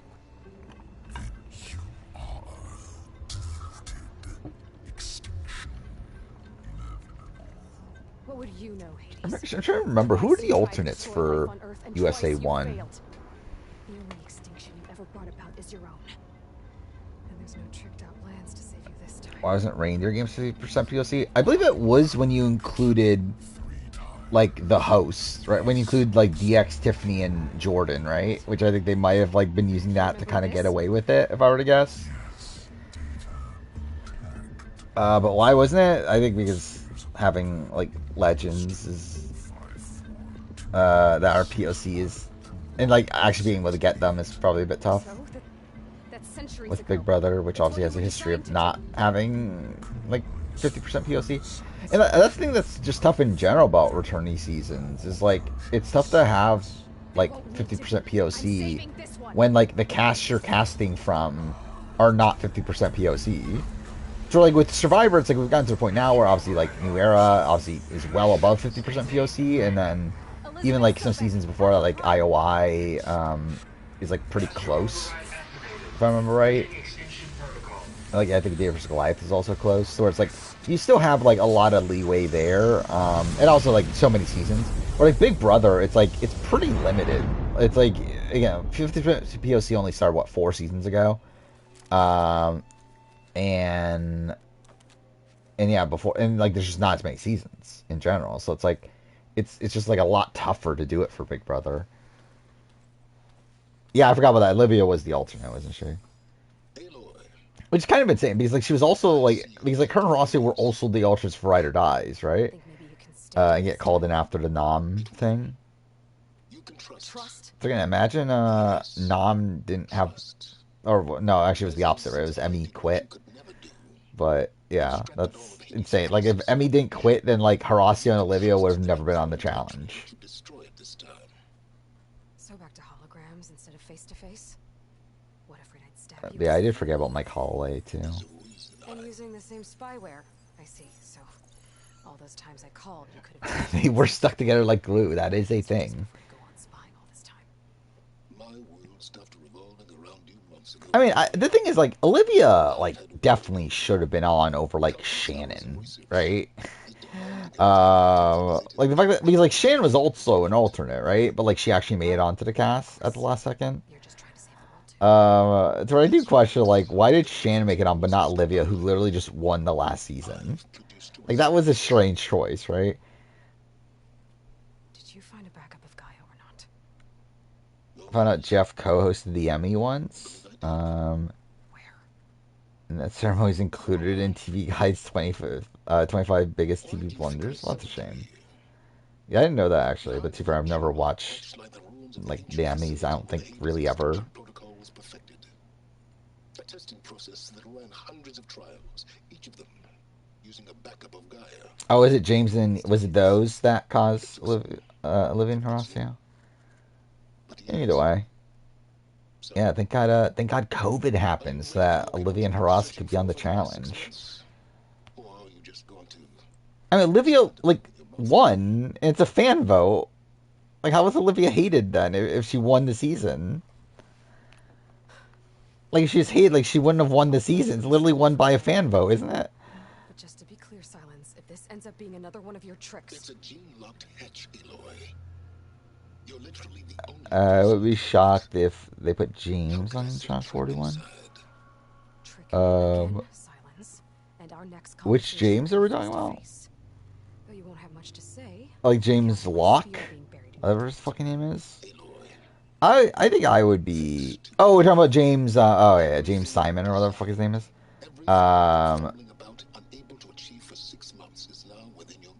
Like, I would be surprised, personally. I know you didn't learn much about manners growing up a Nora outcast.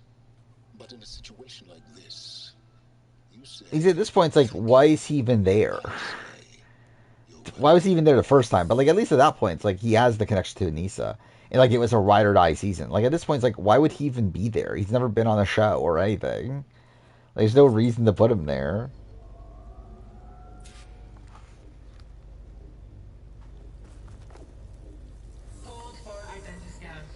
I still need to do the hunting section, right?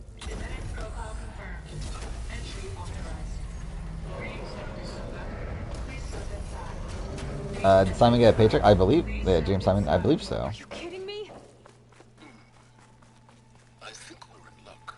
At least for appearing. The door is completely messed up. Obviously. But despite the malfunction, you can still get through. Yeah, I don't know. Isn't Anissa really going to be on, the next season? The Osram call them Firegleam. It's 2008. Not nearly powerful enough to blast through a door like that. He actually won Best Host that year, too. Jolt it open a bit more. Exactly. It will only work with Yeah, maybe I should put Kenny Clark. I can't wait. Yeah, maybe they're at the point now where, like, oh my god, we can't get Casey, so we gotta get Kenny Clark. That only grows underwater, but you should be able to find some in the nearby lake. The parts. Do you still have to do this in New Game Plus? Need a spark coil from within a Leap Lash's power cell. Remove the power cell before you kill the machine, or else it'll break. Got it. Well, I already have some deep water kindleweed. Just need to get the parts. Oh, fuck, so I still have to do it. Damn it. Imagine if I went Survivor with a second boot and then I got called to the challenge. I mean, can't wait. Can't wait to be on the challenge. I've always dreamed of being on the challenge. Always dreamed since I was... How old was I when I first watched it? I was like 25 already, wasn't I? 24 when I first watched the challenge. It's been a lifelong dream.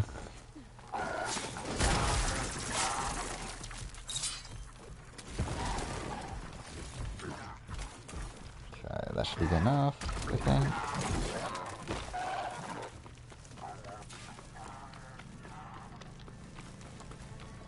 If Matt continues to do the main show without Casey, I'll be fine with that. I would too.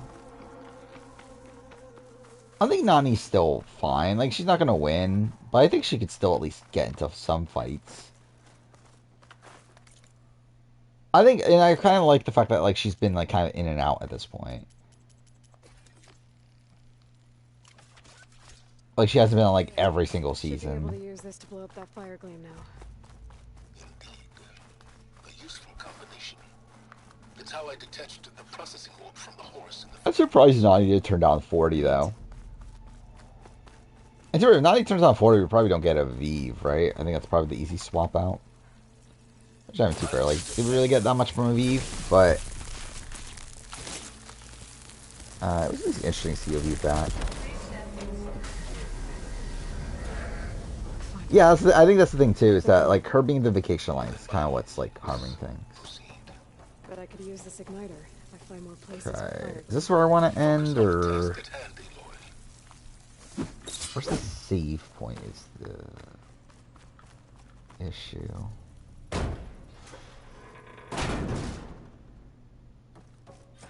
This whole place is flooded. And there's another gene. I'll... Wait, let's just see what happens. Where's it put me? Oh, okay, perfect. Yeah. Alright, that's good. Alright, should we do some of our spoiler stuff now then? Oh, is it? Oh, fuck me. I was thinking Nani was 02. Yeah, Nani is 03. Yeah, so it's probably Avery. I would assume at least. Yeah, I think Avery was still a random pick. I like Avery, and again, I would be fine if like Avery was on Challenge 41. I just think for Challenge 40, it was like, why?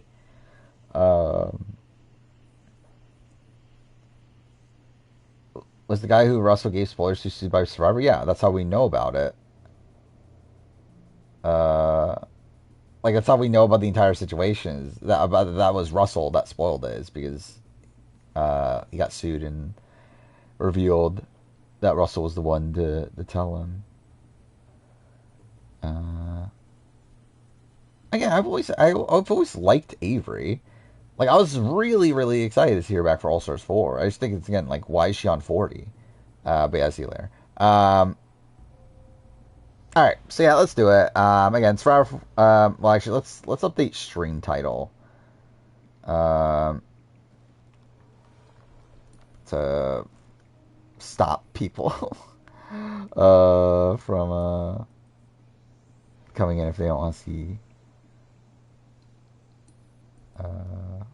spoilers.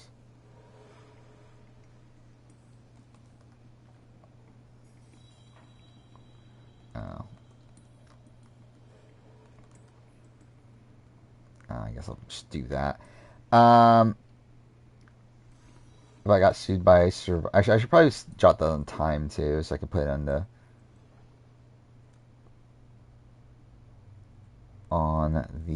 VOD. Probably make a break off point there. Okay. All right. Give me an ad or two. Oh, I forgot, because yeah, the stream. I forgot about that. I forgot what the changing stream title does that, doesn't it? That's actually really stupid. But we're supposed to keep watching it. We're talking about Russell. I feel like Russell hate watches the show now, though. Dude, I have so many tabs open. What the fuck? I forgot. I never bought the Stranded books. I need to buy the Stranded. I actually will buy the Stranded books, by the way. Like, I'm not even joking. I actually will buy these. I just need to find the cheapest copies, I guess. I forgot, which was that? I bought the actual good copies of the other one, didn't I? I see an auction right here for all 3 books for $12. But like, why would I do that as an auction when I could buy each separately for like the same price? I see a new copy of his first book for $7 on eBay. That's something. Would I rank them? I don't know if I'll rank them. I'll do like I would ideally do like a I don't know if retrospective is the right term, but like a video of me talking through my thoughts on them. I find it weird calling it retrospective, like, because like realistically it is still retrospective.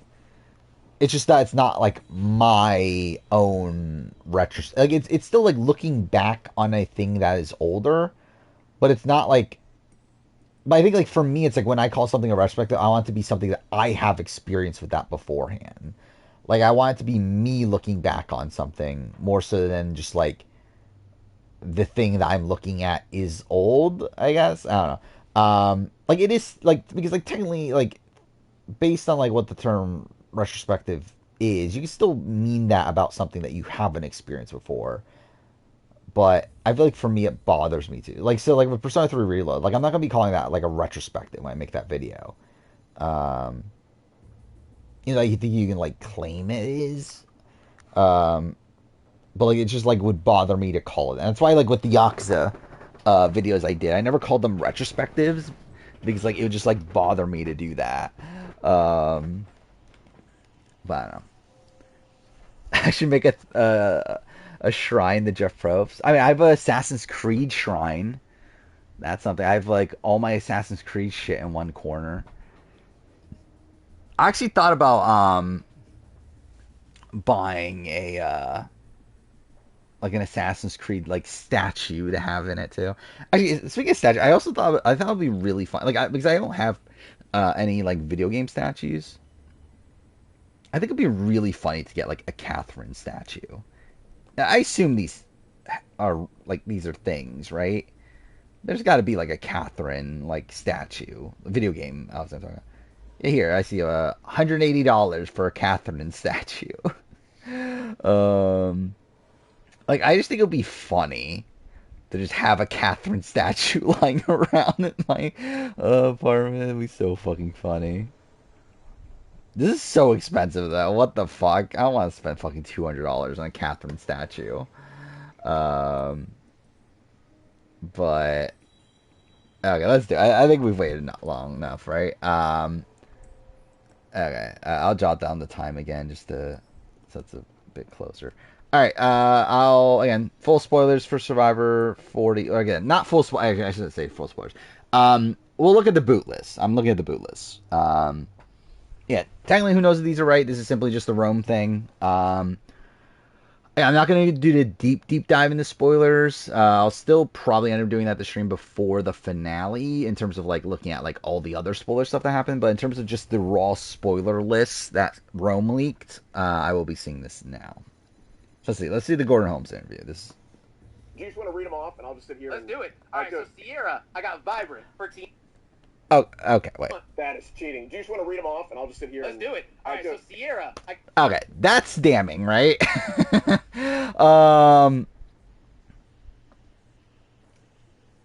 Yeah, it's not helping his case. Got Vibrant. For Tiana, I got Driven. For Annika, I have Leader. For Keyshawn, I have Delightful. For Asia, I have Sullen. For TK, I have Lovable. For John, I have Hilarious. And this is where it starts, Rachel, right? I have Down to Earth. For Sam, I have Wolf in Wolf's Clothing. For Sue, I have Passionate. For Teeny, I have Chameleon. For Genevieve, I have Ice Queen. For Andy, I have Wild Card. For Kyle, I have Crafty. For Gabe, I have Mysterious. For Caroline, I have Organized. And for Saul, I've got Big Brother. Okay. So order's not exact. Wait, so order is like... Actually, I remember that because I remember he started off Sierra in his rap. That's something I remembered. To Archbishop. And like this is essentially the same order then, right? Like he starts... So is that like him trying... Okay, I think this actually makes it a bit more confusing on like if this was intentional or not from Rome. Because I think this definitely makes it feel like it was intentional from Rome. Like, I feel like this definitely feels like he thought he was being smart. Yeah, that's what I said. Like, it goes from, like, Sierra on, and then it restarts at Rachel on, right? If it's true. So that very much feels like Rome thinking. And, like, in the way that, like, he's making this order, right? All right, so Sierra, we can go to that. Wait, let's actually go further back. Tribe mates a little bit better. I'll give you someone's name, give you the first word, or a couple words that pop into your head. All right, I wrote them all down for you, so let's do this. Yeah. Not just my tribe. I hung out. Yeah, the fact that he wrote it all down himself and then like does the order is what makes it more sketchy. With everybody, you gotta remember that. I met everybody at Ponderosa. I met everybody at the merge. I met everybody Yes, on my tribe. thank you for confirming that. That is cheating. Do you just want to read them off? I'll just sit here. Let's do it. All right, so I don't know. This is it is weird, right? And again, I don't think it's still to the point where like he's like if they go to court that he would still be like that they would not rule in his favor, but like that definitely is very sketchy, right? That he's the one creating this order. That like I mean like that he like seemingly pre-prepared this order, I should say. Yeah, so it's like okay, where's the actual order? So it's like, well, it's in inverse. That's kind of annoying. Organized and so okay, so this is the thing I knew. I knew Caroline was next. I knew that was the next boot. Because again, someone literally on the edge of Reddit was like, because like someone like posted a thing about like Caroline's chances of winning or something. And someone in the bottom says, "Well, Caroline's out next." So it's like, what the fuck are you doing? Yeah, I would be pretty like I think it kind of makes sense ethically. But I do think it feels abrupt for Caroline to go next. It could not be real, but the boot order does seem kind of right. I think, at least because I've thought about the Caroline thing. I think Caroline going out next, like, I could see a world where this is feasible. As again, especially if it's a spot where she's screwed over, I think is also a thing. Again, if she's a player that's screwed over by a twist, I think it makes full sense. I think her edit, like, makes perfect sense at that point. Especially why, like, it never got this, like, big pop. Because again, I think that's like the point where, again, coming in like out of the last episode, that's the reason why I was like kind of like essentially out on Caroline at that point. I mean, like, at least like getting close to it is just because like we're at this point where like she still hasn't popped yet. Like she had episode 5, which was like a good thing there, and like the rest of her edit is like very like thematically satisfying. But there's not really much actually like there's not much substance there, and it still feels like she's like this side character. To the story, and I feel like if she goes out in a spot where she's like screwed over by a twist, or like again maybe an idol, I think idol play makes more sense, right? I think like maybe Rachel playing her idol, getting Caroline out, I think would make a lot of sense there.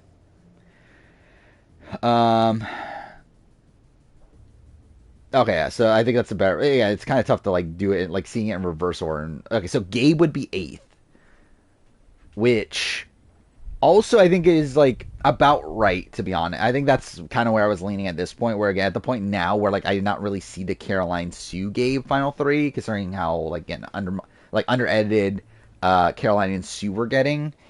I think Gabe going out soon makes sense. Again, I think Gabe's clearly like a big target on the board at this point. I do think it makes his overall like theme of like always underestimating people kind of strange, unless like that plays into why he goes out. But I really don't see like Sue flipping on him to where like I don't know if that like part of the story will ever be that satisfying if Gabe goes out at 8. But I think like other things like point to that, so I think that's fine. Like I don't think that's like anything that I'm like again really it's like again like seeing what the final 3 was and seeing Caroline out next, I'm like this all like kind of makes sense. Who's 7? Kyle? Which, fine. I mean, again, like, I think Kyle's, like, one of these, like, he can go anywhere. I don't think there's really a spot where I'm like, Kyle, like, again, he definitely feels like this sort of person. I was thinking Kyle was, like, the most likely to go home next episode. And I still think, like, I probably would still stand by that, like, without spoilers and stuff, but Kyle 7, sure. I mean, I could see it. Andy 6, which that's well, actually, yeah. I mean, like, like obviously, yeah. Theoretically, that's pre-finale spot, but like again, it's not anymore. At least again, if the finale goes the way we're expecting, and we're getting 2 hours penultimate episode, 2-hour finale, that means like Andy's booted part 1 of the penultimate episode. Like that's a bit strange. But again, I think placement-wise, that's fine. Again, like for me, it's like Andy's either the Emily or he's the like Carolyn / other person, Owen. Like I don't know, like he's kind of like a mix of those two. Like he's kind of a mix of the like Dodo-ish kind of character, but then like that doesn't really get his way at points. But then he's also like kind of this like person who goes on like a growth arc that people like and didn't really respect, but then start to grow respect for. Like I think he's kind of like the mix of two, where I could see it going either way. I do wonder why Andy would go out, though. I think it's the more interesting thing to me. Like, does this mean that Andy becomes a threat? Like, is that where we're heading with Andy? Is Andy like transforming into a threat? That like we actually do get to the point where like he is looked at as a big threat and does get taken out before the end because of that? Like, is that where his story is going? I'm trying to think, like, how does this all play out practically? So, like, I think next round makes sense. Like, next round... And, like, is it just a pagonging, actually? I mean, like, it's not, like, out of the round possibility, right? That's, like... I think next round makes a lot of sense. I think, like, the non-Tukus are going to go against the Tuku members. I think that just... Like, that's just the way it's going to be. And I think, like, yeah, I think Genevieve's move to get rid of Saul is still really, like, short-sighted, in my opinion. But I do think, like, a benefit of it, of not getting rid of Tuku at least, is that it really, like, strong arms everyone that isn't Tuku to force out a Tuku at 9. Because if you don't, then you're just giving Tuku their outright, like, at least tied numbers. So I think that's at least something. Again, I don't think the boot should have been Saul, personally. Like, even like someone like Rachel, I think would have been a much better target for Genevieve at that point. But I do think the idea of taking Tuku as a 4 to 9 is not the worst thing in the world. At least, again, as long as you can guarantee that Tuku member does go out at 9. But again, yeah, does that mean that like Caroline's out at 9? Probably as like, maybe it's even like a safe vote situation. Maybe they're like, okay, we got to take out Tuku. Want to guarantee that the idol doesn't get played on somebody. The person that least likely the idol is going to be played on is Caroline. I can see that being the case. And then like, again, Gabe's just the next boot after that. Kyle probably wins immunity or 2, taken out after that. And eventually, like, the alliance flips on each other at 6, I guess. And Andy goes. Who's at 5? Okay, yeah, Genevieve, that makes sense. Yeah, Genevieve, actually, that's, the final 5 is, like, exactly what I was, well, I should say, final 4, final 5, I think that makes perfect sense. Genevieve at 5, again, perfectly in line. Like I said, it's for the last, like, few weeks that I think she's Ricard. Or like Omer, like that sort of spot, like this big threat taken out right before the end. I think that fits in line with that. Yeah, I think her edit like is like, man, like pretty much like in line with Ricard's. Like less personal content, but like in terms of like when it's peaking and that sort of thing, I think it is pretty much Ricard's. So like I think that it's like kind of a mix of Ricard and like Jesse to a degree. Like it very much feels like Genevieve's like kind of like the dragon of the season.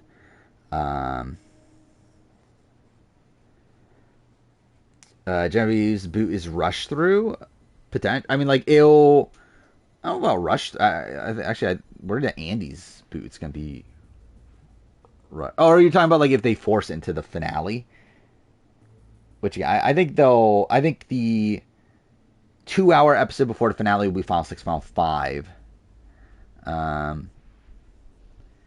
Actually, no, I guess it will be rushed through. Actually, no, Genevieve's... Actually, no, yeah, it will be Andy's that will be rushed through. Because normally Andy's would have been a 90-minute episode that's now 60 minutes.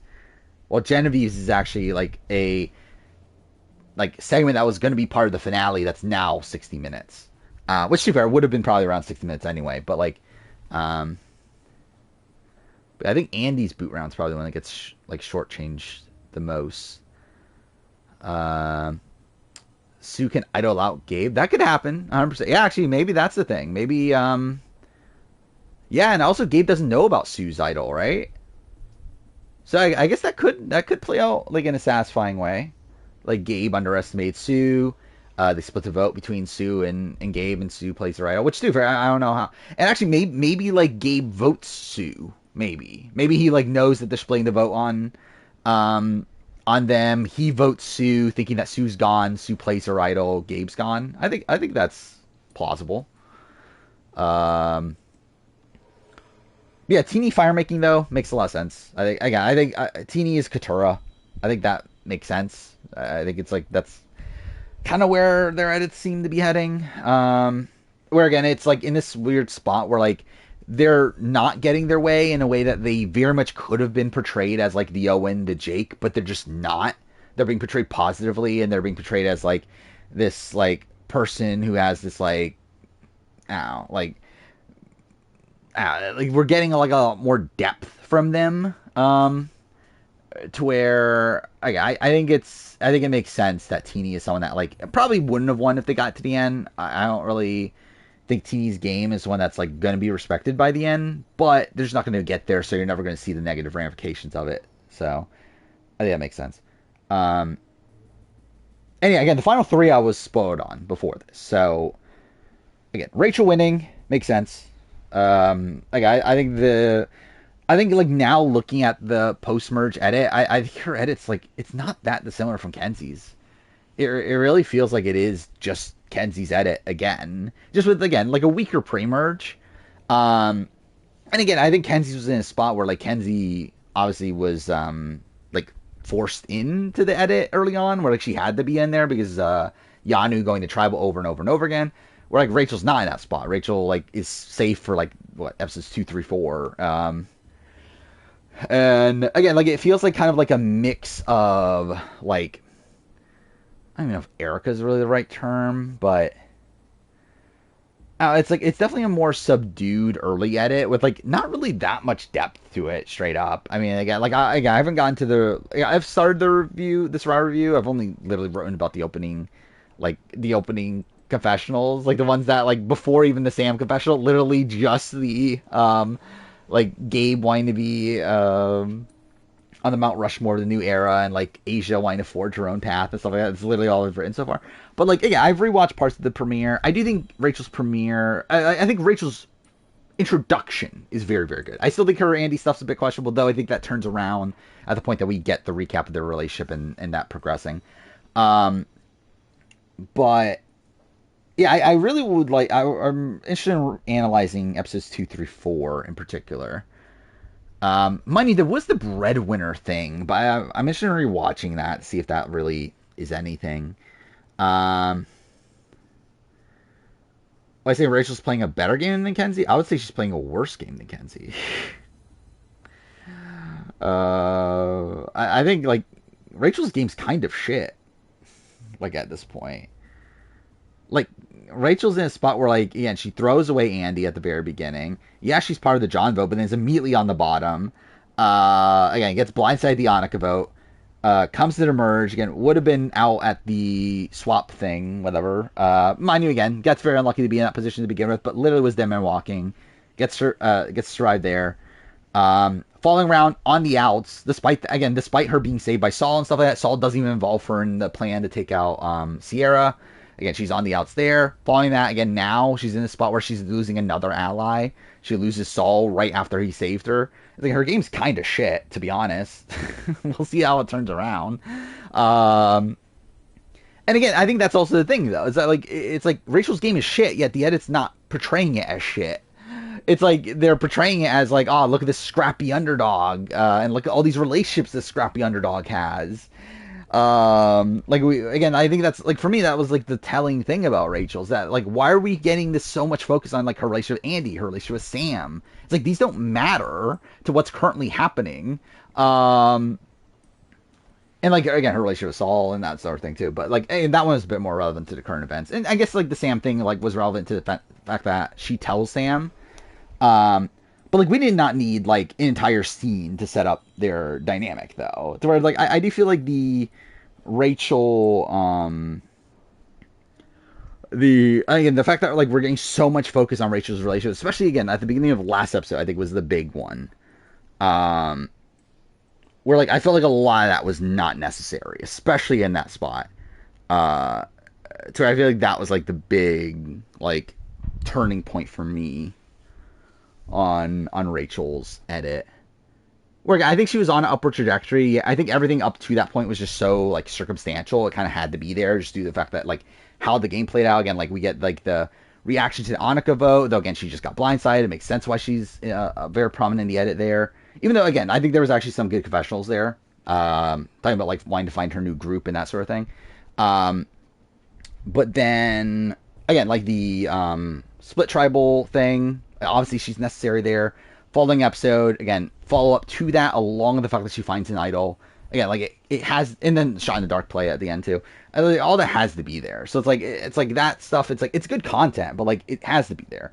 But I feel like the Andy relationship, the Sam relationship, I think that's like the point where like, okay, this doesn't need to be there, and it's still really good content for her. I mean, that could be a good move. I mean. Or at least a big move for her resume. If she, like, plays the idol on someone else and gets rid of, like Caroline, I guess, like, would be, edit-wise, would make sense. But would they need the idol, though? I'm interested to see how Caroline goes. If she does go. Because that is it's kind of a weird spot. I mean, like, it's a spot where, like, my assumption is that if she goes, it's an anti-Tuku thing, and that she's just like the safe vote of that. But because like, if Genevieve is actually taking Tuku beyond that, then like, what the fuck are you doing? I think is the thing. Or like again, talking back to like the Big Brother thing with like Chelsea and like keeping around the trio. It's like that's a spot where like Big Brother's a different game. Like Big Brother again, keeping in the trio deep into the game is not that bad in Big Brother, especially because they get them on comps. But in Survivor, it is really stupid though. And again, like we knew Tuku is like a bit of a mess. They're definitely dysfunctional.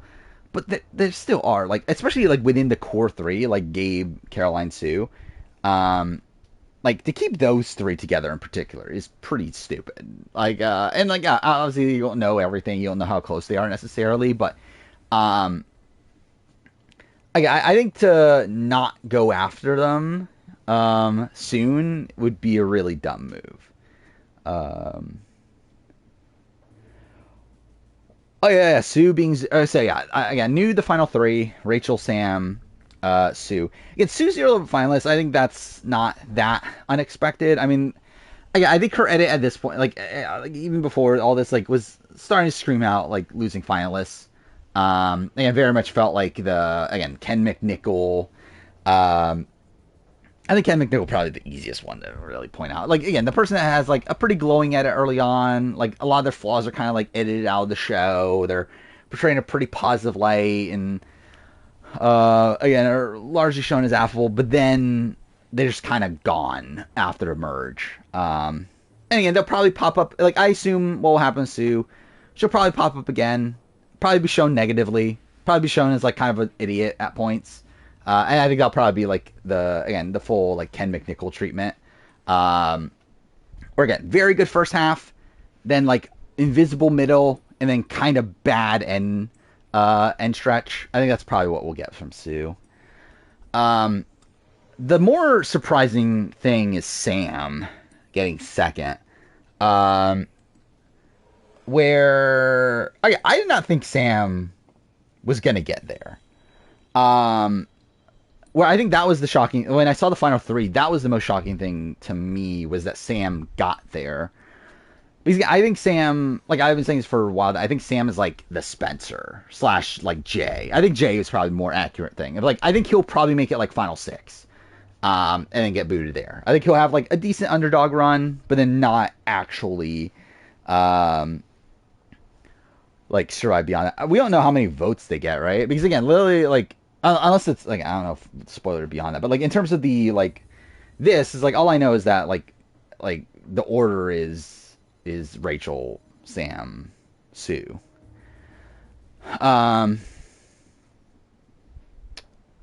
Which yeah, I mean like for Sam, it's like I would assume he at least gets Sierra's vote, right? You would think. Who else is there though? Actually, let's see if we can, like, count out jury votes. I mean, we got Sierra, I think, votes Sam. Yeah, obviously based on, like, where we are at the game at this point. Then Saul. Saul's probably a Rachel vote based on edit. But also, it's like, you never know, considering Hunter fucking voted for Charlie. Caroline, I would probably say is a Rachel. Well, actually, no. Does she vote for Sue? She might vote Sue. Just because, why not, I guess. Yeah, is Sue not a zero? I mean, I can see it being a world, though, where she's like, well, Sue can't win, so I'll just vote for the other one. Which I think Rachel would make sense over Sam. But yeah, then Gabe, I think... Gabe, I could see going either way. Yeah, you have him as a Sam vote. Yeah, I could see it. Yeah, actually, I think, yeah, I see Gabe. Yeah, I could see Gabe being a Sam guy in that spot. Who's 7 again? Kyle. I'm not sure, actually. Kyle's interesting. So this is the thing, too. I think there's if this is true, if this is the season being played out, certain plot threads don't really make sense, right? And to be fair, again, like 46 had a lot of the same issues, but we got like Kyle saying, "Oh, nice guy is gonna win the game" or whatever. It's like, oh, is Rachel really that nice? Like Rachel literally got portrayed as negative, like the opposite of that at the very beginning, right? Kind of. Again, like she's shown like sympathetic and confessional, but like Andy sucks for my game. Andy sucks. And that sort of thing. So it's like, I don't know.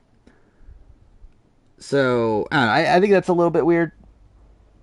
But again, like everyone else has like glaring issues as well. What was the other thing? Oh yes, this is the thing too. Like if Sam gets to the end and loses, that's very strange considering he's like opening confessionals that I'm a wolf in wolf's clothing, right? Because again, like for me that was like a big thing that was like, okay, Sam I guess can still win. Like even after his edit was like kind of shitty for like the next couple episodes after the premiere. I was like, well again, Sam has the wolf in wolf's clothing. Again, like I think he's like, with that, it's like, how do you get to the end and not win? And it's like, now it's like he's suspected to get to the end and not win. I feel like that is weird. Yeah, he just wants to make people big fat liars, maybe. But again, it's weird too, because like Kyle's thing was like subtitled, right? Like that was even like subtitled when he said it, which again, like that's typically the thing in edit, is that they want you to like pay, like if they want you to remember something, they will subtitle it, even in a spot where like it doesn't need to be subtitled. So again, like I think like it came off at least as that was something that was going to be very important. That's why I thought like Tiana was someone that was like still in contention for a little bit, because again, Tiana was the person he was talking about in that scene. Also Caroline, that was like a big thing for Caroline to me, considering like we see her uplifting people all the time, and like that would again be good for her. Where again, it just feels like, again, like, because like I still think thematically, when we're looking at like the themes of the season, it feels like Caroline fits into those themes a lot cleaner. But like at the end of the day, it's like, again, Survivor's like, again, it's not really like, again, like obviously it'd be nice for the winner to fit in all the themes, but they don't always do, is the thing. So again, like I still think those are the themes of the season, but that doesn't necessarily mean that the winner correlates to those themes. Like I don't feel like that's always the case, that the winner correlates to themes. Again, they typically do, and again, it makes it for cleaner storytelling if they do. But they don't always. And I do feel like Rachel does feel like a little bit opposed to, at least the, again, underestimate, oh my god, dude, I keep on, the underestimation, theme. This is the final 3, and he kind of suck game-wise, seems like it. We'll see if Rachel's able to do much, like beyond this. Sam's game, like, isn't that bad until now. Like, if Sam just has, like, again, a couple bad rounds, recovers, is, like, in a good spot from this point forward, his game's still fine. Obviously, again, with a big negative, like, early merge, but, like, it's not, like, the worst game in the world. I mean, like, Sue, I don't know, well, again, like, I mean, like, theoretically, Sue's about to lose all of her allies, right? So, like, this is probably the point where, like, Sue's game really goes downhill. But, like, theoretically, up to this point, like, Sue's been in a pretty good, like, spot in the game. She's, like, pretty much, like, the central person in her, like, majority group, at least. So, yeah, we'll see where that goes. It does feel like Genevieve is the player of the season, though, right? In terms of, like, who I'm expecting to be the best player of the season, I feel like Genevieve feels set up to be that. Where again, I do qualm with, like, yeah, I think taking out Saul feels very rash to me. By the way, I did find it very. I listened to Shannon Gus's podcast with Ferris, or at least I started it. I haven't finished it, but like when talking about the Genevieve move, like she was talking about like about the Saul move. Like she was talking about for Genevieve that like I initially thought it was a bad move, but I thought about it, and then like Genevieve like has shown herself to like turn things around after making a big move, so I don't think it's that bad of a move anymore. It's like, that's not how this works. Like, you're essentially saying that it is a bad move, but you think she can recover from it. Like, the fact that, like, she can recover from it doesn't make this a good move now. It's still a bad move. It's still an unnecessary move that puts her in, like, a potential worse spot moving forward. But, again, she can recover from it 100%. Like, I felt like Shan's, like, explanation for that was, like, very strange. Like, it felt, like, very much like she wanted to like Genevieve. And, like, again, like, definitely thought it was a bad move, but, like, didn't, like, want to, like, I don't know, like, continue thinking of it as a bad move. Where I think there is merit to, like, keeping around Tuku. I just think, like, taking out Saul in particular was a very like weird move. Especially because like Saul says in post game that like he wanted to go to Final 3 with Lavo. So it does seem like Saul was actually loyal to Genevieve. And again, I think like keeping Saul in over like Rachel or even Sam, I just feel like why? And again, Sam, I think like is a bigger like if Genevieve's game is all revolved around keeping these big threats, again, trying to keep these meat shields in the game. Then again, I get keeping Sam in. Again, he's a distraction for later on potentially. But again, Rachel's not that. I think Rachel just would have been an easy person to let go here. To Queen Vive has that 50 spot locked. I mean, maybe. Yeah, I think she's definitely in contention. I would not say locked. Like, I think the fact that she was so quiet the first 3 episodes is a bad sign. Like, I think, like, why did they do that? Like, if they really, like, love Genevieve, why did they purple her for 3 episodes? I haven't heard Ferris mention AU vs. the World yet. Like, I didn't finish the podcast yet. Do I think she's top 75? Probably. I think looking at this cast, I think the people that they're probably looking at bring back... Okay, let's actually take these results into consideration, too.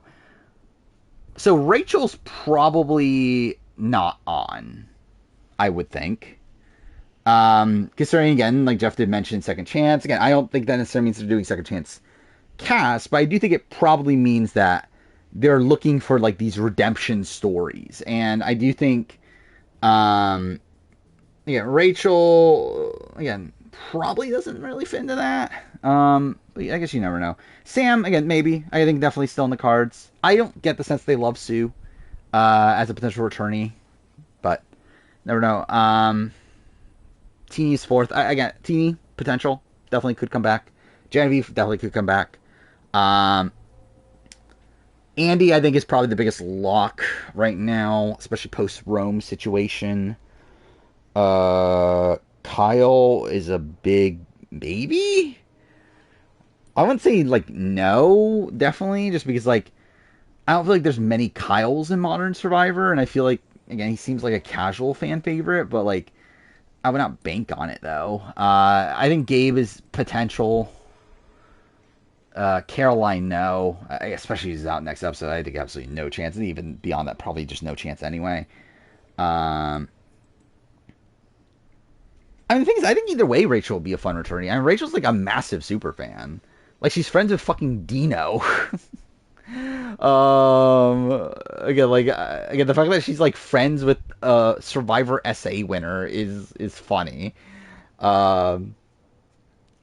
To where, like, she literally, like, went to South Africa and, like, hung out with him, right? Like him and his wife and stuff. So it's like, I think it's like seeing someone like that again, like, play the game again. I think she'll, like, definitely again try to evolve her strategy coming into a return. Like, I think it'll be interesting, but I don't think they're like, I would be surprised if they bring her back in that spot.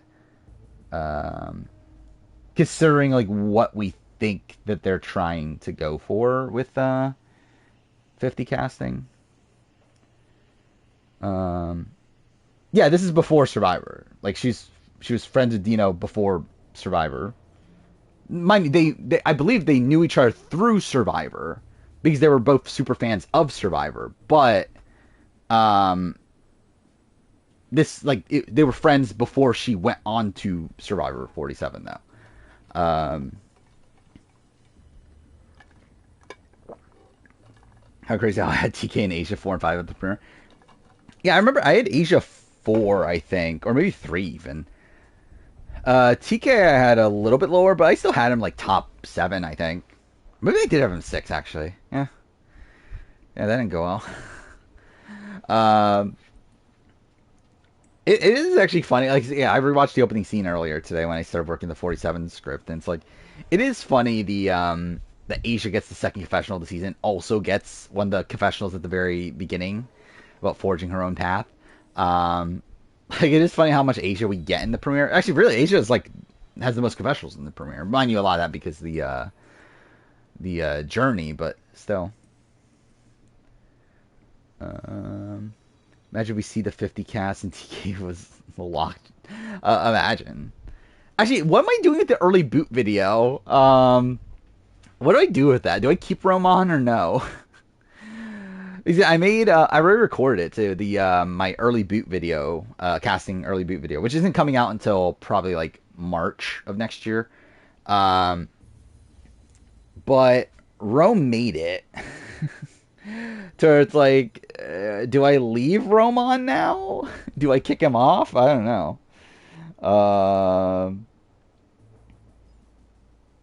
He's like, yeah, naturally he would have been on.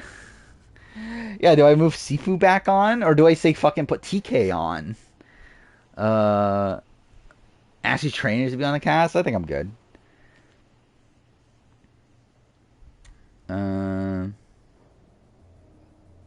Wait, TK mentions and also Gabe mentions the Mount Rushmore thing. Yeah.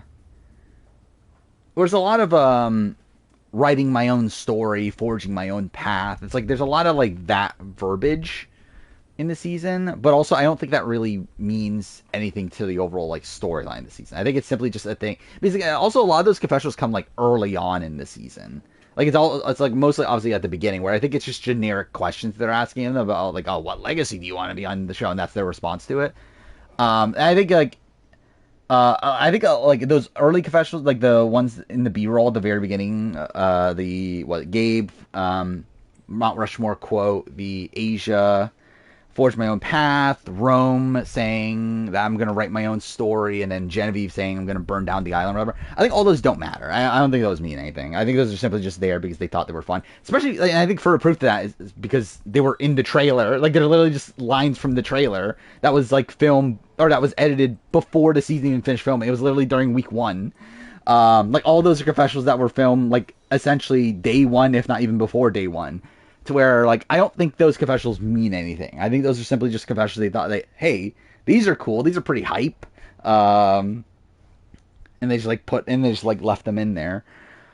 But, yeah, there is a lot of talk about that, though. And I think that was a preset theme that they had coming into the season that they wanted to do, is, like, have, because even the preview, they were talking about, like, every Survivor player has a blank page and whatever bullshit they were talking about like creating your own story. I think that was just like a preseason thing that they had like already conjured up.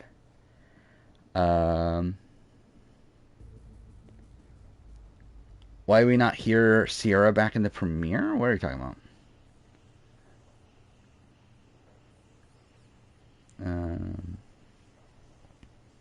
Oh, Bark in the premiere. I fucking misread that. Yeah, Bark in the premiere. Yeah, I don't know. Because I guess they didn't think that was important. Imagine if Sierra won, they'd be like, oh my god, we gotta have this Bark in the premiere. This is such an integral moment for Sierra, our eventual winner. Should be cool. Yeah, Survivor Legend who forged her own path. Yeah, she's definitely underestimated the entire time. Especially that time after they talked about how she's the biggest threat in the game. She was so underestimated after that. Actually, it is so weird, right? Like, because that also feels like it's Kenzie, but like it's like condensing like Kenzie's pre-merge into like a 2 episodes span. These last like couple episodes before this, like the episode, was it the Split Tribal episode, and then the episode after that. The Sierra Boot episode. Those 2 episodes, like, combined, like, feel like Kenzie's pre-merge was, like, crushed into, like, 2 episodes. Or, like, this, again, like, I do feel like, yeah, like, Rachel's Ed does just feel like Kenzie's, but just, like, paced differently. Where, like, it feels like as if, like, I guess her, like, premiere is, like, not that dissimilar from, like, Kenzie's, like, episode 2, I feel like. And then, like, she just, like, doesn't get a lot during the middle, like, the middle of the pre-merge. But, like, it's a lot of, like, just kind of, like, and there's, like, breadwinner stuff. Again, maybe it's good. I'll have to rewatch it. But then, like, once we get to the merge, it's, like, that's where her, like, storyline, like, really kicks up. But, again, it's, like, crunching, like, the fucking, like, what, 30, 40 confessionals or whatever Kenzie got. in like the first like 6 episodes of 46, like into like 2 episodes for Rachel. And then now we're getting to the point where like, oh, it's like the relationship stuff that we got in this episode is like her like is like Kenzie's relationships like Ben and like Hunter that were like set up in the post merge. Rachel will be the worst New Era winner of yeah. I mean, it's not looking good. I mean, I think the split tribal something that's like it's a bit weird. It's like she was screwed to be in there to begin with, but then also gets saved by a twist at the end. So it's like I think that's like wonky enough to where like I wouldn't dock her too much for it. But like I think the thing is like again, blindsided the Annika vote on the bottom again. Like once again on the bottom there's Sierra vote. I think that's a bad track record so far, especially considering like then Saul goes home, someone that she wanted to work with. Could not get the votes for him to stay. It's not looking good. We'll see. We'll see where it goes. I think she's on par with Marianne right now, though. I don't think it's that big of a difference between the two, but it's not looking great. I think if she's in a spot where she needs the idol on herself, though, that's probably I think she's probably lower for me. Rachel's Mike Holloway if she wins. I guess, like, in terms of that analysis of it, of, like, terrible winning game, good player, but, like, I would say, like, obviously very different games and very different players, but yeah. Like, just in terms of that, like, basic line, I guess, yeah.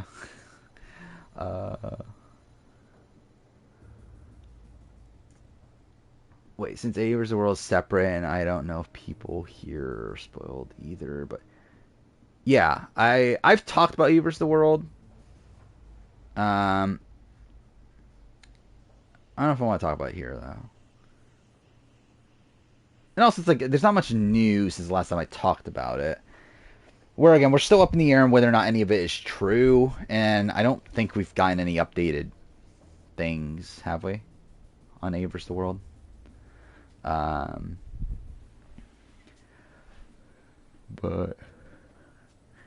yeah. Rachel's a better player than what her game shows. So again, I think that's kind of what the Mike comparison is that yeah, probably a good player, but the game they played not the greatest. Again, we'll see how the end game plays out. Again, the fact that she like gets to the end with like Sam and. It's like so. I assume what's gonna happen. So I assume what's gonna happen again. I assume like we're gonna get this flip on Tuku, and like I guess like are we just gonna get Pagani? I think that's the one question I have. I think the Caroline thing will probably be just a flip on Tuku. Gabe probably continuing on with that. Kyle was the one that I'm like, maybe, like, I could see some craziness happening during the Kyle vote. And then maybe, like, it all just, like, goes to shit, and then Kyle's just, like, the backup or whatever, and Kyle goes home. Yeah, we'll see how the Andy thing plays out. I'm interested to see how Andy's game just in general plays out, because, like, I wonder if he is going to eventually be looked at as a threat, because, like, I don't really get how he goes, considering the set of relationships we have with him, with Genevieve and with Rachel, and I guess like maybe like Sam could lead the charge against him, but like what would that mean for Rachel's game? Is she like I don't know. We'll see how that goes. Maybe Rachel idles out Gabe, and Sue idles out Kyle. Like maybe could happen. I don't know if they need the idol, though, to get out Gabe. Like, I think they could just normally get out Gabe. Unless, like, Genevieve goes... Like, I guess theoretically Genevieve could take out... Like, they could take out Caroline. And then, like, Genevieve's back to, like, wanting meat shields and wanting to keep Gabe around because of that. But again, that feels more like a Sue. I think that's more of a Sue idol play than a Rachel idol play.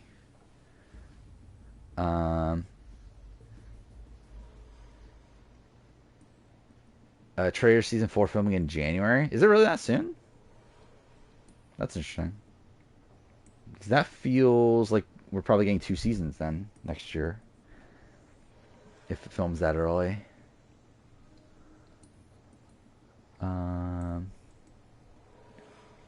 Kyle being idled out seems random. Kind of. Yeah, I mean, like, I wouldn't, like, I don't think that's where I'm necessarily seeing him going, but I wouldn't, like, rule it out either, but, like, I don't think there's any real, like, definitive, like, proof to Kyle. Because like, I think, like, Kyle's being shown as, like, likable, right? Like, I think we're clearly supposed to like Kyle. And I feel like that's, like, a weird thing to do about someone that's, like, going to get idled out of the game. Or at least that's not something they typically do if people idled out of the game. And I guess, to be fair, they did it with Emily, right? So I was like...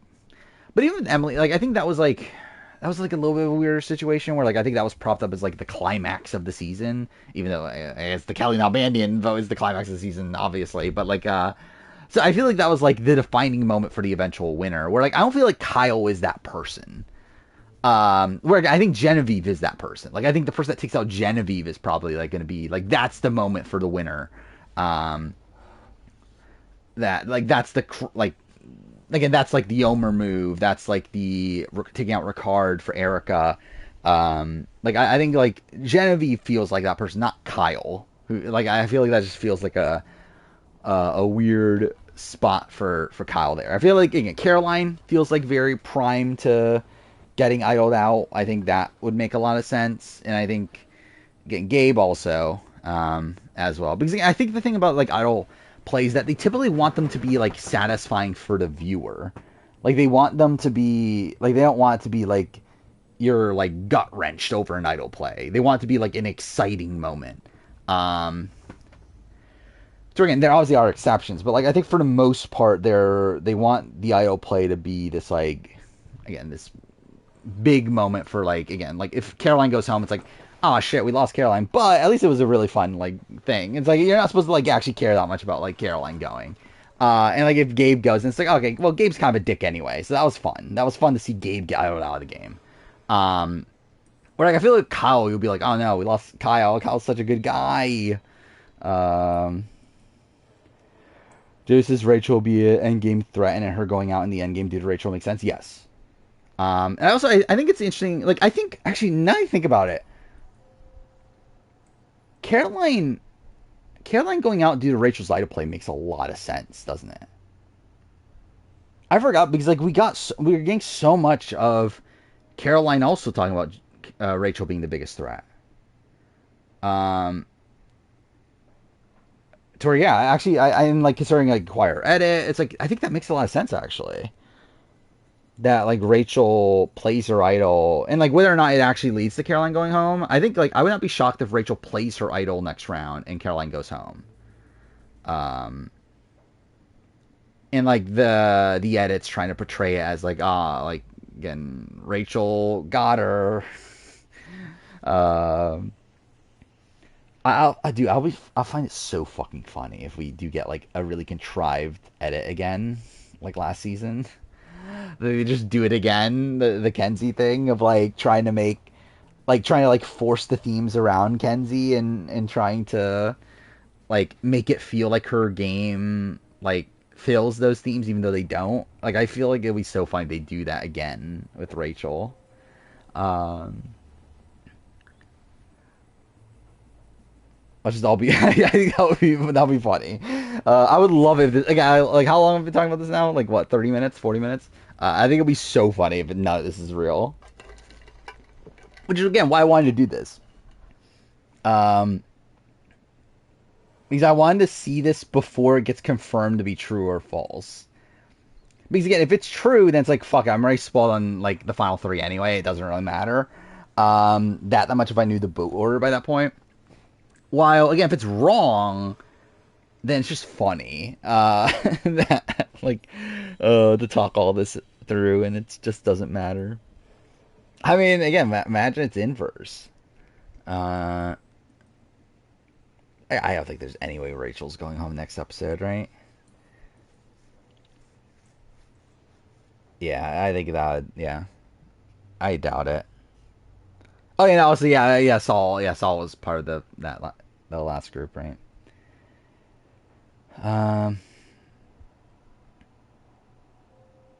Yeah, oh yeah, I can't wait for Edge of Extinction. They're like, oh my god, we gotta test out Edge of Extinction again before we bring back for 50. Gotta just throw it into 47. But yeah. But again, I'm assuming, like, I think this does make a lot of sense though. Like, I think, like, once the spoiler was that Rachel won, and again, Caroline losing final, or not Caroline, Sue losing finalists, I was like, this does feel very plausible. Like, seeing Teeny 4, Gen 5, it's like, I think it makes a lot of sense. This is, like, pretty close. Like, if you made me make a boot list before this, actually, I want to see, what would I have done? What was my projected boot list before this? I want to see if I can put this together real quick. Of like what I was thinking actually. Because I was definitely thinking Teeny 4 Gen 5. I was thinking Kyle next, so that would have been wrong, obviously. I think Sam, I was saying 6. I think Sue still 3rd, makes sense. Rachel win. Actually, I don't know where I was thinking about, like...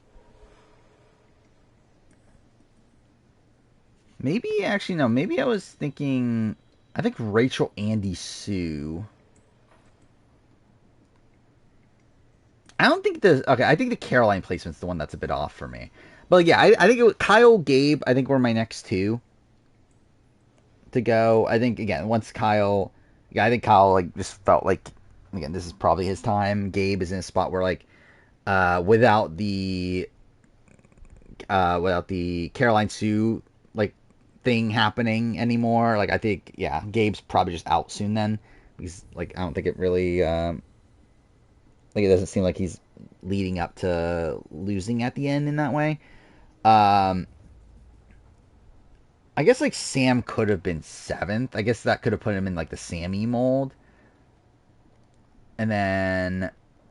I would have probably said Genevieve 6, Caroline 5, maybe.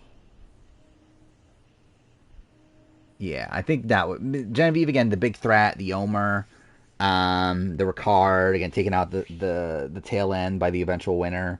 I think, again, 5 or 6 would have made sense. I guess in this spot, just 6, just because I feel like Caroline makes more sense as 5 than 6. And then, Teeny 4, Sue 3. Well, I guess really, I might have had Sue 2nd, Andy 3rd. But I think I would have projected Rachel, Andy, Sue final 3 probably. But again, I would have been like relatively close either way. Again, I was already like, again, I think Rachel, Sue final 3 makes sense. Teeny 4th place makes sense. Genevieve Endgame threat makes sense. Gabe and Kyle, like, again, taken out before Endgame makes sense. Like, a lot of this makes sense to begin with, so I do feel like this is probably true, but we'll see how it goes. He was on the Rachel train before this Rome thing, but I was thinking Rachel, Andy, Gabe. Interesting. So you thought, yeah, I felt like, for me, it was like, if Gabe gets to the end, again, I don't think Gabe's winning, so like Gabe would lose, but I think the only way he would lose, it would feel like satisfying from a story perspective, is if he lost to Sue or Caroline.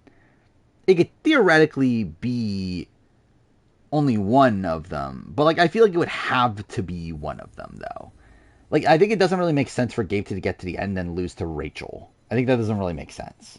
And again, once we got to the point where, like, again, Sue's probably not winning, getting a very clear runner-up at it. Caroline, like, is just getting nothing. It's just kind of there with no real depth to her at this point outside of just, like, loosely connecting her to themes. It's like, I just feel like, yeah, I don't think Gabe's getting there.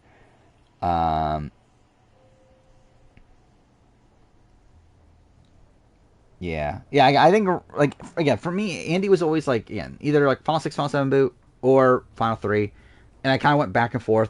I think coming out of last episode, I think I was... Actually, I don't remember where I was exactly coming out in last episode. 2 episodes ago, I know I was back on the more Emily than like, Owen / Carolyn sort of thing. But yeah, I think when, like, putting the list together, especially when, like, also seeing the Rachel relationship, I think that was also the thing. Seeing the Rachel relationship come back up, I feel like, okay, this may be a setup to them getting to the end together. But that was insane, right? The fact I don't think we ever talked about that. The fact that we got, like, a 1 minute flashback to the Andy Rachel relationship, like, that was so bizarre. I mean, I talked about it earlier. I think I understand. Like, again, like, I've said it before that, like, pre-merge doesn't matter is the thing. It's like, I think you just need, like, a setup to what your eventual storyline is going to be. And you're probably good. Like, again, I think it's like, yeah, we got Gabler, got, like, such Dodo content throughout all of it. We got Erica, who, like, had a good opening confessional, but then kind of not super relevant to the rest of the pre-merge outside of a point where, like, they fabricate a storyline of her being a big target. Marianne was shown as, like, annoying and, like, on the bottom of her tribe early on. Again, Jam's not as bad, but again, still was shown, like, negatively at points. Again, Dee wasn't as bad either, but again, at least negativity at the Sifu stuff, and then Kenzie got a lot of negativity in episode 2 in particular. To where episode's so bad, which one, the Erica one we're talking about, or?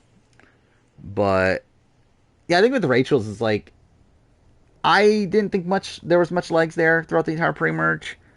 But I think after seeing what's happened at the merge now, it does make sense, just in the fact that, again, I don't think it matters. And I think, like, if I were to guess, I think from an editing perspective, they look at it as, like, Rachel's storyline started at the Annika boot.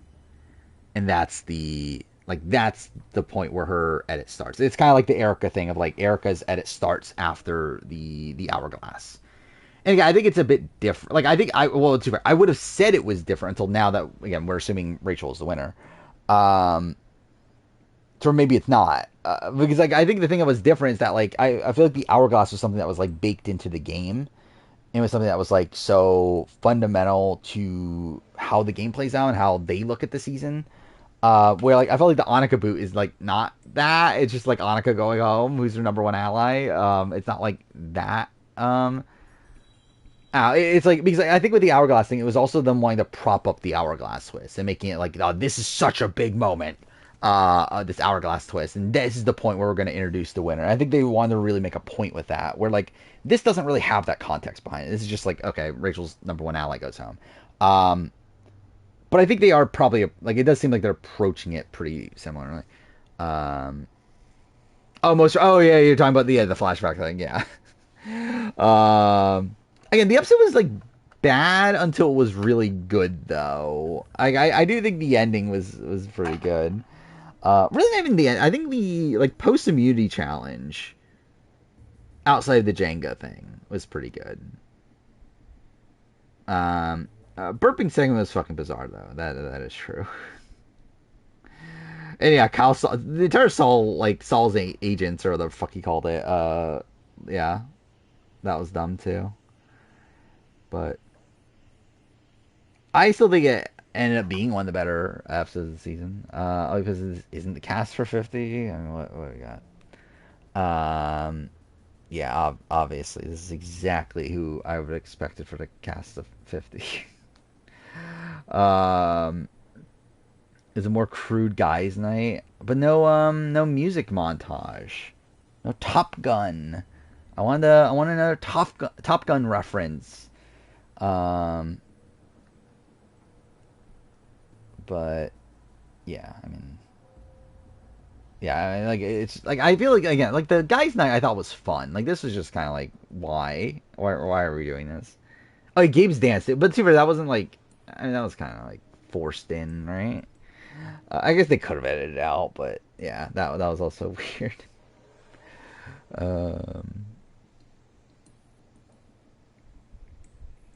Oh really? I actually haven't seen that clip again. I've seen people talk about it, but I haven't seen the actual clip. By the way, people are posting spoilers on Twitter though. Or at least people are posting that Rome spoiled the season, I should say, on Twitter. So like that is getting out there.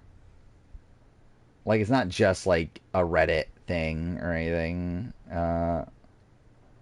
So again, more likely production probably knows. The thing is though, like how they approve the interview though. I guess like doing it in the order he did, like so he did it like Sierra on and then Winter to Saul.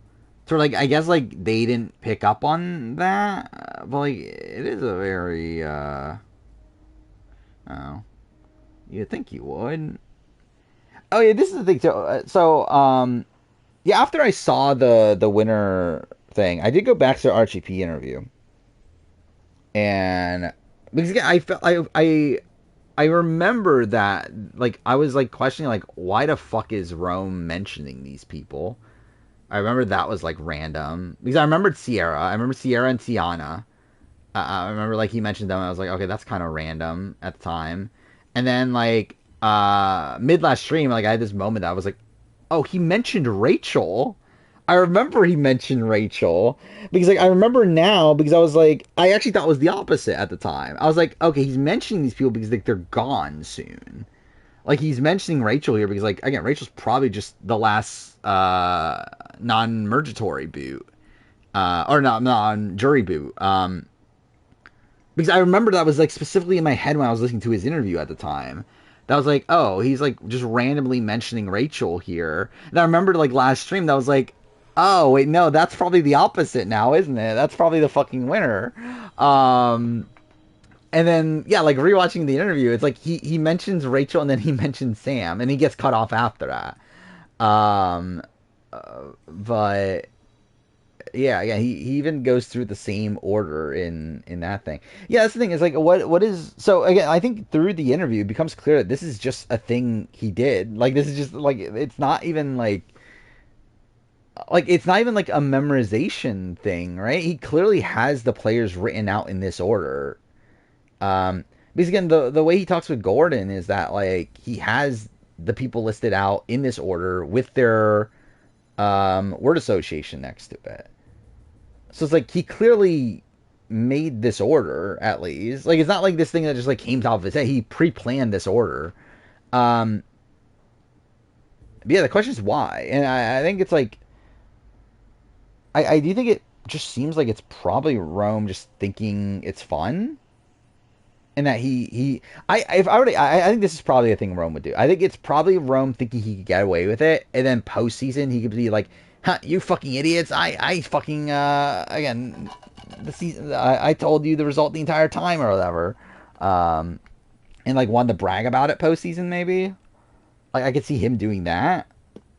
But it's also really dumb though. Like either way, it's really dumb. I wonder how this works actually in terms of payment for Rome. Like, does Rome still get paid if he?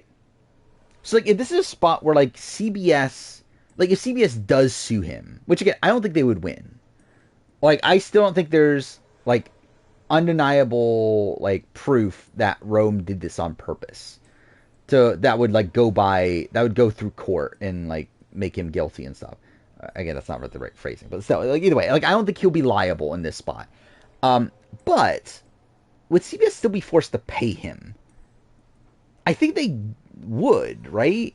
In the case that like, because like it's still it's essentially like it would be like unpaid work at that point, unless there's like I'm sure there's like so many like things in the contract. There's probably a thing saying that hey, if we think you spoiled the season, then we won't pay you.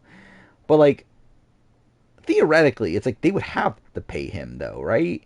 because like it would be like not paying someone for work when there's like not proof that they did anything wrong. Yeah, that's what I'm saying. Like, it would have to be like a clear breach that would like actually go through court, right? To not pay him. But we get no medium dives this season. Yeah, it's probably not looking great. It wasn't looking great just in general. It is funny how like Big Brother we could still get away with it, but Survivor not.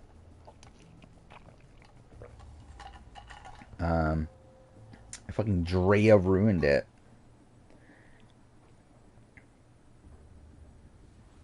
It's not his job, so maybe not. But still, like a contract though they sign.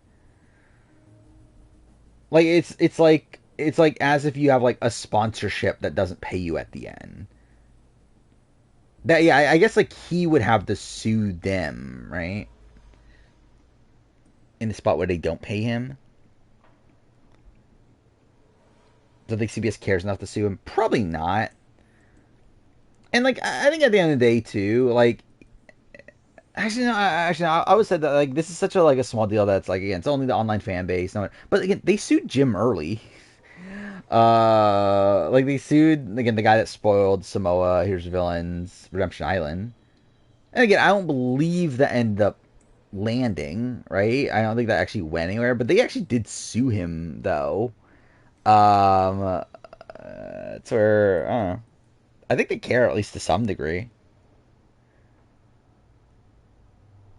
Going forward, Gordon Holmes and Rob should never let players. Yeah, I think that's probably a thing that they will do. Like if CBS finds out about this and stuff, they'll probably will be like, hey, can't let the players like, or I mean maybe it's like both sides. Like tell the players, hey, do not go on listing players unpromptedly, or I guess like again listing off players at all. And also probably tell the interviewers, hey, don't make them do that. I think that probably will be a thing. And again, like it's Rome also is the thing. That's like obviously Rome's just a type of person that would do that because like typically it is Gordon like saying a name and then they respond, right? But this is Rome, so of course he fucking like made his own list and does it all on his own. I mean, again, Rome's gonna make my Game Changers cast. I can't wait when I ever do that video that I always wanted to do. That who knows when I'll ever do that casting the true Survivor Game Changers. Where again he can be on the same tribe as Cowboy. I can't wait. Same tribe as Cowboy and Claire from 44, my favorite. Can't wait. I haven't seen Claire in forever. She's still around? I feel like I haven't even seen her like talk about Survivor this season. But also I could just not be looking because I haven't really been looking that much. But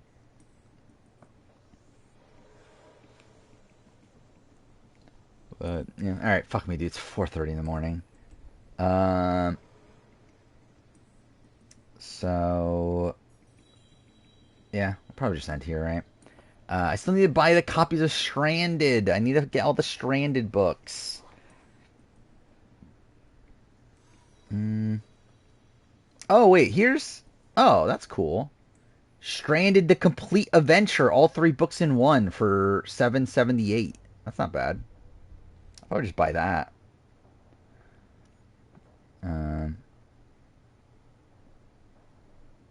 Let's see, is there... Oh, here's a lot of all 3 for $12 individual. I might actually buy that. I think I'd rather have all 3 separately. Yeah, they're all pretty... This has them in pretty good shape.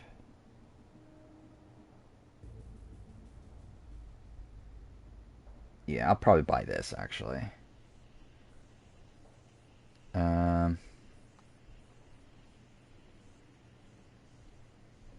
There we go. I officially bought all the Stranded books.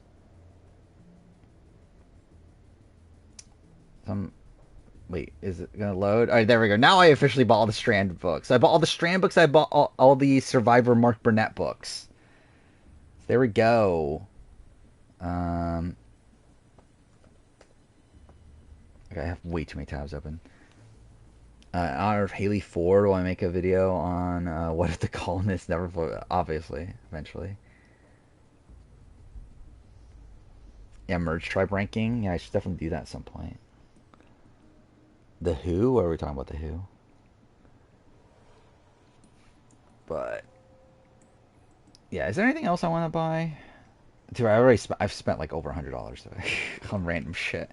More than actually. I know I've spent. Wait, how much? What did I buy today? I bought games. I know that went on sale.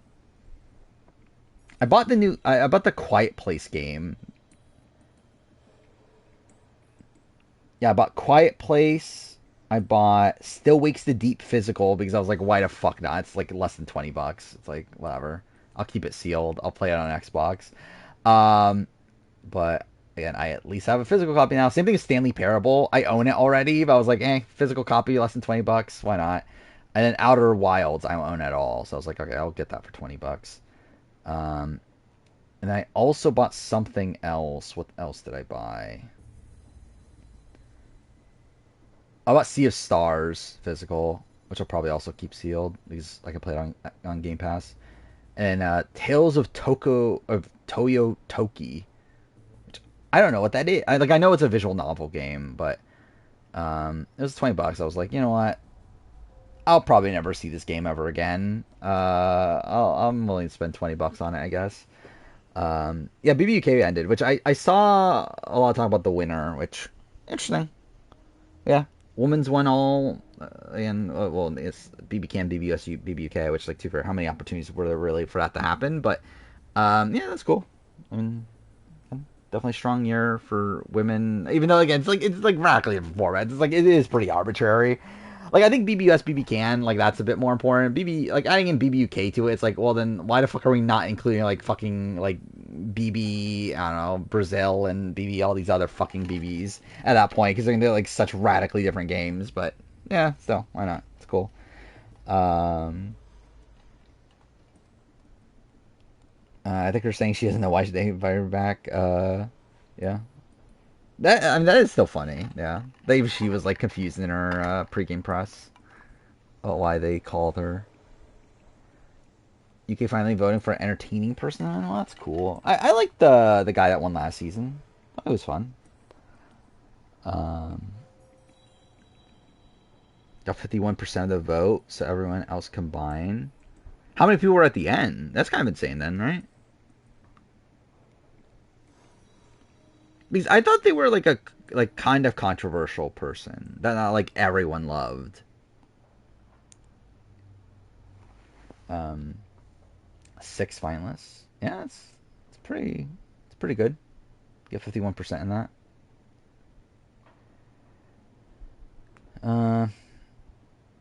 I guess like it's kind of like what happened with Mark, I think was his name, right? In UK 16. Like I know he was someone that was like hated by like 49% of the audience, but was like loved by 51%. Then gets evicted because like the 49% voted to evict him or whatever when he was on the block. Yeah, Mark, that's the guy. I remember I thought he was fun TV. Probably wouldn't. I don't know how I would think of him now. I feel like he probably is a massive misogynist and kind of a dick. And I probably wouldn't like him nowadays, but I liked him at the time.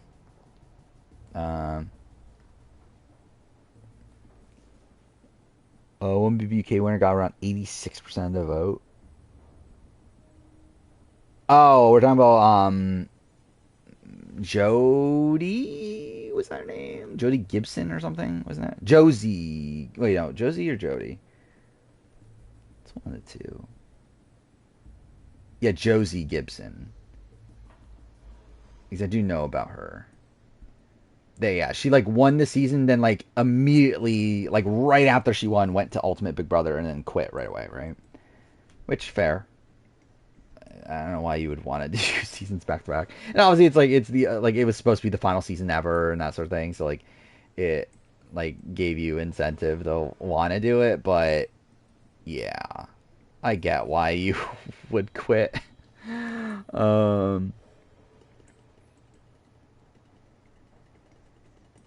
Yeah, in terms of like polarizing. I mean, I don't think Coach was ever that popular though. Like, I think Coach always had more like people that hated him than liked him. Russell though, yeah, Russell definitely was in that. Like, most people loved him, or like more people loved him than hated him, but still was very polarizing. Well, I think like Coach was on like the upset end of that. Orbit, I don't know if Orbit was. Like, I think Orbit's probably more in the Coach mold, where I think more people disliked him, but definitely had like his fans. Shocked that BBUK has 2 trans winners. BBUS has only had 1 trans contestant. Yeah, definitely something that BBUS could work on. Though if that one guy is to be believed, then they're intentionally not casting trans people, which too far I don't think that's out of the realm possibility. But they should cast more. It is actually kind of insane that, like, yeah, so, like, the only one we had is Audrey back in, what, 17? So that was, what, 2015? It's like, that was, what, almost, like, by the time next season, it'll be 10 years ago. The fact that they haven't had one since is kind of insane. Insane to think that Sandra was likely the second female villain locked for Here's Villains. Like a second lock? So what, you mean like after Jerry? Is that what you're saying? Yeah, that's probably about right. Yeah. I mean, like, Parvati was a bigger lock to be on the season, but, like, obviously was not a lock to be a villain, though. While, yeah, Danielle De Lorenzo obviously was, like, a replacement for Corinne. And, Courtney, I think Sandra's a bigger lock than Courtney. Well, yeah, that's what the report is from the one guy that made the book or whatever, that the Big Brother Bible that was the game that a lot of controversy. And again, who knows if he's going to be believed, but he did say that, yeah, that producer told him that Audrey made them not want to cast another, which would be a shame. I don't want to look this up. What was my longest stream that wasn't a daytime stream? Are we at that point yet? I don't think we are we? Dang it, I'm not, like, striving to get to that point. But, like, I just want to see what that point was. Because I believe it was the Watch Dogs stream. Where, like, I was trying to finish Watch Dogs and it took, like, 6 hours or something.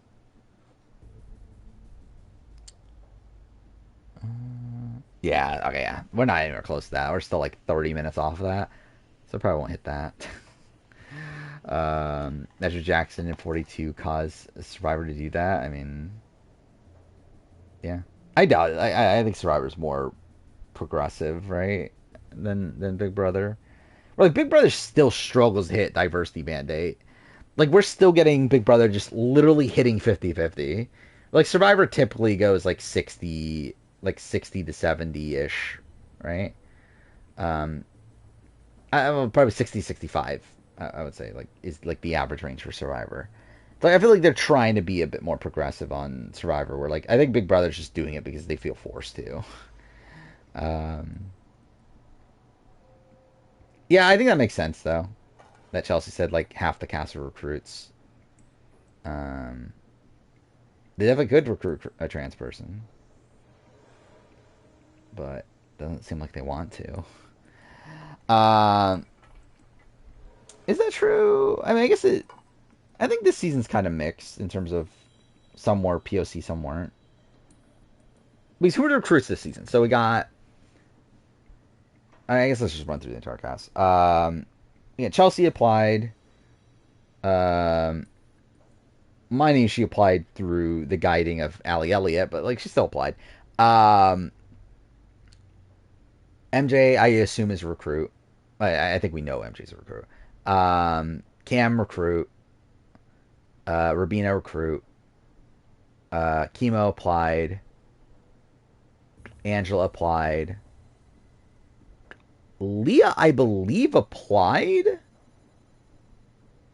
but like just never watched the show before, I believe, or like her family watched the show, but she didn't watch the show. I believe that's her story. Yeah, that was pretty insane. That like Chemo was the only LGBT representation on the season. Who's 8? T-Core Recruit, I think. I think T-Core and Lee are the two that I'm the most unsure about, I think. But Quinn applied, Joseph applied.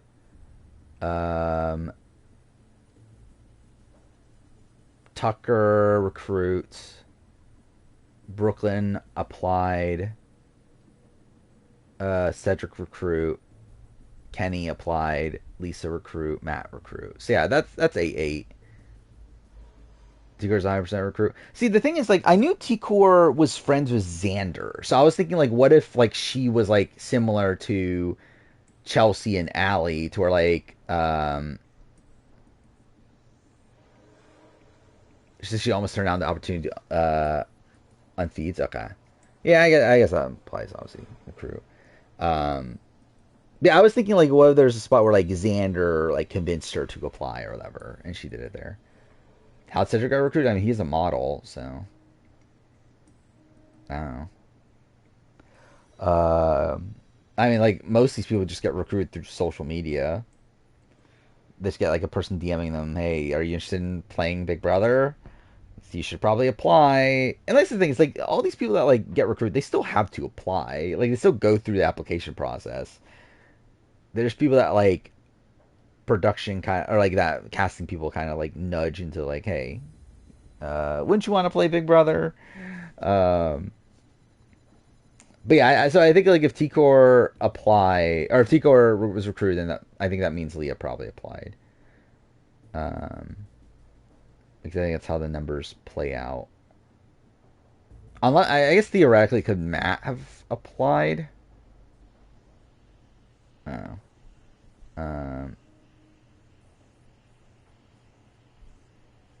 Yeah. So like, it's like, even if like you're recruited, you're still like going through the application process. Sure, again, Mackenzie was definitely a recruit. There's no way that Mackenzie like applied on her own.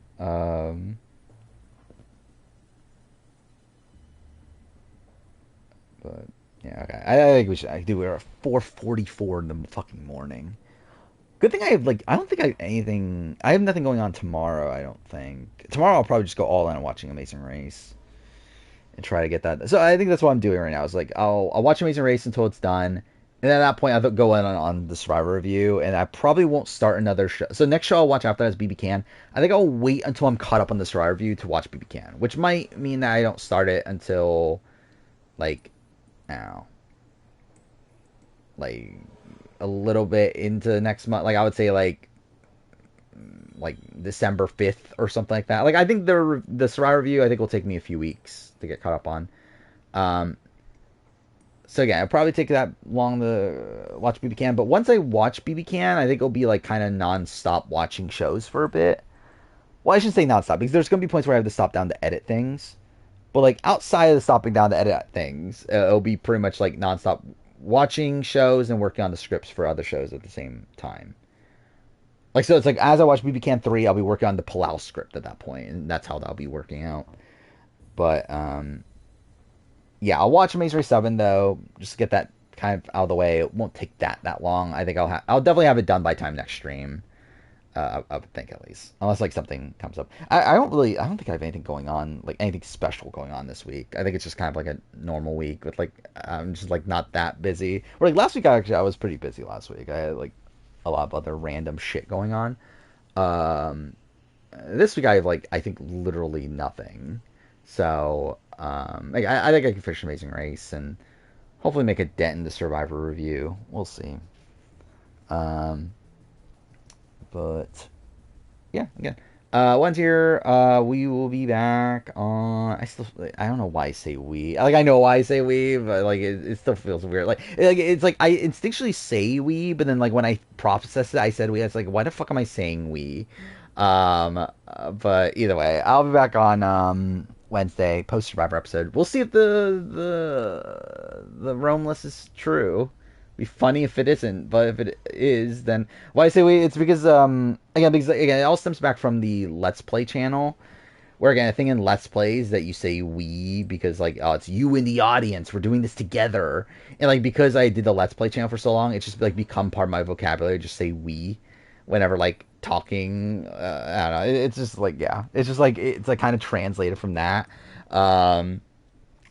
But obviously it now feels weird because like I say we whenever I mean I like a lot, and it makes me feel like a fucking psycho. But whatever. Watch Rachel go home. I think it'll be funny. It'll be so funny. And then watch that means yeah, Saul comes back from Edge and wins. I can't wait. But yeah. Yeah, we'll be back on Wednesday. Yeah, more of this Horizon, which everyone's so excited for, and then obviously yeah, Survivor. And Traders, and maybe something else. Don't remember. Either way, see you guys next time.